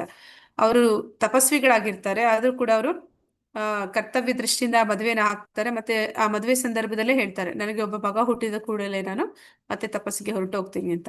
ಅವರಿಗೆ ಅನೇಕ ಜನ ಹೆಣ್ಣು ಮಕ್ಕಳು ಹುಟ್ಟುತ್ತಾರೆ. ನಂತರ 9 ಜನ ಅನ್ಸುತ್ತೆ ಹೆಣ್ಣು ಮಕ್ಕಳು. ಅವರಾದ್ಮೇಲೆ ಕರ್ತವ ಮುನಿ ಹುಟ್ಟುತ್ತಾರೆ. ಕರ್ತವ ಮುನಿ ಹುಟ್ಟಿದ ಅಂದ್ರೆ ಕಪಿಲ ಮುನಿ ಹುಟ್ಟುತ್ತಾರೆ. ಕಪಿಲ ಮುನಿ ಹುಟ್ಟಿದ ಕೂಡಲೇ ಅವ್ರೇನ್ ಮಾಡ್ತಾರೆ, ಮನೆಯನ್ನ ತ್ಯಾಗ ಮಾಡಿ ಹೊರಟೋಗ್ತಾರೆ. ಕಪಿಲ ಮುನಿ ಸ್ವತಃ ಭಗವಂತನೇ ಅವರ ಒಂದು ಮನೆಯಲ್ಲಿ ಆವಿರ್ಭಾವ ಆಗ್ತಾನೆ. ನಂತರ ದೇವಹೂತಿಗೆ ಕಪಿಲ ಮುನಿಗಳು ಈ ಸಾಂಖ್ಯಶಾಸ್ತ್ರವನ್ನ ತಿಳಿಸ್ಕೊಡ್ತಾರೆ. ಅಂದ್ರೆ ಗುರುವಾಗಿ ತಾಯಿಗೆ ಉಪದೇಶಗಳನ್ನ ಕೊಡ್ತಾರೆ. ಆ ಉಪದೇಶಗಳನ್ನ ಕೇಳಿದಂತ ದೇವಹೂತಿ ಅವರು ಮುಕ್ತಿಯನ್ನ ಪಡಿತಾರೆ. ಅದನ್ನ ಇಲ್ಲಿ ಹೇಳ್ತಾ ಇರುವಂತದ್ದು. ಅಂದ್ರೆ ಯಾರು ಅಂದ್ರೆ ನಿಷ್ಕಾಮ ಕರ್ಮದಿಂದ ಜ್ಞಾನ ಬೆಳೆಸ್ಕೊಂಡು ಧ್ಯಾನ ಬೆಳೆಸ್ಕೊಂಡು ಪರಮಾತ್ಮನನ್ನ ಪಡೆದಂತವ್ರಿದ್ದಾರೆ. ಇನ್ನೂ ಒಬ್ರಿದ್ದಾರೆ. ಅವ್ರು ಎಂತಹ ಜನ ಅಂತಂದ್ರೆ ಅವರು ಆಧ್ಯಾತ್ಮಿಕ ಜ್ಞಾನ ಅನ್ನುವಂಥದ್ದು ಅವ್ರ ಹತ್ರ ಇರೋದಿಲ್ಲ, ಆದ್ರೂ ಕೂಡ ಅವ್ರೇನ್ ಮಾಡ್ತಾರೆ, ಗುರುಗಳನ್ನ ಆಶ್ರಯಿಸಿ ಅವರಿಂದ ತಿಳ್ಕೊಂಡು ಭಗವಂತನ ಉಪಾಸನೆಯನ್ನ ಮಾಡಿ ಮತ್ತೆ ಅವರು ಈ ಹುಟ್ಟು ಸಾವು ಅನ್ನುವಂಥ ಸಾಗರವನ್ನ ದಾಟುವಂತವ್ರಿದ್ದಾರೆ ಅಂತೇಳಿ ಹೇಳ್ತಾ ಇದ್ದಾರೆ.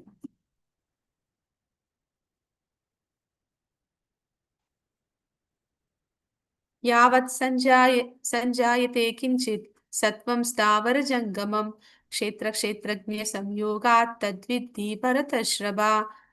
ಭರತರಲ್ಲಿ ಶ್ರೇಷ್ಠನಾದ ಅರ್ಜುನನೇ, ಚರಾಚರಗಳಾಗಿ ಅಸ್ತಿತ್ವದಲ್ಲಿರುವ ಏನನ್ನೇ ನೀನು ಕಂಡರೂ ಅದು ಕ್ಷೇತ್ರ ಮತ್ತು ಕ್ಷೇತ್ರಜ್ಞರ ಸಂಯೋಗ ಎಂದು ತಿಳಿದುಕೋ. ಅಂದ್ರೆ ಈ ಒಂದು ಸೃಷ್ಟಿಯಲ್ಲಿ ಏನೆಲ್ಲ ಇದೆ, ಯಾವುದೆಲ್ಲ ಒಂದು ವಸ್ತುಗಳಾಗ್ಲಿ ಒಂದು ಜೀವಿಗಳಾಗ್ಲಿ ಏನೆಲ್ಲ ನಾವು ನೋಡ್ತೀವಿ ಅದೆಲ್ಲವೂ ಕೂಡ ಕಾಂಬಿನೇಷನ್ ಅಂತ ಹೇಳ್ತಾ ಇದಾರೆ. ಕ್ಷೇತ್ರ ಮತ್ತೆ ಕ್ಷೇತ್ರಜ್ಞನ ಕಾಂಬಿನೇಷನ್. ಕ್ಷೇತ್ರ ಅಂತಂದ್ರೆ ಆ ಪಂಚಭೂತಗಳಿಂದ ಆದಂತಹ ಒಂದು ಮೆಟೀರಿಯಲ್, ಅದರಲ್ಲಿ ಕ್ಷೇತ್ರಜ್ಞ ಅಲ್ಲಿ ಒಂದು ಜೀವಿ ಆಗಿದ್ರೆ ಆತ್ಮನೂ ಪರಮಾತ್ಮನೂ ಇರ್ತಾರೆ. ಜೀವಿ ಅಲ್ಲದೆ ಅದು ಒಂದು ವಸ್ತು ಆಗಿದ್ರಲ್ಲಿ ನಿಶ್ಚಯವಾಗಿ ಪರಮಾತ್ಮನಂತೂ ಇರ್ತಾನೆ. ಹಾಗೆ ಹೇಳ್ತಾ ಇದ್ದಾರೆ. ನಾವೇನನ್ನೆಲ್ಲ ನೋಡ್ತಾ ಇದೀವಿ ಅದೆಲ್ಲವೂ ಕೂಡ ಈ ಪ್ರಕೃತಿ ಮತ್ತೆ ಪುರುಷನ ಒಂದು ಸಂಯೋಗ ಅಂತ.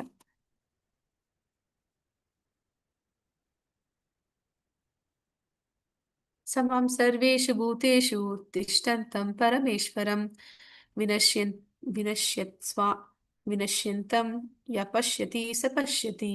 ಎಲ್ಲಾ ದೇಹಗಳಲ್ಲಿ ಜೀವಾತ್ಮನ ಜೊತೆಗಿರುವ ಪರಮಾತ್ಮನನ್ನು ಕಂಡುಕೊಂಡು ನಾಶವಾಗುವ ದೇಹದಲ್ಲಿ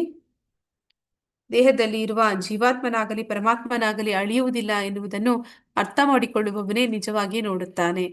ಆದರೆ ಪ್ರತಿಯೊಂದು ದೇಹದಲ್ಲೂ ಕೂಡ ಕ್ಷೇತ್ರಜ್ಞರು ಇಬ್ಬರಿದ್ದಾರೆ, ಆತ್ಮ ಮತ್ತೆ ಪರಮಾತ್ಮ. ಇವರಿಬ್ಬರಿಗೆ ನಾಶ ಅನ್ನುವಂಥದ್ದಿಲ್ಲ. ಆದ್ರೆ ಆ ಕ್ಷೇತ್ರಕ್ಕೆ ಅಳಿವು ಅನ್ನುವಂಥದ್ದಿದೆ. ಅಳಿವು ಅಂತಂದ್ರೆ ಅದು ಬದಲಾವಣೆಗಳನ್ನ ಹೊಂದುತ್ತೆ. ಯಾವ ರೀತಿ ಅಂತಂದ್ರೆ ಅದು ಮೊದಲು ಮಗುವಾಗುತ್ತೆ, ನಂತರ ಬಾಲಕ ಆಗುತ್ತೆ, ನಂತರ ಯುವಕ ಆಗುತ್ತೆ, ನಂತರ ಏನಂತಾರೆ ಯೌವನದಲ್ಲಿ ಅದು ಇನ್ನೊಂದು ಜೀವಕ್ಕೆ ಉಪ ಉತ್ಪನ್ನಗಳನ್ನ ಮಾಡುತ್ತೆ, ನಂತರ ಆ ಒಂದು ದೇಹ ಕ್ಷೀಣಿಸುತ್ತೆ, ನಂತರ ಅದು ದೇಹವನ್ನು ಬಿಟ್ಟು ಇನ್ನೊಂದು ದೇಹಕ್ಕೆ ಬದಲಾವಣೆ ಆಗುತ್ತೆ.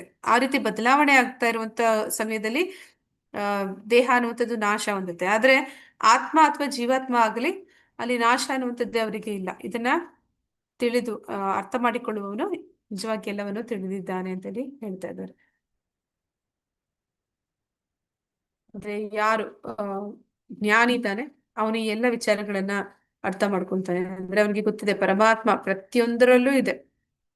ಅಣುವಿನಲ್ಲೂ ಇದ್ದಾನೆ ಪರಮಾತ್ಮ. ಜೀವಾತ್ಮ ಅನೇಕ ಜೀವಿಗಳಲ್ಲಿ ಇದ್ದಾನೆ. ಅನೇಕ ಜೀವಿಗಳಲ್ಲಿ ಬೇರೆ ಬೇರೆ ದೇಹಗಳನ್ನ ಅವನು ಪಡಿತಾನೆ. ಮತ್ತೆ ಆ ಒಂದು ದೇಹಗಳನ್ನ ಪಡೆದು ಅವನು ಬದಲಾವಣೆ ಅನ್ನುವಂಥದ್ದು ಆಗ್ತಾ ಹೋಗುತ್ತೆ. ಅಂದ್ರೆ ಅವನು ಒಂದು ದೇಹವನ್ನ ಬಿಟ್ಟು ಇನ್ನೊಂದು ದೇಹಕ್ಕೆ ಬರ್ತಾ ಹೋಗ್ತಾನೆ. ಹೀಗೆ ಕೊನೆಗೆ ಅವನು ಮನುಷ್ಯ ಜನ್ಮಕ್ಕೆ ಬಂದಾಗ ಅದನ್ನ ಸದುಪಯೋಗ ಪಡಿಸ್ಕೊಂಡ್ರೆ ಅವನು ಆಧ್ಯಾತ್ಮಿಕ ಜಗತ್ತಿಗೂ ಕೂಡ ಹೋಗ್ತಾನೆ. ಸಮಂ ಪಶ್ಯನ್ನಿ ಸರ್ವತ್ರ ಸಮಾವ್ಯವಸ್ಥಿತಂ ಈಶ್ವರಂ ನಾಹೀನಸ್ತಿ ಆತ್ಮನಾತ್ಮಾನಂ ತಥೋ ಯಾತಿ ಪರಾಂ ಗತಿಂ.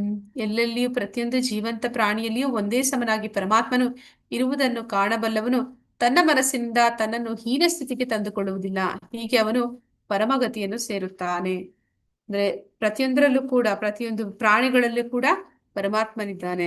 ಇದನ್ನ ತಿಳಿದಂತಹ ವ್ಯಕ್ತಿ ಅವನೇನ್ ಮಾಡ್ತಾನೆ, ತನ್ನನ್ನ ಹೀನ ಸ್ಥಿತಿಗೆ ತಂದುಕೊಳ್ಳುವುದಿಲ್ಲ ಅಂತಂದ್ರೆ ಅವನು ಇತರ ಪ್ರಾಣಿಗಳಿಗೆ ಅಥವಾ ಇತರ ಜೀವಿಗಳಿಗೆ ಅವನು ನೋವನ್ನುಂಟು ಮಾಡೋದಿಲ್ಲ, ಹಿಂಸೆನ ಮಾಡೋದಿಲ್ಲ. ಅವನಿಗೆ ಗೊತ್ತಿದೆ ಆ ಒಂದು ಜೀವಕ್ಕೆ ನಾ ಹಿಂಸೆ ಕೊಟ್ರೆ ನನ್ನ ಆತ್ಮದ ಪತನ ಕೂಡ ಆಗುತ್ತೆ. ಅಂದ್ರೆ ನಾನು ಮುಂದೆ ಆ ಒಂದು ಪ್ರಾಣಿಯ ಸ್ಥಾನಕ್ಕೆ ಬರ್ತೀನಿ, ಆಗ ನನಗೂ ಕೂಡ ಇನ್ನೊಂದು ಜೀವದಿಂದ ನನಗೂ ಕೂಡ ತೊಂದರೆಗಳು ಬರುತ್ತೆ ಅಂತ. ಈ ಕರ್ಮ ಸಿದ್ಧಾಂತ ಅನ್ನುವಂಥದ್ದು ಆ ರೀತಿ ಇರುತ್ತೆ. ಹಾಗೆ ಅಂತಹ ಜ್ಞಾನವನ್ನ ಪಡೆದಂತಹ ವ್ಯಕ್ತಿ ಎಲ್ಲರನ್ನೂ ಕೂಡ ಸಮಾನ ಭಾವದಲ್ಲಿ ಕಾಣ್ತಾನೆ. ಅಂದ್ರೆ ಈ ಒಂದು ಪ್ರಾಣಿಗಳಿರ್ಬೋದು ಅಥವಾ ಇನ್ಯಾವುದೇ ಜೀವವರ್ಗದಲ್ಲಿ ಇರುವಂತಹ ವ್ಯಕ್ತಿಗಳಿರ್ಬೋದು, ಅವರೆಲ್ಲರೂ ಕೂಡ ಇದ್ದಂತ ಸ್ಥಾನದಲ್ಲಿ ನಾನು ಒಂದು ದಿನ ಇದ್ದೆ, ಈಗ ಆ ಒಂದು ಸ್ಥಾನ ಆ ಒಂದು ಪರಿಸ್ಥಿತಿಯಿಂದ ಈಗ ನಾನು ಮೇಲೆದ್ದು ಈಗ ಮನುಷ್ಯನಾಗಿ ಬಂದಿದ್ದೀನಿ. ಆ ಒಂದು ವಿಚಾರ ಅವ್ರಿಗೆ ಗೊತ್ತಿರುತ್ತೆ. ಮತ್ತೆ ಈಗ ಅವ್ರೇನೆಲ್ಲ ಪ್ರಾಣಿಗಳನ್ನ ಅಥವಾ ಇತರ ಜೀವಿಗಳನ್ನ ನೋಡ್ತಾ ಇದ್ದಾರೆ, ಅವರು ಕೂಡ ಮನುಷ್ಯ ರೂಪವನ್ನ ಮುಂದೆ ಪಡಿತಾರೆ ಅನ್ನುವಂಥದ್ದು ಅವ್ರಿಗೆ ತಿಳಿದಿರುತ್ತೆ. ಆ ಒಂದು ಮನೋಭಾವದಿಂದ ಅವರು ಪ್ರತಿಯೊಂದು ಜೀವಿಯನ್ನು ಕೂಡ ಪ್ರತಿಯೊಂದು ವ್ಯಕ್ತಿಯನ್ನು ಕೂಡ ಅವರು ನೋಡ್ತಾ ಇರ್ತಾರೆ. ಹಾಗೆ ಅವರು ಯಾವುದೇ ರೀತಿಯಲ್ಲಿ ಕೂಡ ಇನ್ನೊಬ್ಬರಿಗೆ ಹಾನಿಯನ್ನ ಮಾಡೋದಿಲ್ಲ. ಆ ಇನ್ನೊಬ್ಬರಿಗೆ ಹಾನಿಯನ್ನ ಮಾಡೋ ಮೂಲಕ ತಮ್ಮ ಆತ್ಮಕ್ಕೆ ಜ್ಞಾನಿಯನ್ನು ಕೂಡ ಅವರು ಮಾಡ್ಕೊಳ್ಳೋದಿಲ್ಲ. ಪ್ರಕೃತಿ ವಾಚ ಕರ್ಮಾಣಿ ಕ್ರಿಯಾಮಾಣಾನಿ ಸರ್ವಶಃ ಯಾ ಪಶ್ಯತಿ ತಥಾತ್ಮಾನಂ ಅಕರ್ತಾರಾಂ ಸ ಪಶ್ಯತಿ. ದೇಹವು ಎಲ್ಲ ಕರ್ಮಗಳನ್ನು ಮಾಡುತ್ತದೆ, ಅದು ಐಹಿಕ ಪ್ರಕೃತಿಯಿಂದ ಆಗಿದೆ.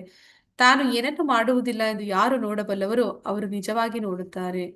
ಅಂದ್ರೆ ದೇಹ ಈ ಒಂದು ದೇಹ ಅನ್ನುವಂಥದ್ದು ಆತ್ಮಕ್ಕೆ ಸಿಕ್ಕಿಲ್ಲ ಅಂತಂದ್ರೆ ಅದು ಏನೇ ಆಸೆಗಳಿದ್ರು ಕೂಡ ಅದು ಈಡೇರೋದಿಲ್ಲ. ಆ ಆಸೆಗಳನ್ನ ಈಡೇರಿಸೋದಕ್ಕೆ ದೇಹ ಬೇಕು. ಅಂದ್ರೆ ಪ್ರಕೃತಿ ಬೇಕು. ಪ್ರಕೃತಿಯ ಸಹಾಯದಿಂದಲೇ ಅವನು ಎಲ್ಲವನ್ನು ಮಾಡೋದಕ್ಕೆ ಸಾಧ್ಯ. ಪ್ರಕೃತಿಯ ಸಹಾಯ ಇಲ್ಲದೆ ನಾನೊಬ್ಬನೇ ಮಾಡ್ತೀನಿ ಅಂತ ಒಂದು ಆತ್ಮ ಹೇಳಿದ್ರೆ ಅದು ಸಾಧ್ಯನೇ ಇಲ್ಲ. ಅಂದ್ರೆ ನಾವು ನೋಡ್ತೀವಿ, ಆತ್ಮಕ್ಕೆ ಇಚ್ಛೆಗಳಿರುತ್ತೆ, ಅದನ್ನ ಈಡೇರಿಸ್ಕೊಳ್ಳೋಕೆ ಅದಕ್ಕೆ ದೇಹವನ್ನ ಹುಡುಕುತ್ತೆ ಅಂತ. ಹಾಗೆ ಎಲ್ಲ ಆತ್ಮಕ್ಕೂ ಅದರ ಆಸೆನ ಈಡೇರಿಸೋದಕ್ಕೆ ಅದಕ್ಕೆ ಇರುವಂತಹ ಮಾಧ್ಯಮ ಅಂದ್ರೆ ಅದು ದೇಹ. ಅದು ಪ್ರಕೃತಿಯ ಕೊಡುಗೆ. ಅದಿಲ್ಲ ಅಂತಂದ್ರೆ ಆ ದೇಹ ನಿಜವಾಗ್ಲೂ ಅದು ತಾನೇನು ಮಾಡಕ್ಕೆ ಸಾಧ್ಯ ಇಲ್ಲ. ಅದಕ್ಕೆ ಆ ಒಂದು ಸಾಮರ್ಥ್ಯ ಅನ್ನುವಂಥದ್ದು ಇರೋದಿಲ್ಲ. ಈ ಹೇಳಿಕೆಯನ್ನು ನೀವು ಹೇಗೆ ವಿವರಿಸುತ್ತೀರಿ? ತಾನು ಏನನ್ನು ಮಾಡುವುದಿಲ್ಲ. ಹರೇ ಕೃಷ್ಣ. ನಮ್ಮಿಂದ ಏನನ್ನು ಮಾಡೋದಕ್ಕೆ ಆಗ್ಬೇಕು ಅಂತಂದ್ರೆ ನಮ್ಗೆ ಅದಕ್ಕೆ ಒಂದು ದೇಹ ಬೇಕಾಗುತ್ತೆ. ಆ ದೇಹ ಅನ್ನುವಂಥದ್ದು ಪ್ರಕೃತಿಯಿಂದ ಪಡಿತೀವಿ. ಅಂದ್ರೆ ಪಂಚಭೂತಗಳಿಂದ ಆದಂತಹ ದೇಹವನ್ನು ಪಡಿತೀವಿ. ಅದಿಲ್ಲದೆ ಆತ್ಮ ಪ್ರತ್ಯೇಕವಾಗಿ ಬಯಸ್ಲಿಕ್ಕೆ ಸಾಧ್ಯನೇ ಹೊರತು ಅದನ್ನ ಮಾಡ್ಲಿಕ್ಕೆ ಅದರಿಂದ ಸಾಧ್ಯ ಇಲ್ಲ. ಯಥಾ ಸರ್ವ ಗತಂ ಸೌಕ್ಷ್ಮ್ಯಾದ್ ಆಕಾಶಂ ನೋಪಲಿಪ್ಯತೆ ಸರ್ವತ್ರ ವ್ಯವಸ್ಥಿತೋ ದೇಹೇ ತಥಾತ್ಮಾನೋಪಲಿಪ್ಯತೆ. ಆಕಾಶವು ಎಲ್ಲೆಲ್ಲಿಯೂ ಇದ್ದರೂ ತನ್ನ ಸೂಕ್ಷ್ಮ ಸ್ವರೂಪದಿಂದಾಗಿ ಅದು ಯಾತರೊಡನೆಯೂ ಬೆರೆಯುವುದಿಲ್ಲ. ಹಾಗೆಯೇ ಬ್ರಹ್ಮನ್ ದೃಷ್ಟಿಯಲ್ಲಿ ಸ್ಥಿತನಾಗಿರುವ ಆತ್ಮನು ಆ ದೇಹದಲ್ಲಿ ಇದ್ದರೂ ದೇಹದ ಜೊತೆಗೆ ಬೆರೆಯುವುದಿಲ್ಲ. ಅಂದ್ರೆ ಯಾರು ಬ್ರಹ್ಮ ಸ್ಥಿತಿಯಲ್ಲಿರುವಂತಹ ಆತ್ಮ ಅಂತಂದ್ರೆ ಯಾರಿಗೆ ಗೊತ್ತಿದೆ ನಾನು ಅಂತ ನಾವು ಏನನ್ನ ಹೇಳ್ತಾ ಇದೀವಿ ಅದು ದೇಹ ಅಲ್ಲ, ಆತ್ಮ ಅಂತ. ಆ ಆತ್ಮ ಅನ್ನುವಂಥದ್ದು ಅನೇಕ ಪ್ರಯಾಣಗಳನ್ನ ಬೆಳೆಸ್ಕೊಂಡು ಅದು ಬಂದಿದೆ, ಬೇರೆ ಬೇರೆ ದೇಹಗಳಲ್ಲಿ ಇದ್ದು ಬಂದಿದೆ. ಆ ಒಂದು ವಿಚಾರ ತಿಳಿದಂತಹ ವ್ಯಕ್ತಿ, ಆ ಒಂದು ಬ್ರಹ್ಮನ್ ಹಂತದಲ್ಲಿ ಸ್ಥಿತನಾಗಿರುವಂತಹ ಆತ್ಮ, ಅವನು ಯಾವುದೇ ದೇಹದಲ್ಲಿ ಇದ್ದಾಗ್ಲೂ ಕೂಡ ಆ ದೇಹದ ಜೊತೆ ಬೆರೆಯುವುದಿಲ್ಲ. ಅಂದ್ರೆ ಆ ಪ್ರಕೃತಿಯ ಒಂದು ಏನಂತ ಹೇಳ್ತಾರೆ, ಅದರ ಒಂದು ಹಿಡಿತಕ್ಕೆ ಅವನು ಸಿಗೋದಿಲ್ಲ. ಅಂದ್ರೆ ಅವನು ಈ ಒಂದು ರಜೋಗುಣ, ತಮೋಗುಣ, ಸತ್ವಗುಣಗಳು ಅದು ಏನು ಆಟ ಆಡಿಸುತ್ತೆ ಅದರಿಂದ ಅದನ್ನ ಮೀರಿ ಅವನು ಶುದ್ಧ ಸತ್ವಕ್ಕೆ ಬರ್ತಾನೆ. ಆದ್ರೆ ಅವನಿಗೆ ಈ ಭೌತಿಕ ವಿಷಯಗಳು ನನ್ನನ್ನ ಬಂಧನಕ್ಕೆ ಕಾರಣ ಮಾಡ್ತಾ ಇದೆ ಅಂತ ಹೇಳಿ ಅದರ ಮೇಲೆ ಅವನು ವೈರಾಗ್ಯವನ್ನ ಸಾಧಿಸ್ತಾನೆ. ಹಾಗೆ ಅವನು ಆ ದೇಹದಲ್ಲಿ ಇದ್ರೂ ಕೂಡ ಆ ದೇಹದ ಭಾವನೆ ಅನ್ನುವಂಥದ್ದು ಅವನಲ್ಲಿ ಇರೋದಿಲ್ಲ. ಅವನು ಹೇಳ್ತಾನೆ, ನಾನು ಈ ದೇಹ ಅಲ್ಲ, ನಾನು ಆತ್ಮ ಅನ್ನುವಂಥದ್ದನ್ನ ಅವನು ತಿಳಿದಿರ್ತಾನೆ. ಈ ಒಂದು ದೇಹದಲ್ಲಿ ನಾನು ಇರುವಂಥದ್ದು ಕೆಲವು ಸಮಯ ಮಾತ್ರ ಅನ್ನುವಂಥದ್ದು ಅವನಿಗೆ ಗೊತ್ತಿರುತ್ತೆ. ಅದರ ಮೇಲೆ ಅವನಿಗೆ ಯಾವುದೇ ಒಂದು ವ್ಯಾಮೋಹ ಅನ್ನುವಂಥದ್ದು ಅವನು ಇಟ್ಕೊಳ್ಳೋದಿಲ್ಲ. ಅದಕ್ಕೆ ಯಾವುದಕ್ಕೆ ಹೋಲಿಸ್ತಾ ಇದ್ದಾರೆ ಅಂದ್ರೆ ಆಕಾಶ ಎಲ್ಲೆಲ್ಲಿಯೂ ಇದ್ದರೂ ತನ್ನ ಸೂಕ್ಷ್ಮ ಸ್ವರೂಪದಿಂದಾಗಿ ಅದು ಯಾತರ ಒಡನೆಯೂ ಬೆರೆಯುವುದಿಲ್ಲ. ಅಂದ್ರೆ ಆಕಾಶ ಅದು ಇದೆ, ಅದರ ಒಳಗಡೆ ಏನೆಲ್ಲ ವ್ಯತ್ಯಾಸಗಳಾಗ್ತಿದೆ ಆ ವ್ಯತ್ಯಾಸಗಳಿಂದ ಆಕಾಶಕ್ಕೆ ಯಾವುದೇ ಒಂದು ವ್ಯತ್ಯಾಸ ಅನ್ನೋದು ಆಗೋದಿಲ್ಲ. ಅಂದ್ರೆ ಇಲ್ಲಿ ಸೃಷ್ಟಿಯಲ್ಲಿ ಏನೆಲ್ಲ ನಡೀತಿದ್ರು ಕೂಡ ಆಕಾಶ ಅನ್ನುವಂಥದ್ದು ಅದು ಸದಾ ಅದು ಸ್ಥಿತವಾಗಿರುತ್ತೆ. ಅಂದ್ರೆ ಅದರಲ್ಲಿ ಯಾವುದೇ ಒಂದು ಬದಲಾವಣೆ ಅನ್ನುವಂಥದ್ದು ಕಾಣುವುದಿಲ್ಲ. ಹಾಗೆ ಆತ್ಮದ ಭಾವನೆಯಲ್ಲಿ ಇರುವಂತಹ ವ್ಯಕ್ತಿ ಯಾರಿದ್ದಾರೆ, ಅವರು ಎಂಥದೇ ದೇಹದಲ್ಲಿ ಇದ್ರು ಕೂಡ ಆ ದೇಹದಲ್ಲಿ ಏನೆಲ್ಲ ಕಷ್ಟ ಸುಖಗಳು ಆಗ್ತಿದ್ರು ಕೂಡ ಅವನು ಅದರಿಂದ ತನ್ನನ್ನ ಗುರುತಿಸ್ಕೊಳ್ಳೋದಿಲ್ಲ. ಅಂದ್ರೆ ನಾನು ಈ ದೇಹ ಅಲ್ಲ ಅನ್ನುವಂತಹ ಒಂದು ವಿಚಾರ ಅವನಿಗೆ ತಿಳಿದಿರುತ್ತೆ. ಯಥಾ ಪ್ರಕಾಶಯತಿ ಏಕಾ ಕೃತ್ಸ್ನಂ ಲೋಕಂ ಇಮಂ ರವಿ ಕ್ಷೇತ್ರಂ ಕ್ಷೇತ್ರಿ ತಥಾ ಕೃತ್ಸ್ನಂ ಪ್ರಕಾಶಯತಿ ಭಾರತ. ಭರತವಂಶಜನಾದ ಅರ್ಜುನನೇ, ಒಬ್ಬನೇ ಸೂರ್ಯನು ಇಡೀ ವಿಶ್ವವನ್ನು ಹೇಗೆ ಬೆಳಗುತ್ತಾನೋ ಹಾಗೆಯೇ ದೇಹದೊಳಗಿರುವ ಜೀವಿಯು ಪ್ರಜ್ಞೆಯಿಂದ ಇಡೀ ದೇಹವನ್ನು ಬೆಳಗುತ್ತಾನೆ. ಅಂದ್ರೆ ಈ ಒಂದು ಆತ್ಮ ಅಂದ್ರೆ ಏನು ಅಂತಂದ್ರೆ, ಆ ಆತ್ಮ ಅನ್ನುವಂಥದ್ದು ಅದೊಂದು ಹರೇ ಕೃಷ್ಣ, ಆತ್ಮದ ಗಾತ್ರ ಏನು ಹೇಳಿ ನೆನಪಿದಲ್ಲ?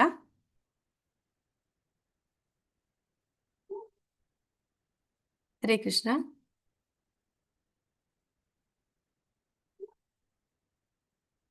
ಆತ್ಮದ ಗಾತ್ರ, ಸೈಜ್, ಅದ್ರದ್ದು ಸೈಜ್ ಎಷ್ಟಿರುತ್ತೆ ಅಂತ. ಕೂದಲಿನ ಸಣ್ಣ ಕಣದಷ್ಟು ಮಾತಾಡಿ. ನಮ್ಮ ಕೂದಲಿನ ಮೊನೆ ಅಂತ ಹೇಳ್ತಾರೆ. ಒಂದು ಕೊನೆಯಲ್ಲಿ ಅದನ್ನ 10,000 ಭಾಗ ಮಾಡಿದ್ರೆ ಒಂದು ಭಾಗ ಆತ್ಮದ ಗಾತ್ರ ಅಂತ ಹೇಳ್ತಾರೆ. ಅದು ನಮ್ಮ ದೇಹದ ಎಲ್ಲಿರ್ತವೆ, ಯಾವ ಭಾಗದಲ್ಲಿರುತ್ತೆ? ಹೃದಯ ಭಾಗದಲ್ಲಿ ಆತ್ಮ ಇರುತ್ತೆ. ಹೃದಯದ ಭಾಗದಲ್ಲಿ ಇರುವಂತಹ ಆತ್ಮವನ್ನ ನಾವು ಹೃದಯವನ್ನ ಮುಟ್ಟಿದಾಗ ಮಾತ್ರ ಗೊತ್ತಾಗುತ್ತೆ, ಅಥವಾ ನಮ್ಮ ಕಾಲ ಬೆರಳು ಅಥವಾ ನಮ್ಮ ಕೂದಲನ್ನೋ ಇಲ್ಲ ನಮ್ಮ ಬೆನ್ನನ್ನು ಯಾರನ್ನ ಮುಟ್ಟಿದ ಕೂಡಲೇ ನಮ್ಗೆ ಅನುಭವಕ್ಕೆ ಬರುತ್ತೆ ಯಾರೋ ನಮ್ಮನ್ನ ಮುಟ್ಟುತ್ತಾ ಇದ್ದಾರೆ ಅಂತ.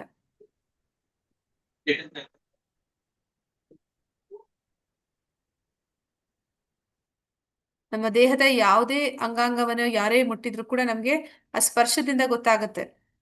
ಈ ಈ ಒಂದು ದೇಹಕ್ಕೆ ಗೊತ್ತಾಗುತ್ತೆ, ಅಂದ್ರೆ ಇಲ್ಲಿ ಯಾರೋ ನನ್ನನ್ನ ಮುಟ್ಟಿದ್ದಾರೆ ಅಂತ. ಆದ್ರೆ ಆ ಒಂದು ಏನಂತ ಹೇಳ್ತೀವಿ, ಪ್ರಜ್ಞೆ ಅನ್ನುವಂಥದ್ದು, ಕಾನ್ಶಿಯಸ್ ಅನ್ನುವಂಥದ್ದು, ಚೇತನ ಅನ್ನುವಂಥದ್ದು ಇಡೀ ದೇಹವನ್ನ ಆವರಿಸ್ಕೊಂಡಿರುತ್ತೆ. ನಮ್ಮ ಕೈ ಬೆರಳು, ಕಾಲ್ ಬೆರಳು, ಎಲ್ಲೇ ನಮ್ಮನ್ನ ಯಾರ ಏನನ್ನೇ ಮುಟ್ಟಿದ್ರು ಕೂಡ, ಅಥವಾ ಅದು ಬಿಸಿ ಇದ್ರು ಅದು ತಣ್ಣಗಿದ್ರು ಕೂಡ ನನಗೆ ಅನುಭವಕ್ಕೆ ಬರುತ್ತೆ. ಯಾವಾಗಂದ್ರೆ ಆ ದೇಹದಲ್ಲಿ, ಆ ದೇಹದ ಹೃದಯ ಭಾಗದಲ್ಲಿ ಆತ್ಮ ಸ್ಥಿತನಾಗಿದ್ದಾಗ. ಆ ಒಂದು ಆತ್ಮ ಅನ್ನುವಂಥದ್ದು ತನ್ನ ಚೇತನವನ್ನ ಇಡೀ ದೇಹವನ್ನ ಅದು ಆವರಿಸ್ಕೊಂಡಿರುತ್ತೆ. ಆ ಕಾನ್ಶಿಯಸ್ ಅನ್ನುವಂಥದ್ದು ಇಡೀ ದೇಹವನ್ನ ಆವರಿಸ್ಕೊಂಡಿರುತ್ತೆ. ಆ ಪುಟ್ಟ ಆತ್ಮದಿಂದ ಬರುವಂತಹ ಒಂದು ಕಾನ್ಶಿಯಸ್ನೆಸ್ ಅನ್ನ ಇಲ್ಲಿ ಸೂರ್ಯನಿಗೆ ಹೋಲಿಸ್ತಾ ಇದ್ದಾರೆ. ಆ ಸೂರ್ಯ ಇಡೀ ಸೌರಮಂಡಲವನ್ನ ಬೆಳಗುತ್ತಾನೆ. ಹಾಗೆ ಆ ಒಂದು ಆತ್ಮ ಒಬ್ಬ ವ್ಯಕ್ತಿಯ ಇಡೀ ದೇಹವನ್ನ, ಅದು ಇಡೀ ದೇಹದಲ್ಲಿ ಇರುವಂತಹ ಪ್ರಜ್ಞೆಯನ್ನ, ಚೇತನವನ್ನ ಅವನು ಹೊಂದಿರ್ತಾನೆ. ಆ ಒಂದು ಆತ್ಮ ಅಲ್ಲಿ ಇಲ್ಲ ಅಂತಂದ್ರೆ ಆ ದೇಹದಲ್ಲಿ ಯಾವುದೇ ಒಂದು ಚೇತನ ಅನ್ನುವಂಥದ್ದು ಅಥವಾ ಪ್ರಜ್ಞೆ ಅನ್ನುವಂಥದ್ದು ಇರೋದಿಲ್ಲ. ಆ ಪ್ರಜ್ಞೆ ಆ ದೇಹದಲ್ಲಿ ಇದೆ ಅಂತಂದ್ರೆ ಅಲ್ಲಿ ಆತ್ಮ ಇದ್ದಾನೆ ಅಂತ ಹೇಳ್ತಾರೆ. ಅಂದ್ರೆ ಬೆಳಕು ಬರ್ತಾ ಇದೆ ಅಂದ್ರೆ ಅಲ್ಲಿ ಸೂರ್ಯನಿದ್ದಾನೆ. ಹಾಗೆ ಪ್ರಜ್ಞೆ ಅನ್ನುವಂಥದ್ದು ಇದೆ ಅಂತಂದ್ರೆ ಅಲ್ಲಿ ಆತ್ಮ ಇದ್ದಾನೆ ಅಂತ. ಕ್ಷೇತ್ರಜ್ಞ ಯೋರೇವಂ ಅಂತರಂ ಜ್ಞಾನ ಚಕ್ಷುಷಾ ಭೂತ ಪ್ರಕೃತಿ ಮೋಕ್ಷಂ ಚ ಈ ವಿದುರ್ಯಾಂತಿ ತೇ ಪರಂ. ಜ್ಞಾನದ ಕಣ್ಣುಗಳಿಂದ ಕ್ಷೇತ್ರ ಮತ್ತು ಕ್ಷೇತ್ರಜ್ಞನ ನಡುವಣ ವ್ಯತ್ಯಾಸವನ್ನು ಕಾಣಬಲ್ಲವರು ಮತ್ತು ಐಹಿಕ ಪ್ರಕೃತಿಯಿಂದ ಬಂಧನದಿಂದ ಮೋಕ್ಷ ಪಡೆಯುವ ಪ್ರಕ್ರಿಯೆಯನ್ನು ಅರ್ಥ ಮಾಡಿಕೊಳ್ಳಬಲ್ಲವರು ಪರಮ ಗುರಿಯನ್ನು ಮುಟ್ಟುತ್ತಾರೆ. ಅಂದ್ರೆ ಯಾರಿಗೆ ಜ್ಞಾನದ ಕಣ್ಣುಗಳಿದೆ, ಆ ಒಂದು ಜ್ಞಾನದ ದೃಷ್ಟಿಯಿಂದ ಅವರು ದೇಹ ಅಂದ್ರೆ ಏನು, ಆತ್ಮ ಅಂದ್ರೆ ಏನು, ಪರಮಾತ್ಮ ಅಂದ್ರೆ ಏನು, ಅವರಲ್ಲಿರುವಂತಹ ವ್ಯತ್ಯಾಸಗಳನ್ನ ಯಾರು ಪರಿಪೂರ್ಣವಾಗಿ ತಿಳಿದಿರ್ತಾರೆ, ಮತ್ತೆ ಈ ಒಂದು ಐಹಿಕ ದೇಹ ಪ್ರಕೃತಿಯಿಂದ ಆಗಿದೆ, ಆ ಪ್ರಕೃತಿಯಲ್ಲಿ 3 ಬಂಧನಗಳು ಅನ್ನುವಂಥದ್ದು ಇದೆ. ಆ ಬಂಧನಗಳಿಂದ ಬಿಡುಗಡೆಯನ್ನ ಪಡಿಬೇಕು ಅಂದ್ರೆ ಸತ್ವಗುಣ, ರಜೋಗುಣ, ತಮೋಗುಣಗಳನ್ನ ಮೀರಿದ ಶುದ್ಧ ಸತ್ವಕ್ಕೆ ನಾವು ಬರಬೇಕು. ಹಾಗೆ ಬಂದಾಗ ಮಾತ್ರ ಮೋಕ್ಷವನ್ನ ಪಡೀಲಿಕ್ಕೆ, ಅಂದ್ರೆ ಈ ಒಂದು ಭವಸಾಗರ, ಈ ಬಂಧನದಿಂದ ನಮ್ಮನ್ನ ನಾವು ಬಿಡುಗಡೆ ಪಡೆಯೋದಕ್ಕೆ ಸಾಧ್ಯ ಆಗುತ್ತೆ. ಈ ಒಂದು ಪ್ರಕ್ರಿಯೆಯನ್ನ, ಈ ಒಂದು ಪ್ರಾಸೆಸ್ ಅನ್ನ ಯಾರು ತಿಳ್ಕೊಂಡಿದ್ದಾನೆ ಅವನು ಮಾತ್ರನೇ ಭಗವಂತನನ್ನ ಸೇರೋದಕ್ಕೆ, ಅಂದ್ರೆ ಈ ಒಂದು ಏನಂತ ಹೇಳ್ತೀವಿ, ಭವಬಂಧನದಿಂದ ಬಿಡುಗಡೆಯನ್ನ ಪಡೆಯೋದಕ್ಕೆ ಮತ್ತೆ ಪರಮಾತ್ಮನನ್ನ ಹೊಂದಲಿಕ್ಕೆ, ಆ ಗುರಿಯನ್ನ ಮುಟ್ಟೋದಕ್ಕೆ ಅವನು ಅರ್ಹನು ಅಂತ ಇಲ್ಲಿ ತಿಳಿಸ್ತಾ ಇದ್ದಾರೆ. ಇಲ್ಲಿಗೆ ಇವತ್ತಿನ ಒಂದು ಅಧ್ಯಾಯ ಮುಗಿದಿದೆ. ಈ ಒಂದು ಅಧ್ಯಾಯದಲ್ಲಿ 6 ಪ್ರಶ್ನೆಗಳೊಂದಿಗೆ ಈ ಒಂದು ಅಧ್ಯಾಯ ಪ್ರಾರಂಭ ಆಗುತ್ತೆ. ಅರ್ಜುನ ಹೇಳ್ತಾನೆ, ಅಂದ್ರೆ ಪ್ರಶ್ನೆ ಮಾಡ್ತಾನೆ, ಕ್ಷೇತ್ರ ಅಂದ್ರೆ ಏನು, ಪ್ರಕೃತಿ ಅಂದ್ರೆ ಏನು, ಪುರುಷ ಅಂದ್ರೆ ಯಾರು, ಜ್ಞಾನ ಅಂದ್ರೆ ಏನು, ಜ್ಞೇಯಂ ಅಂದ್ರೆ ಏನು, ಈ ರೀತಿ 6 ಪ್ರಶ್ನೆಗಳನ್ನ ಕೇಳ್ತಾನೆ. ಭಗವಂತ ಕ್ಷೇತ್ರ ಅಂದ್ರೆ ದೇಹ, ಕ್ಷೇತ್ರಜ್ಞ ಅಂದ್ರೆ ಆತ್ಮ ಪರಮಾತ್ಮ, ಕ್ಷೇತ್ರಜ್ಞನ ಜ್ಞಾನವನ್ನ ತಿಳಿಯುವಂಥದ್ದೇ ಆ ಒಂದು ವಿಚಾರವನ್ನ ಅರ್ಥ ಮಾಡ್ಕೊಳ್ಳುವಂಥದ್ದೇ ಜ್ಞಾನ ಅಂತ ಹೇಳ್ತಾನೆ. ಮತ್ತೆ ಜ್ಞಾನವನ್ನ ಹೇಗೆ ಪಡೆಯುವಂಥದ್ದು, ಜ್ಞಾನವನ್ನ ಗುರು ಮುಖೇನ ಪಡೆಯುವಂಥದ್ದು, ಅಂದ್ರೆ ತದ್ವಿಧಿ ಪ್ರಣಿಪಾತೇನ ಪರಿಪ್ರಶ್ನೇನ ಸೇವೆಯ ಉಪದೇಶಂತೆ ಜ್ಞಾನಂ ಜ್ಞಾನಿನ ತತ್ವದರ್ಶಿನಃ ಅಂತಾರೆ. ಗುರುಗಳಲ್ಲಿ ಹೋಗಿ ನಮ್ರತೆಯಿಂದ ಅವರನ್ನ ಪ್ರಶ್ನೆ ಮಾಡಿ ಅವರಿಂದ ಒಂದು ಜ್ಞಾನವನ್ನ ನಾವು ಪಡೆಯೋದಕ್ಕೆ ಸಾಧ್ಯ ಇದೆ. ಮತ್ತೆ ಇಲ್ಲಿ ಸಾಂಖ್ಯಯೋಗದ ಬಗ್ಗೆ ಕೂಡ ಹೇಳಿದ್ದಾರೆ, ಅಂದ್ರೆ ವಿಶ್ಲೇಷಣಾತ್ಮಕ ಅಧ್ಯಯನ ಮಾಡುವಂಥದ್ದು. ಒಂದು ದೇಹವನ್ನ, ಒಂದು ವ್ಯಕ್ತಿಯನ್ನ ವಿಶ್ಲೇಷಣಾತ್ಮಕವಾಗಿ ಅವನನ್ನ ಅಧ್ಯಯನ ಮಾಡಿದಾಗ್ಲೂ ಕೂಡ ನಮಗೆ ಪರಮಾತ್ಮನ ಒಂದು ವಿಚಾರ ತಿಳಿಯುತ್ತೆ. ಜ್ಞೇಯಂ ಅಂದ್ರೆ ಜ್ಞಾನದ ವಸ್ತು, ಅಂದ್ರೆ ಈ ಒಂದು ಜ್ಞಾನದ ಗುರಿ, ಜ್ಞಾನದ ವಸ್ತು ಅಂದ್ರೆ ಪರಮಾತ್ಮ ಎಲ್ಲರ ಹೃದಯದಲ್ಲಿ ಅವನು ಏನ್ ಮಾಡ್ತಾನೆ, ಹನುಮಂತ ಉಪದೃಷ್ಟನಾಗಿ ಇರ್ತಾನೆ. ಅಂದ್ರೆ ಅನುಮತಿ ಕೊಡುವವನಾಗಿ, ಮತ್ತೆ ನಾವು ಮಾಡುವಂತಹ ಒಂದು ಎಲ್ಲ ಕಾರ್ಯಗಳನ್ನ ಮೇಲ್ವಿಚಾರಕರಾಗಿ ಅವನು ವೀಕ್ಷಿಸ್ತಾ ಇರ್ತಾನೆ.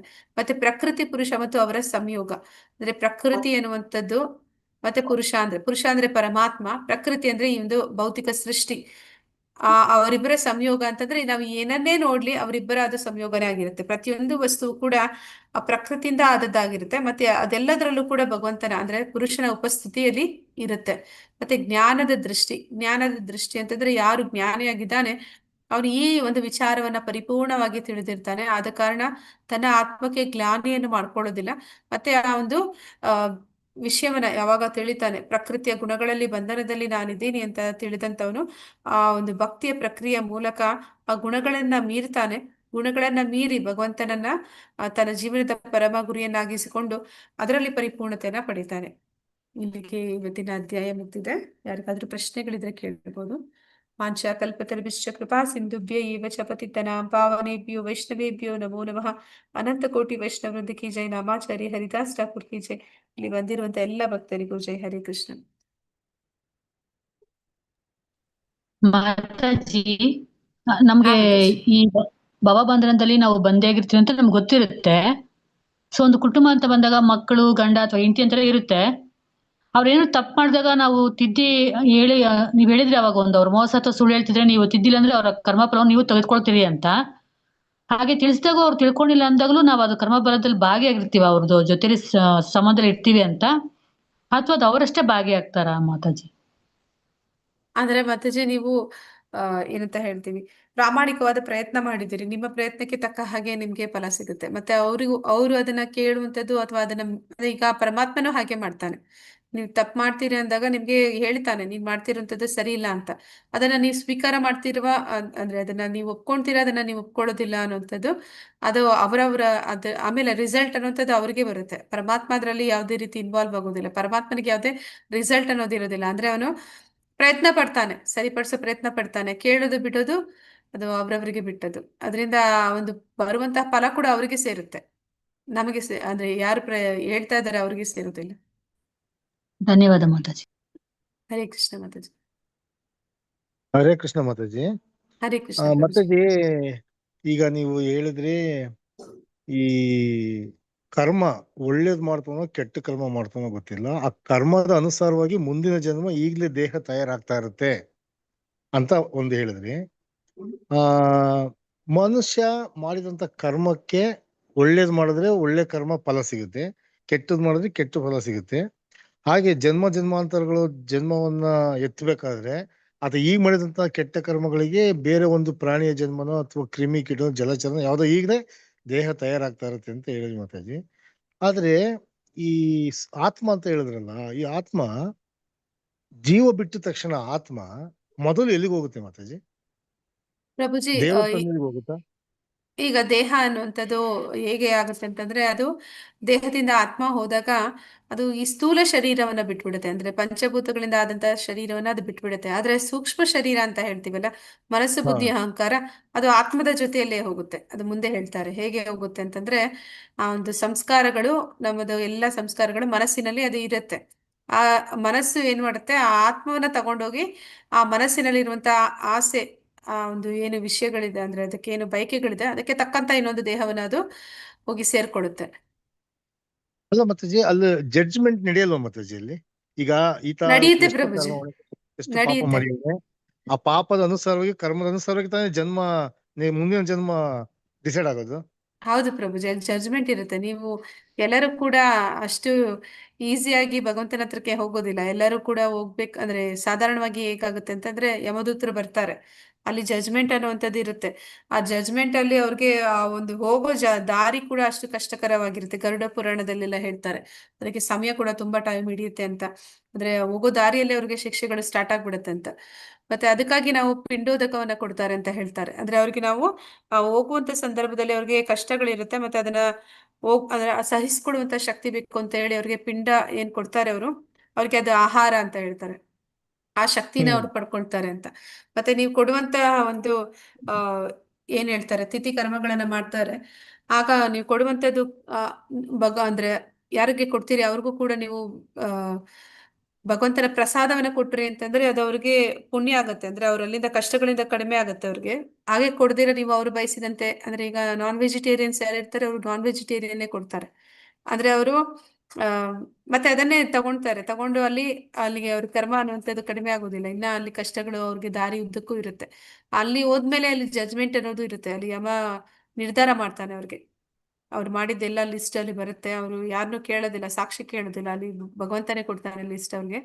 ಮತ್ತೆ ಅದ್ರ ಪ್ರಕಾರ ಅವ್ರಿಗೆ ಶಿಕ್ಷೆಗಳು ಆಗತ್ತೆ. ಅಂದ್ರೆ ಅವ್ರು ಯಾವ ಲೋಕಕ್ಕೆ ಹೋಗ್ತಾರೆ ಅನ್ನುವಂಥದ್ದು ಕೂಡ ಆಗುತ್ತೆ. ಅಂದ್ರೆ ಆ ಶಿಕ್ಷೆಗಳನ್ನ ಪಡ್ಕೊಳ್ಳೋದಕ್ಕೆ ಅವರು ಒಂದು ನರಕಕ್ಕೆ ಹೋಗ್ಬೇಕು, ಇಲ್ಲ ಪುಣ್ಯ ಮಾಡಿದ್ರೆ ಸ್ವರ್ಗಕ್ಕೆ ಹೋಗ್ಬೇಕು. ಅದೆಲ್ಲವನ್ನ ತೀರಿಸ್ಕೊಂಡು ಮತ್ತೆ ಇಲ್ಲಿಗೆ ಬಂದು ಅವ್ರಿಗೆ ಅದಕ್ಕೆ ತಕ್ಕ ಹಾಗೆ ಇನ್ನೊಂದು ದೇಹ ಸಿಗುತ್ತೆ. ಆಮೇಲೆ ಅಂದ್ರೆ ಮಾತಾಜಿ, ಮಾತಾಜಿ, ನೀವು ಹೇಳೋದಂದ್ರೆ ಈಗ ನಾವು ಏನ್ ಕರ್ಮ ಮಾಡ್ತೀವಿ ಅದಕ್ಕೆ ಫಲ ನಾವು ಹೋಗಿ ಅನುಭವಿಸ್ತೀವಿ. ಆದ್ರೆ ನಾವು ಹೋಗಿದಾಗ ನಮ್ಮ ಮನಸ್ಥಿತಿ ಇರುತ್ತೋ, ಅದು ಶಿಕ್ಷೆ ಎಲ್ಲ ಮುಗಿದ್ಮೇಲೆ ನಾವು ಮತ್ತೆ ಆ ಮನಸ್ಥಿತಿ ತಕ್ಕಂಗೆ ದೇಹ ಸೇರ್ಕೊಂತೀವಿ ಅಂತ ಮಾತಾಜಿ? ಹಾ ಮಾತಾಜಿ, ಆಸೆಗಳು ಅದು ಹೋಗೋದಿಲ್ಲ, ಆಸೆಗಳು ಅದು ಹಾಗೆ ಇರುತ್ತೆ. ಆದ್ರೆ ಪನಿಷ್ಮೆಂಟ್ಸ್ ಇರುತ್ತೆ. ಪನಿಷ್ಮೆಂಟ್ಸ್ ನ ತಗೊಳ್ಳೋದು ಅಂತಂದ್ರೆ, ನೀವು ನರಕಕ್ಕೆ ಹೋಗಿ ಅನುಭವಿಸ್ತೀರಾ ಅಂತಂದ್ರೆ ಅಲ್ಲಿಗೆ ಮುಗ್ದೋಗೋದಿಲ್ಲ. ಅಲ್ಲಿ ಪೂರ್ತಿಯಾಗಿ ನಿಮ್ದು ಎಲ್ಲ ಕಂಪ್ಲೀಟ್ ಆಗಿ ನಿಮ್ ಕರ್ಮ ಕಳಿಯೋದಿಲ್ಲ. ಅದಕ್ಕೆ ತಕ್ಕ ಹಾಗೆ ತಿರುಗಿ ಇನ್ನೊಂದ್ಸತಿ ಭೂಮಿ ಮೇಲೆ ಬಂದು ಇನ್ನೊಂದು ಸಿಗುತ್ತೆ, ಅಲ್ಲೂ ಸಿಗುತ್ತೆ. ಅಂದ್ರೆ ಅಂದ್ರೆ ಹಾಗಾಗಿ ನಾವು ಮನಸ್ಸಿನಲ್ಲಿ ನಾವ್ ಏನೇ ಶಿಕ್ಷೆ ಕೊಡಿ ನಾವು ಮನಸ್ಸಿನಲ್ಲಿ ನಾವು ಈ ನಮ್ಮ ದೇಹ ತೊಲಗಾಗಲಿ ಅಥವಾ ಯಾವಾಗಲಾದ್ರೂ ನಾವು ಮನುಷ್ಯ ಶುದ್ಧವಾಗಿ ಇಟ್ಕೊಂಡು ಹೋಗ್ಬೇಕು ಅಂತ. ಶಿಕ್ಷೆ ಮನ್ ಅನುಭವಿಸಕ್ ತಯಾರಿ ಇದ್ದು ನಾವು ಮನಸ್ಸಿನಲ್ಲಿನೂ ಶುದ್ಧವಾಗಿ ಇರಕ್ಕೆ ಮನುಷ್ಯ ತಯಾರಿ ಇರ್ಬೇಕು ಯಾವಾಗ್ಲೂ ಅನ್ನೋ ರೀತಿ. ಮನಸ್ಸು ಶುದ್ಧವಾಗಿರ್ಬೇಕು ಅಂತಂದ್ರೆ ಭಗವಂತನ ಭಕ್ತಿ ಮಾಡ್ಬೇಕು ಮಾತಾಜಿ. ಭಕ್ತಿ ಅದು ಮಾಡಿದವ್ರಿಗೆ ಅಂತಹ ಒಂದು ಪರಿಸ್ಥಿತಿನೇ ಬರೋದಿಲ್ಲ. ಭಗವಂತ ಅಂತಹ ಒಂದು ಪರಿಸ್ಥಿತಿಗೆ ನಮ್ಮನ್ನ ಕರ್ಕೊಂಡೇ ಹೋಗೋದಿಲ್ಲ. ಅಂತಹ ಒಂದು ಯಾರು ಭಕ್ತಿ ಮಾಡ್ತಾರೆ, ಶುದ್ಧವಾದ ಮನಸ್ಸಿದ್ದಾರೆ, ಆ ಗುಣಗಳನ್ನ ಮೀರಿರ್ತಾರೆ, ಅವರು ಅಂತವರು ನೇರವಾಗಿ ಭಗವಂತನ ಹತ್ರಕ್ಕೆ ಹೊರಟೋಗ್ತಾರೆ. ಅವರು ಮತ್ತೆ ಈ ಒಂದು ಪ್ರಾಸೆಸ್ ಅಲ್ಲಿ ಹೋಗೋದಿಲ್ಲ. ಆದ್ರೆ ಯಮದೂತರು ಬರುವಂತದ್ದು, ಅವರು ಎಲ್ಲ ಒಂದು ಆ ಶಿಕ್ಷೆಗಳನ್ನ ಅನುಭವಿಸ್ಕೊಂಡ ಯಮನ ಹತ್ರ ಹೋಗುವಂಥದ್ದು. ಆದ್ರೆ ಹೇಳ್ತಾನೆ, ಏನಂತ ಹೇಳ್ತಾನೆ ಯಮ ಅಂತಂದ್ರೆ, ಅವನ ಯಮದೂತರಿಗೆ, ನೀವು ಎಲ್ಲಿ ಬೇಕಾದ್ರೂ ಹೋಗ್ರಪ್ಪ, ಎಲ್ಲಿ ಭಗವಂತನ ಭಕ್ತರಿದ್ದಾರೆ ಅಲ್ಲಿಗೆ ಮಾತ್ರ ನೀವು ಹೋಗ್ಬೇಡಿ ಅಂತ ಹೇಳ್ತಾನೆ. ಅವ್ರಿಗೆ ಅಲ್ಲಿ ಅಲೌಡ್ ಇಲ್ಲ. ಅದಕ್ಕೆ ನಮ್ಗೆ ಹೇಳ್ತಾರೆ, ಈ ಕಂಠಿ ಮಾಲ ಇರ್ಬೋದು, ತಿಲಕ ಇರ್ಬೋದು, ಅದನ್ನ ಯಾವ ಸಮಯದಲ್ಲೂ ಕೂಡ ತೆಗಿಬೇಡಿ ಅಂತ ಹೇಳ್ತಾರೆ. ಅದು ಆ ಏನಂತ ಹೇಳ್ತಾ ಇದ್ರೆ, ನಾವು ಭಗವಂತನ ನಾಯಿಗಳು ಅಂತ. ನಾಯಿಗೆ ಕುತ್ತಿಗೆಗೆ ಪಟ್ಟಿ ಕಟ್ತಾರಲ್ಲ ಹಾಗೆ, ನಾವು ಭಗವಂತನ ನಾಯಿಗಳು. ಬೀದಿ ನಾಯಿಗಳಂತಂದ್ರೆ ಯಾರು ಬೇಕಾದ್ರೂ ಕಲ್ಲಲ್ಲಿ ಹೊಡಿತಾರೆ. ಮನೆ ನಾಯಿಗಳಂದ್ರೆ ಅದಕ್ಕೆ ಒಂದು ಮರ್ಯಾದೆ ಇರುತ್ತೆ. ಹಾಗೆ ನಾವು ಭಗವಂತನ ನಾಯಿಗಳಂತೆ. ಹಾಗೆ ಯಮದೂತರು ಅವ್ರ ಹತ್ರ ಸುಳಿಯೋದಿಲ್ಲ ಅಂತ ಹೇಳ್ತಾರೆ.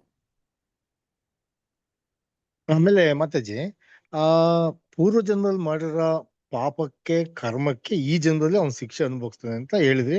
ಅದು ಒಪ್ಕೊಳ್ಳೋ ಮಾತು. ಈಗ ಈ ಜನ್ಮದಲ್ಲಿ ನಾನು ಏನಾದ್ರೂ ಒಂದು ಕಳ್ಳತನ ಮಾಡಿದ್ರೆ ಅಥವಾ ಒಂದು ದರೋಡೆ ಮಾಡಿದ್ರೆ, ಕೊಲೆ ಮಾಡಿದ್ರೆ, ನನ್ನನ್ನು ಪೊಲೀಸರು ಜೈಲಿಗೆ ಹಾಕ್ತಾರೆ, ನ್ಯಾಯಾಂಗಕ್ಕೆ ಒಪ್ಪಿಸ್ತಾರೆ. ನ್ಯಾಯಾಂಗದಲ್ಲಿ ನನ್ನ ತಪ್ಪಿನ ತೀರ್ಪು ಬರುತ್ತೆ, ನನ್ನನ್ನು ಜೈಲಿಗೆ ಹಾಕ್ತಾರೆ. ಈ ಜನ್ಮದಲ್ಲಿ ಮಾಡಿರೋ ತಪ್ಪಿಗೆ ಈ ಜನ್ಮದಲ್ಲಿ ಶಿಕ್ಷೆ ಕೊಟ್ರೆ ಆತನಿಗೆ ಮನ ಪರಿವರ್ತನೆ ಆಗುತ್ತೆ. ನಾನ್ ಮಾಡಿದ ತಪ್ಪು, ಹೌದು ನಾನು ತಪ್ಪು ಮಾಡಿದ್ದೆ, ನನಗೆ ಶಿಕ್ಷೆ ಆಯ್ತು. ಅಲ್ಲಿಂದ ಹೊರಗೆ ಬಂದಾಗ ತನ್ನ ಮನ ಪರಿವರ್ತನೆ ಮಾಡ್ಕೊಂಡು ಹೇಗ್ ಬಾಳ್ಬೇಕು ಅನ್ನೋದನ್ನ ಆತ ಕಲ್ತ್ಕೊಳ್ತಾನೆ. ಆದ್ರೆ ಭಗವಂತ ಇಲ್ಲಿ ನಮಗ್ ಮೋಸ ಮಾಡಿದಾನೆ ಅಂತ ಅನಿಸ್ತಾ ಇಲ್ವಾ ಮಾತಾಜಿ? ಹಿಂದಿನ ಜನ್ಮದಲ್ಲಿ ಮಾಡಿರೋ ತಪ್ಪನ್ನ ಈ ಜನ್ಮದಲ್ಲಿ ನಮಗೆ ಹೇಗ್ ಗೊತ್ತಾಗ್ಬೇಕು ಮಾತಾಜಿ? ನಾವ್ ಹಿಂದೆ ತಪ್ಪು ಮಾಡಿದ್ವಿ, ನಾವ್ ಹಿಂದೆ ಬೇರೆಯವ್ರಿಗೆ ಮೋಸ ಮಾಡಿದ್ವಿ, ಹಿಂದೆ ಬೇರೆ ಒಂದ್ ಜೀವ ಕೊಂದಿದ್ವಿ ಅಂದ್ರೆ ನಮ್ಮ ಮನಸ್ಸಿಗೆ ಪರಿವರ್ತನೆ ಬಂದ್ರೆ ತಾನೇ ನಾವು ಮುಂದೆ ಬದಲಾವಣೆ ಮಾಡ್ಕೊಳ್ಳೋದು ಮನಸ್ಸನ್ನ. ಅಲ್ವಾ ಮಾತಾಜಿ? ಆದ್ರೆ ಪ್ರಭುಜಿ, ಮನು ಸಂಹಿತೆ ಏನ್ ಹೇಳುತ್ತೆ ಅಂತಂದ್ರೆ, ರಾಜನಾದವನು ಒಬ್ಬ ವ್ಯಕ್ತಿ ಕೊಲೆ ಮಾಡಿದಾನೆ ಅಂತ ಗೊತ್ತಾಗಿದ್ ಕೂಡಲೇ ಅವನಿಗೆ ಮರಣದಂಡನೆ ಕೊಡಬೇಕು ಅಂತ ಹೇಳ್ತಾನೆ. ಮರಣದಂಡನೆ ಯಾಕೆ ಕೊಡ್ತಾನೆ ಅಂತಂದ್ರೆ, ಅದು ಕರುಣೆ ಅಂತ ಹೇಳ್ತಾನೆ. ರಾಜ ಅವನ ಮೇಲೆ ತೋರಿಸ್ತಿರುವಂತ ಕರುಣೆ ಅಂತ. ಆ ರೀತಿ ಅವನು ಅವನಿಗೆ ಮರಣದಂಡನೆ ಕೊಡ್ಲಿಲ್ಲ ಅಂತ ಹೇಳಿದ್ರೆ, ಅವನ ಮುಂದೆ ಇನ್ನೊಂದು ಜನ್ಮ ಎತ್ತಾನೆ. ಆ ಮುಂದೆ ಇನ್ನೊಂದು ಜನ್ಮ ಎತ್ತಿದಾಗ ಅವನಿಗೆ ಆ ಸಮಯಕ್ಕೆ ಅವ್ನು ಮಾಡಿದ ತಪ್ಪಿಗಷ್ಟೇ ಅಲ್ಲ, ಅದು ಚಕ್ರಬಡ್ಡಿ ಅಂತ ಹೇಳ್ತೇವಲ್ಲ ಹಾಗೆ, ಅದು ಇನ್ನೊಂದಷ್ಟು ಮತ್ತಷ್ಟು ಸೇರಿ ಅವನಿಗೆ ಅದನ್ನ ಅನುಭವಿಸ್ತಾನೆ. ಆ ರೀತಿ ಅವನಿಗೆ ಆ ಪನಿಷ್ಮೆಂಟ್ ಕೊಡುವಂತವ್ರು ಯಾರು ಇಲ್ದಿರ ಹೋದಾಗ ಅದು ಮತ್ತೆ ಮುಂದಿನ ಜನ್ಮಕ್ಕೆ ಸಾಗಿ ಹೋಗುತ್ತೆ. ಅದನ್ನ ತಡಿಬೇಕು ಅಂತ ಹೇಳಿ ರಾಜರುಗಳು ಏನ್ ಮಾಡ್ತಾ ಇದ್ರು ಅಂದ್ರೆ, ಆ ಒಂದು ನಿರ್ಧಾರಗಳನ್ನ ಅವರು ತಗೋತಾ ಇದ್ರು. ಅಂದ್ರೆ ಆ ರೀತಿ ಅವರಿಗೆ ನಿರ್ದಾಕ್ಷಿಣ್ಯವಾದ ಒಂದು ಶಿಕ್ಷೆಗಳನ್ನ ಕೊಡ್ತಾ ಇದ್ರು. ಈಗಿನ ಕಾಲದಲ್ಲಿ ಹೇಗಿದೆ ಅಂತಂದ್ರೆ, ಒಂದು ಮರಣದಂಡನೆ ಅನ್ನುವಂಥದ್ದೇ ಇರಬಾರ್ದು ಅಂತ ಹೇಳ್ತಾರೆ. ಆದ್ರೆ ಅದೆಲ್ಲ ಏನ್ ಮಾಡ್ತಾರೆ ಅಂತಂದ್ರೆ, ಅವ್ರನ್ನ ಮತ್ತೆ ಮುಂದಿನ ಜನ್ಮದಲ್ಲಿ ಅವ್ರು ಅನುಭವಿಸೋದಕ್ಕೆ ಅವ್ರನ್ನ ಬಿಟ್ಟು ಬಿಡ್ತಾರೆ ಅಂತ. ಅಂದ್ರೆ ಈಗ ಈ ಜನ್ಮದಲ್ಲಿ ಮಾಡಿರೋ ತಪ್ಪಿಗೆ ಮುಂದಿನ ಜನ್ಮದಲ್ಲಿ ಶಿಕ್ಷೆ ಅಂತ ಓಕೆ. ಈ ಜನ್ಮದಲ್ಲಿ ಮಾಡಿರೋ ತಪ್ಪಿಗೆ ಆಗ್ಲೇ ನಾವು 84 ಲಕ್ಷ ಇವನಿಯಲ್ಲಿ ಬರ್ಬೇಕಲ್ಲ ಮಾತಾಜಿ? ಅಷ್ಟೊತ್ತಿಗೆ ಆತ ಅಷ್ಟು ಜನ್ಮ ದಾಟಿ ಮತ್ತೆ ಈಗ ಬಂದು ಮತ್ತೆ ಅದೇ ಶಿಕ್ಷೆ ಅನುಭವಿಸ್ಬೇಕಲ್ಲ ಮಾತಾಜಿ? ಅದನ್ನ ಹೇಳ್ತಾ ಇರೋದು. ಹೌದು ಪ್ರಭುಜಿ, ಅದೆಲ್ಲ ಅದಕ್ಕೆ ಹೇಳ್ತಾ ಇದ್ದಾರೆ. ಶಾಸ್ತ್ರಗಳನ್ನ ಕೊಟ್ಟಿದ್ದೀವಿ, ಎಲ್ಲ ನೋಡಿದ್ದೀರಾ, ಓದಿದ್ದೀರಾ, ತಿಳ್ಕೊಂಡಿದ್ದೀರಾ, ಆಮೇಲೂ ಹ್ಮ್. ಕೂಡ ಇಂಥ ಬಯಕೆಗಳನ್ನ ಇಟ್ಕೊಂಡಿದ್ದೀರಾ ಅಂತಂದ್ರೆ, ನೀವು ಇವಾಗ ಏನ್ ಕಷ್ಟ ಸುಖ ಅನುಭವಿಸ್ತಾ ಇದ್ದೀರಿ, ಅದಕ್ಕೆ ನೀನು ಜೀವಿ ಕಾರಣ ಅಂತ. ನಿನ್ಗೆ ಇಷ್ಟೆಲ್ಲ ನಿನ್ಗೆ ಜ್ಞಾನ ಕೊಟ್ಟು, ಮನುಷ್ಯ ಜನ್ಮ ಕೊಟ್ಟು, ಭಗವಂತ ನಿಮ್ಗೆಲ್ಲ ವಿಷಯಗಳನ್ನ ತಿಳಿಸ್ಕೊಟ್ಟು, ಗುರುಗಳು ತಿಳಿಸ್ಕೊಟ್ಟು, ಆಮೇಲೆ ಕೂಡ ನಿನ್ಗೆ ಇಷ್ಟ ಬಂದಾಗ ಮಾಡಿದೀಯ ಅಂತಂದ್ರೆ, ಮತ್ ನಿನ್ಗೆ ಶಿಕ್ಷೆ ಕೊಡೋದ್ರಲ್ಲಿ ತಪ್ಪಿಲ್ಲ ಅಂತ. ಹಾಗಿದ್ರೆ ಈಗ ಒಂದು ಗೋವನ್ನು ಹತ್ಯೆ ಮಾಡ್ತಾರಲ್ಲ ಮಾತಾಜಿ, ಆ ಗೋವು ಹಿಂದಿನ ಜನ್ಮದಲ್ಲಿ ಅದು ಕೂಡ ಹತ್ಯೆ ಮಾಡಿತ್ತು ಅಂತ ಅನ್ಕೋಬಹುದಾ? ಹಿಂದಿನ ಜನ್ಮದಲ್ಲಿ ಆ ಗೋವು ಮನುಷ್ಯನಾಗಿ ಹುಟ್ಟಿ ಬೇರೆ ಪ್ರಾಣಿನ ಕೊಂದಿರೋ ತಪ್ಪಿಗೆ ಅದು ಈ ಜನ್ಮದಲ್ಲಿ ಈ ಶಿಕ್ಷೆ ಅನುಭವಿಸ್ತಾ ಇದೆ ಅಂತ ಅರ್ಥನಾ ಮಾತಾಜಿ? ಅಂದ್ರೆ ಪ್ರಭುಜಿ ಏನಂತ ಹೇಳ್ತಾರೆ ಅಂದ್ರೆ, ಈ ರೀತಿ ಗೋವು ಹತ್ಯೆ ಮಾಡುವಂಥದ್ದು ಅಥವಾ ಮನುಷ್ಯರಲ್ಲಿ ಭ್ರೂಣ ಹತ್ಯೆ ಮಾಡುವಂಥದ್ದು ಅದೆಲ್ಲ ಮಾಡೋದ್ರಿಂದ ಏನಾಗುತ್ತೆ ಅಂದ್ರೆ, ಆ ಗೋವಿನ ದೇಹದಲ್ಲಿ ಎಷ್ಟು ರೋಮಗಳಿದೆ ಅಷ್ಟು ಹಾ. ಬಾರಿ ಅವನು ಮನುಷ್ಯ ಜನ್ಮವನ್ನೇ ಪಡಿತಾನೆ. ಆದ್ರೆ ಬೆಳಕನ್ನ ಕಾಣೋದಿಲ್ಲ ಅಂತ. ಅಂದ್ರೆ ತಾಯಿ ಗರ್ಭದಲ್ಲಿ ಅಬೋಷನ್ ಆಗುತ್ತೆ ಅಂತ ಹೇಳ್ತಾರಲ್ಲ, ಆ ರೀತಿ ಸಾಯ್ತಾನೆ ಅಂತ. ಅಂತಹ ಹಾ. ಶಿಕ್ಷೆಗಳೆಲ್ಲ ಇರುತ್ತೆ. ಹಾ. ಮತ್ತೆ ಆಮೇಲೆ ಈ ಜೀವ ಹೋದ್ಮೇಲೆ ಜೀವಾತ್ಮ ಅಂದ್ರೆ ನೀವ್ ಹೇಳೋದ್ರಲ್ಲ ಆತ್ಮ ಇದ್ದಾಗ ಮಾತ್ರ ನಮಗೆ ಸ್ಪರ್ಶ ಜ್ಞಾನ ಗೊತ್ತಾಗುತ್ತೆ. ದೇಹದ ಎಲ್ಲಾ ಭಾಗಗಳು ಕೂಡ ಆತ್ಮ ಇದ್ರೆ ಮಾತ್ರ ನಮಗೆ ಗೊತ್ತಾಗುತ್ತೆ ಅಂತ ಹೇಳಿದ್ರಿ. ಜೀವ ಹೋದ್ಮೇಲೆ ಆತ್ಮ ಮಾರ್ಗ ಯಾವುದು ಮಾತಾಜಿ? ದೇಹದಿಂದ ಯಾವ ಮಾರ್ಗದಲ್ಲಿ ಆತ್ಮ ಹೊರಗ್ ಬರುತ್ತೆ? ಪ್ರಭುಜಿ, ಅದು ಯಾವ ಮಾರ್ಗದಿಂದ ಬೇಕಾದ್ರೂ ಹೊರಗಡೆ ಬರ್ಬೋದು. ಕೆಲವೊಬ್ರು ಕಣ್ಣು ಹರಳಿಸ್ಕೊಂಡು ಪ್ರಾಣ ಬಿಡ್ತಾರೆ, ಕೆಲವೊಬ್ರು ಬಾಯಿ ತೆಗೆದು ಬಾಯಿ ಮೂಲಕ ಬರುತ್ತೆ, ಕೆಲವೊಬ್ರು ಹಾಗೆ ನವದ್ವಾರಗಳಲ್ಲಿ ಯಾವ ದ್ವಾರದಿಂದ ಬೇಕಾದ್ರೂ ಬರ್ಬೋದು. ಆದ್ರೆ ಈ ಒಂದು ಅಷ್ಟಾಂಗ ಯೋಗಿಗಳೇನಿರ್ತಾರೆ ಅಂದ್ರೆ ಅವರು ಪ್ರಯತ್ನ ಪೂರ್ವಕವಾಗಿ ಅವರ ಒಂದು ಏನಂತ ಹೇಳ್ತಾರೆ, ಸಹಸ್ರಾರ ಚಕ್ರ ಅಂತ ಹೇಳ್ತಾರೆ, ಅವರ ತಲೆಯ ಬುರುಡೆಯಿಂದ ಒಂದು ದೇಹವನ್ನ ಅಂದ್ರೆ ಆತ್ಮವನ್ನ ದೇಹದಿಂದ ಹೊರಗಡೆ ಕಳಿಸ್ತಾರೆ ಅಂತ. ಆ ಯಾವ ಒಂದು ಭಾಗದಿಂದ ಅದು ಹೋಗುತ್ತೆ ಅದು ಕೂಡ ನಿರ್ಧಾರ ಮಾಡುತ್ತೆ ಅಂತ ಹೇಳ್ತಾರೆ, ಈ ಒಂದು ಆತ್ಮ ಎಲ್ಲಿಗೆ ಹೋಗುತ್ತೆ ಅನ್ನುವಂಥದ್ದನ್ನ. ನಿಜ ಮಾತಾಜಿ, ಧನ್ಯವಾದಗಳು ಮಾತಾಜಿ. ಹರೇ ಕೃಷ್ಣ ಪ್ರಭುಜಿ. ಸೊ ಇನ್ನೊಂದು 3 ನಿಮಿಷ ಇದೆ, ಪ್ರಭುಜಿ ವೇಟ್ ಮಾಡ್ತಾ ಇರ್ತಾರೆ ಅವ್ರ ಕ್ಲಾಸಿಗೆ. ಯಾರಾದ್ರೂ ಕೇಳ್ಬೋದು ಇನ್ನೊಂದು ಪ್ರಶ್ನೆ? ಮಾತಾಜಿ, ಈಗ ಪ್ಲೇನ್ ಕ್ರಾಶ್ ಆಯ್ತು ಮೊನ್ನೆ ಅಲ್ವಾ? ಸೊ ಇವಾಗ ಅದ್ರಲ್ಲಿ ಎಷ್ಟೊಂದ್ ಜನ ಮೃತಪಟ್ರಲ್ಲ, ಸೊ ಅದನ್ನ ನಾವು ಕರ್ಮಫಲ ಅಂತ ತಗೊಳ್ಬೇಕಾ, ಇಲ್ಲಾಂದ್ರೆ ಅದು ಕೋಇನ್ಸಿಡೆನ್ಸ್ ಅಂತ ತಗೊಳ್ಬೇಕಾ? ಯಾವ ತರ ಅರ್ಥ ಮಾಡ್ಕೋಬಹುದು ಅದನ್ನ? ಕರ್ಮಫಲನೇ ಮಾತಾಜಿ. ಯಾರೊಬ್ರು ಕೂಡ ಅವರ ಒಂದು ಕರ್ಮಫಲ ಇಲ್ದಿರ ಆಕ್ಸಿಡೆಂಟ್ ಆಗಿ ಸಾಯ್ತಾ ಇರೋರು ಕೂಡ ಆಕ್ಸಿಡೆಂಟ್ ಆಗಿ ಸಾಯ್ತಾ ಇರೋದಲ್ಲ, ಅವ್ರು ಅಲ್ಲಿ ಆ ರೀತಿ ಸಾಯ್ಬೇಕು ಅನ್ನೋಂಥದ್ದು ಇರುತ್ತೆ. ಭಗವಂತ ಈಗ ಕುರುಕ್ಷೇತ್ರದಲ್ಲಿ 18 ಯಕ್ಷಿಣಿ ಸೈನ್ಯ ಏನ್ ಸೇರಿಸಿದಾನೆ, ಅವನಲ್ಲಿ ಡಿಸೈಡ್ ಆಗಿದ್ದಾನೆ ಏನ್ ಕರ್ಮ ಮಾಡಿದ್ದಾರೆ ಅವ್ರ ಕರ್ಮಕ್ಕೆ ಫಲ ಅಲ್ಲಿ ಕೊಡ್ಬೇಕಂತ ಡಿಸೈಡ್ ಆಗಿದ್ದಾನೆ. ಹಾಗೆ ಯಾರೆಲ್ಲ ಆ ರೀತಿ ಆಕ್ಸಿಡೆಂಟ್ ಅಲ್ಲಿ ಸಾಯ್ತಾರೆ ಅವರೆಲ್ಲರೂ ಕೂಡ ಆ ರೀತಿ ಸಾಯ್ಬೇಕು ಅನ್ನೋಂಥದ್ದು ಡಿಸೈಡ್ ಆಗಿರುತ್ತೆ. ಒಂದೇ ಒಂದು ಜೀವ ಕೂಡ ಆ ಅಂತಹ ಒಂದು ನಿರ್ಧಾರ ಇಲ್ದಿರ ಅಲ್ಲಿ ಸಾಯೋದಕ್ಕೆ ಸಾಧ್ಯ ಇಲ್ಲ. ಅಂದ್ರೆ ಕೆಲವೊಬ್ರು ಕೂಡ ಅಲ್ಲಿ ಗಾಯಗಳಾಗಿ ಬದುಕಿ ಉಳಿದವರು ಕೂಡ ಇದ್ದಾರೆ ಅಂತಹ ಒಂದು ಪರಿಸ್ಥಿತಿಯಲ್ಲೂ ಕೂಡ.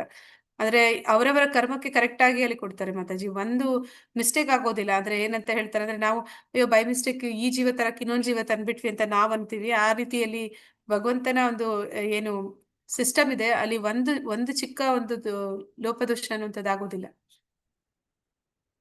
ಧನ್ಯವಾದ ಮಾತಾಜಿ. ಹರೇ ಕೃಷ್ಣ ಮಾತಾಜಿ. ಮಾತಾಜಿಯವರೇ, ಹಾ ಮಾತಾಜಿ.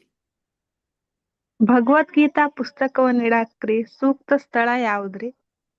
ಮಾತಾಜಿ, ಭಗವದ್ಗೀತಾ ಪುಸ್ತಕವನ್ನ ಇಡ್ಲಿಕ್ರಿ ಸೂಕ್ತವಾದಂತ ಸ್ಥಳ ಯಾವ್ದ್ರಿ? ಅಂದ್ರೆ ದೇವ್ರ ಮನೇಲಿ ದೇವರ ಮನೆಯಲ್ರಿ? ಇಡಿ ಮಾತಾಜಿ, ದೇವ್ರ ಮನೇಲಿ ಇಡೀ ದಿನ ಪೂಜೆ ಮಾಡಿ, ಪೂಜೆ ಮಾತ್ರ ಮಾಡಬೇಡಿ, ಜೊತೆಲಿ ಅದನ್ನ ತೆಗೆದು ಓದಿ. ಹಾ, ಓದುತ್ತೀವ್ರಿ ಮೇಡಮ್. ಹಾ ಮಾತಾಜಿ. ತುಂಬಾ ಧನ್ಯವಾದಗಳು. ಹರೇ ಕೃಷ್ಣ ಮಾತಾಜಿ. ಹರೇ ಕೃಷ್ಣ. ಸಮಯ ಆಗಿದೆ, ಮುಂದಿನ ಪ್ರಶ್ನೆಗಳನ್ನ ನಾಳೆಯಿಂದ ಕೇಳೋಣ. ಈಗ ಪ್ರಭುಜಿ ಕ್ಲಾಸ್ ತಗೋತಾರೆ. ಎಲ್ಲರಿಗೂ ತುಂಬಾ ತುಂಬಾ ಧನ್ಯವಾದಗಳು. ಇನ್ನೊಂದು 5 ದಿನಗಳು ದಯವಿಟ್ಟು ಎಲ್ಲರೂ ಬನ್ನಿ, ಮಿಸ್ ಮಾಡಬೇಡಿ.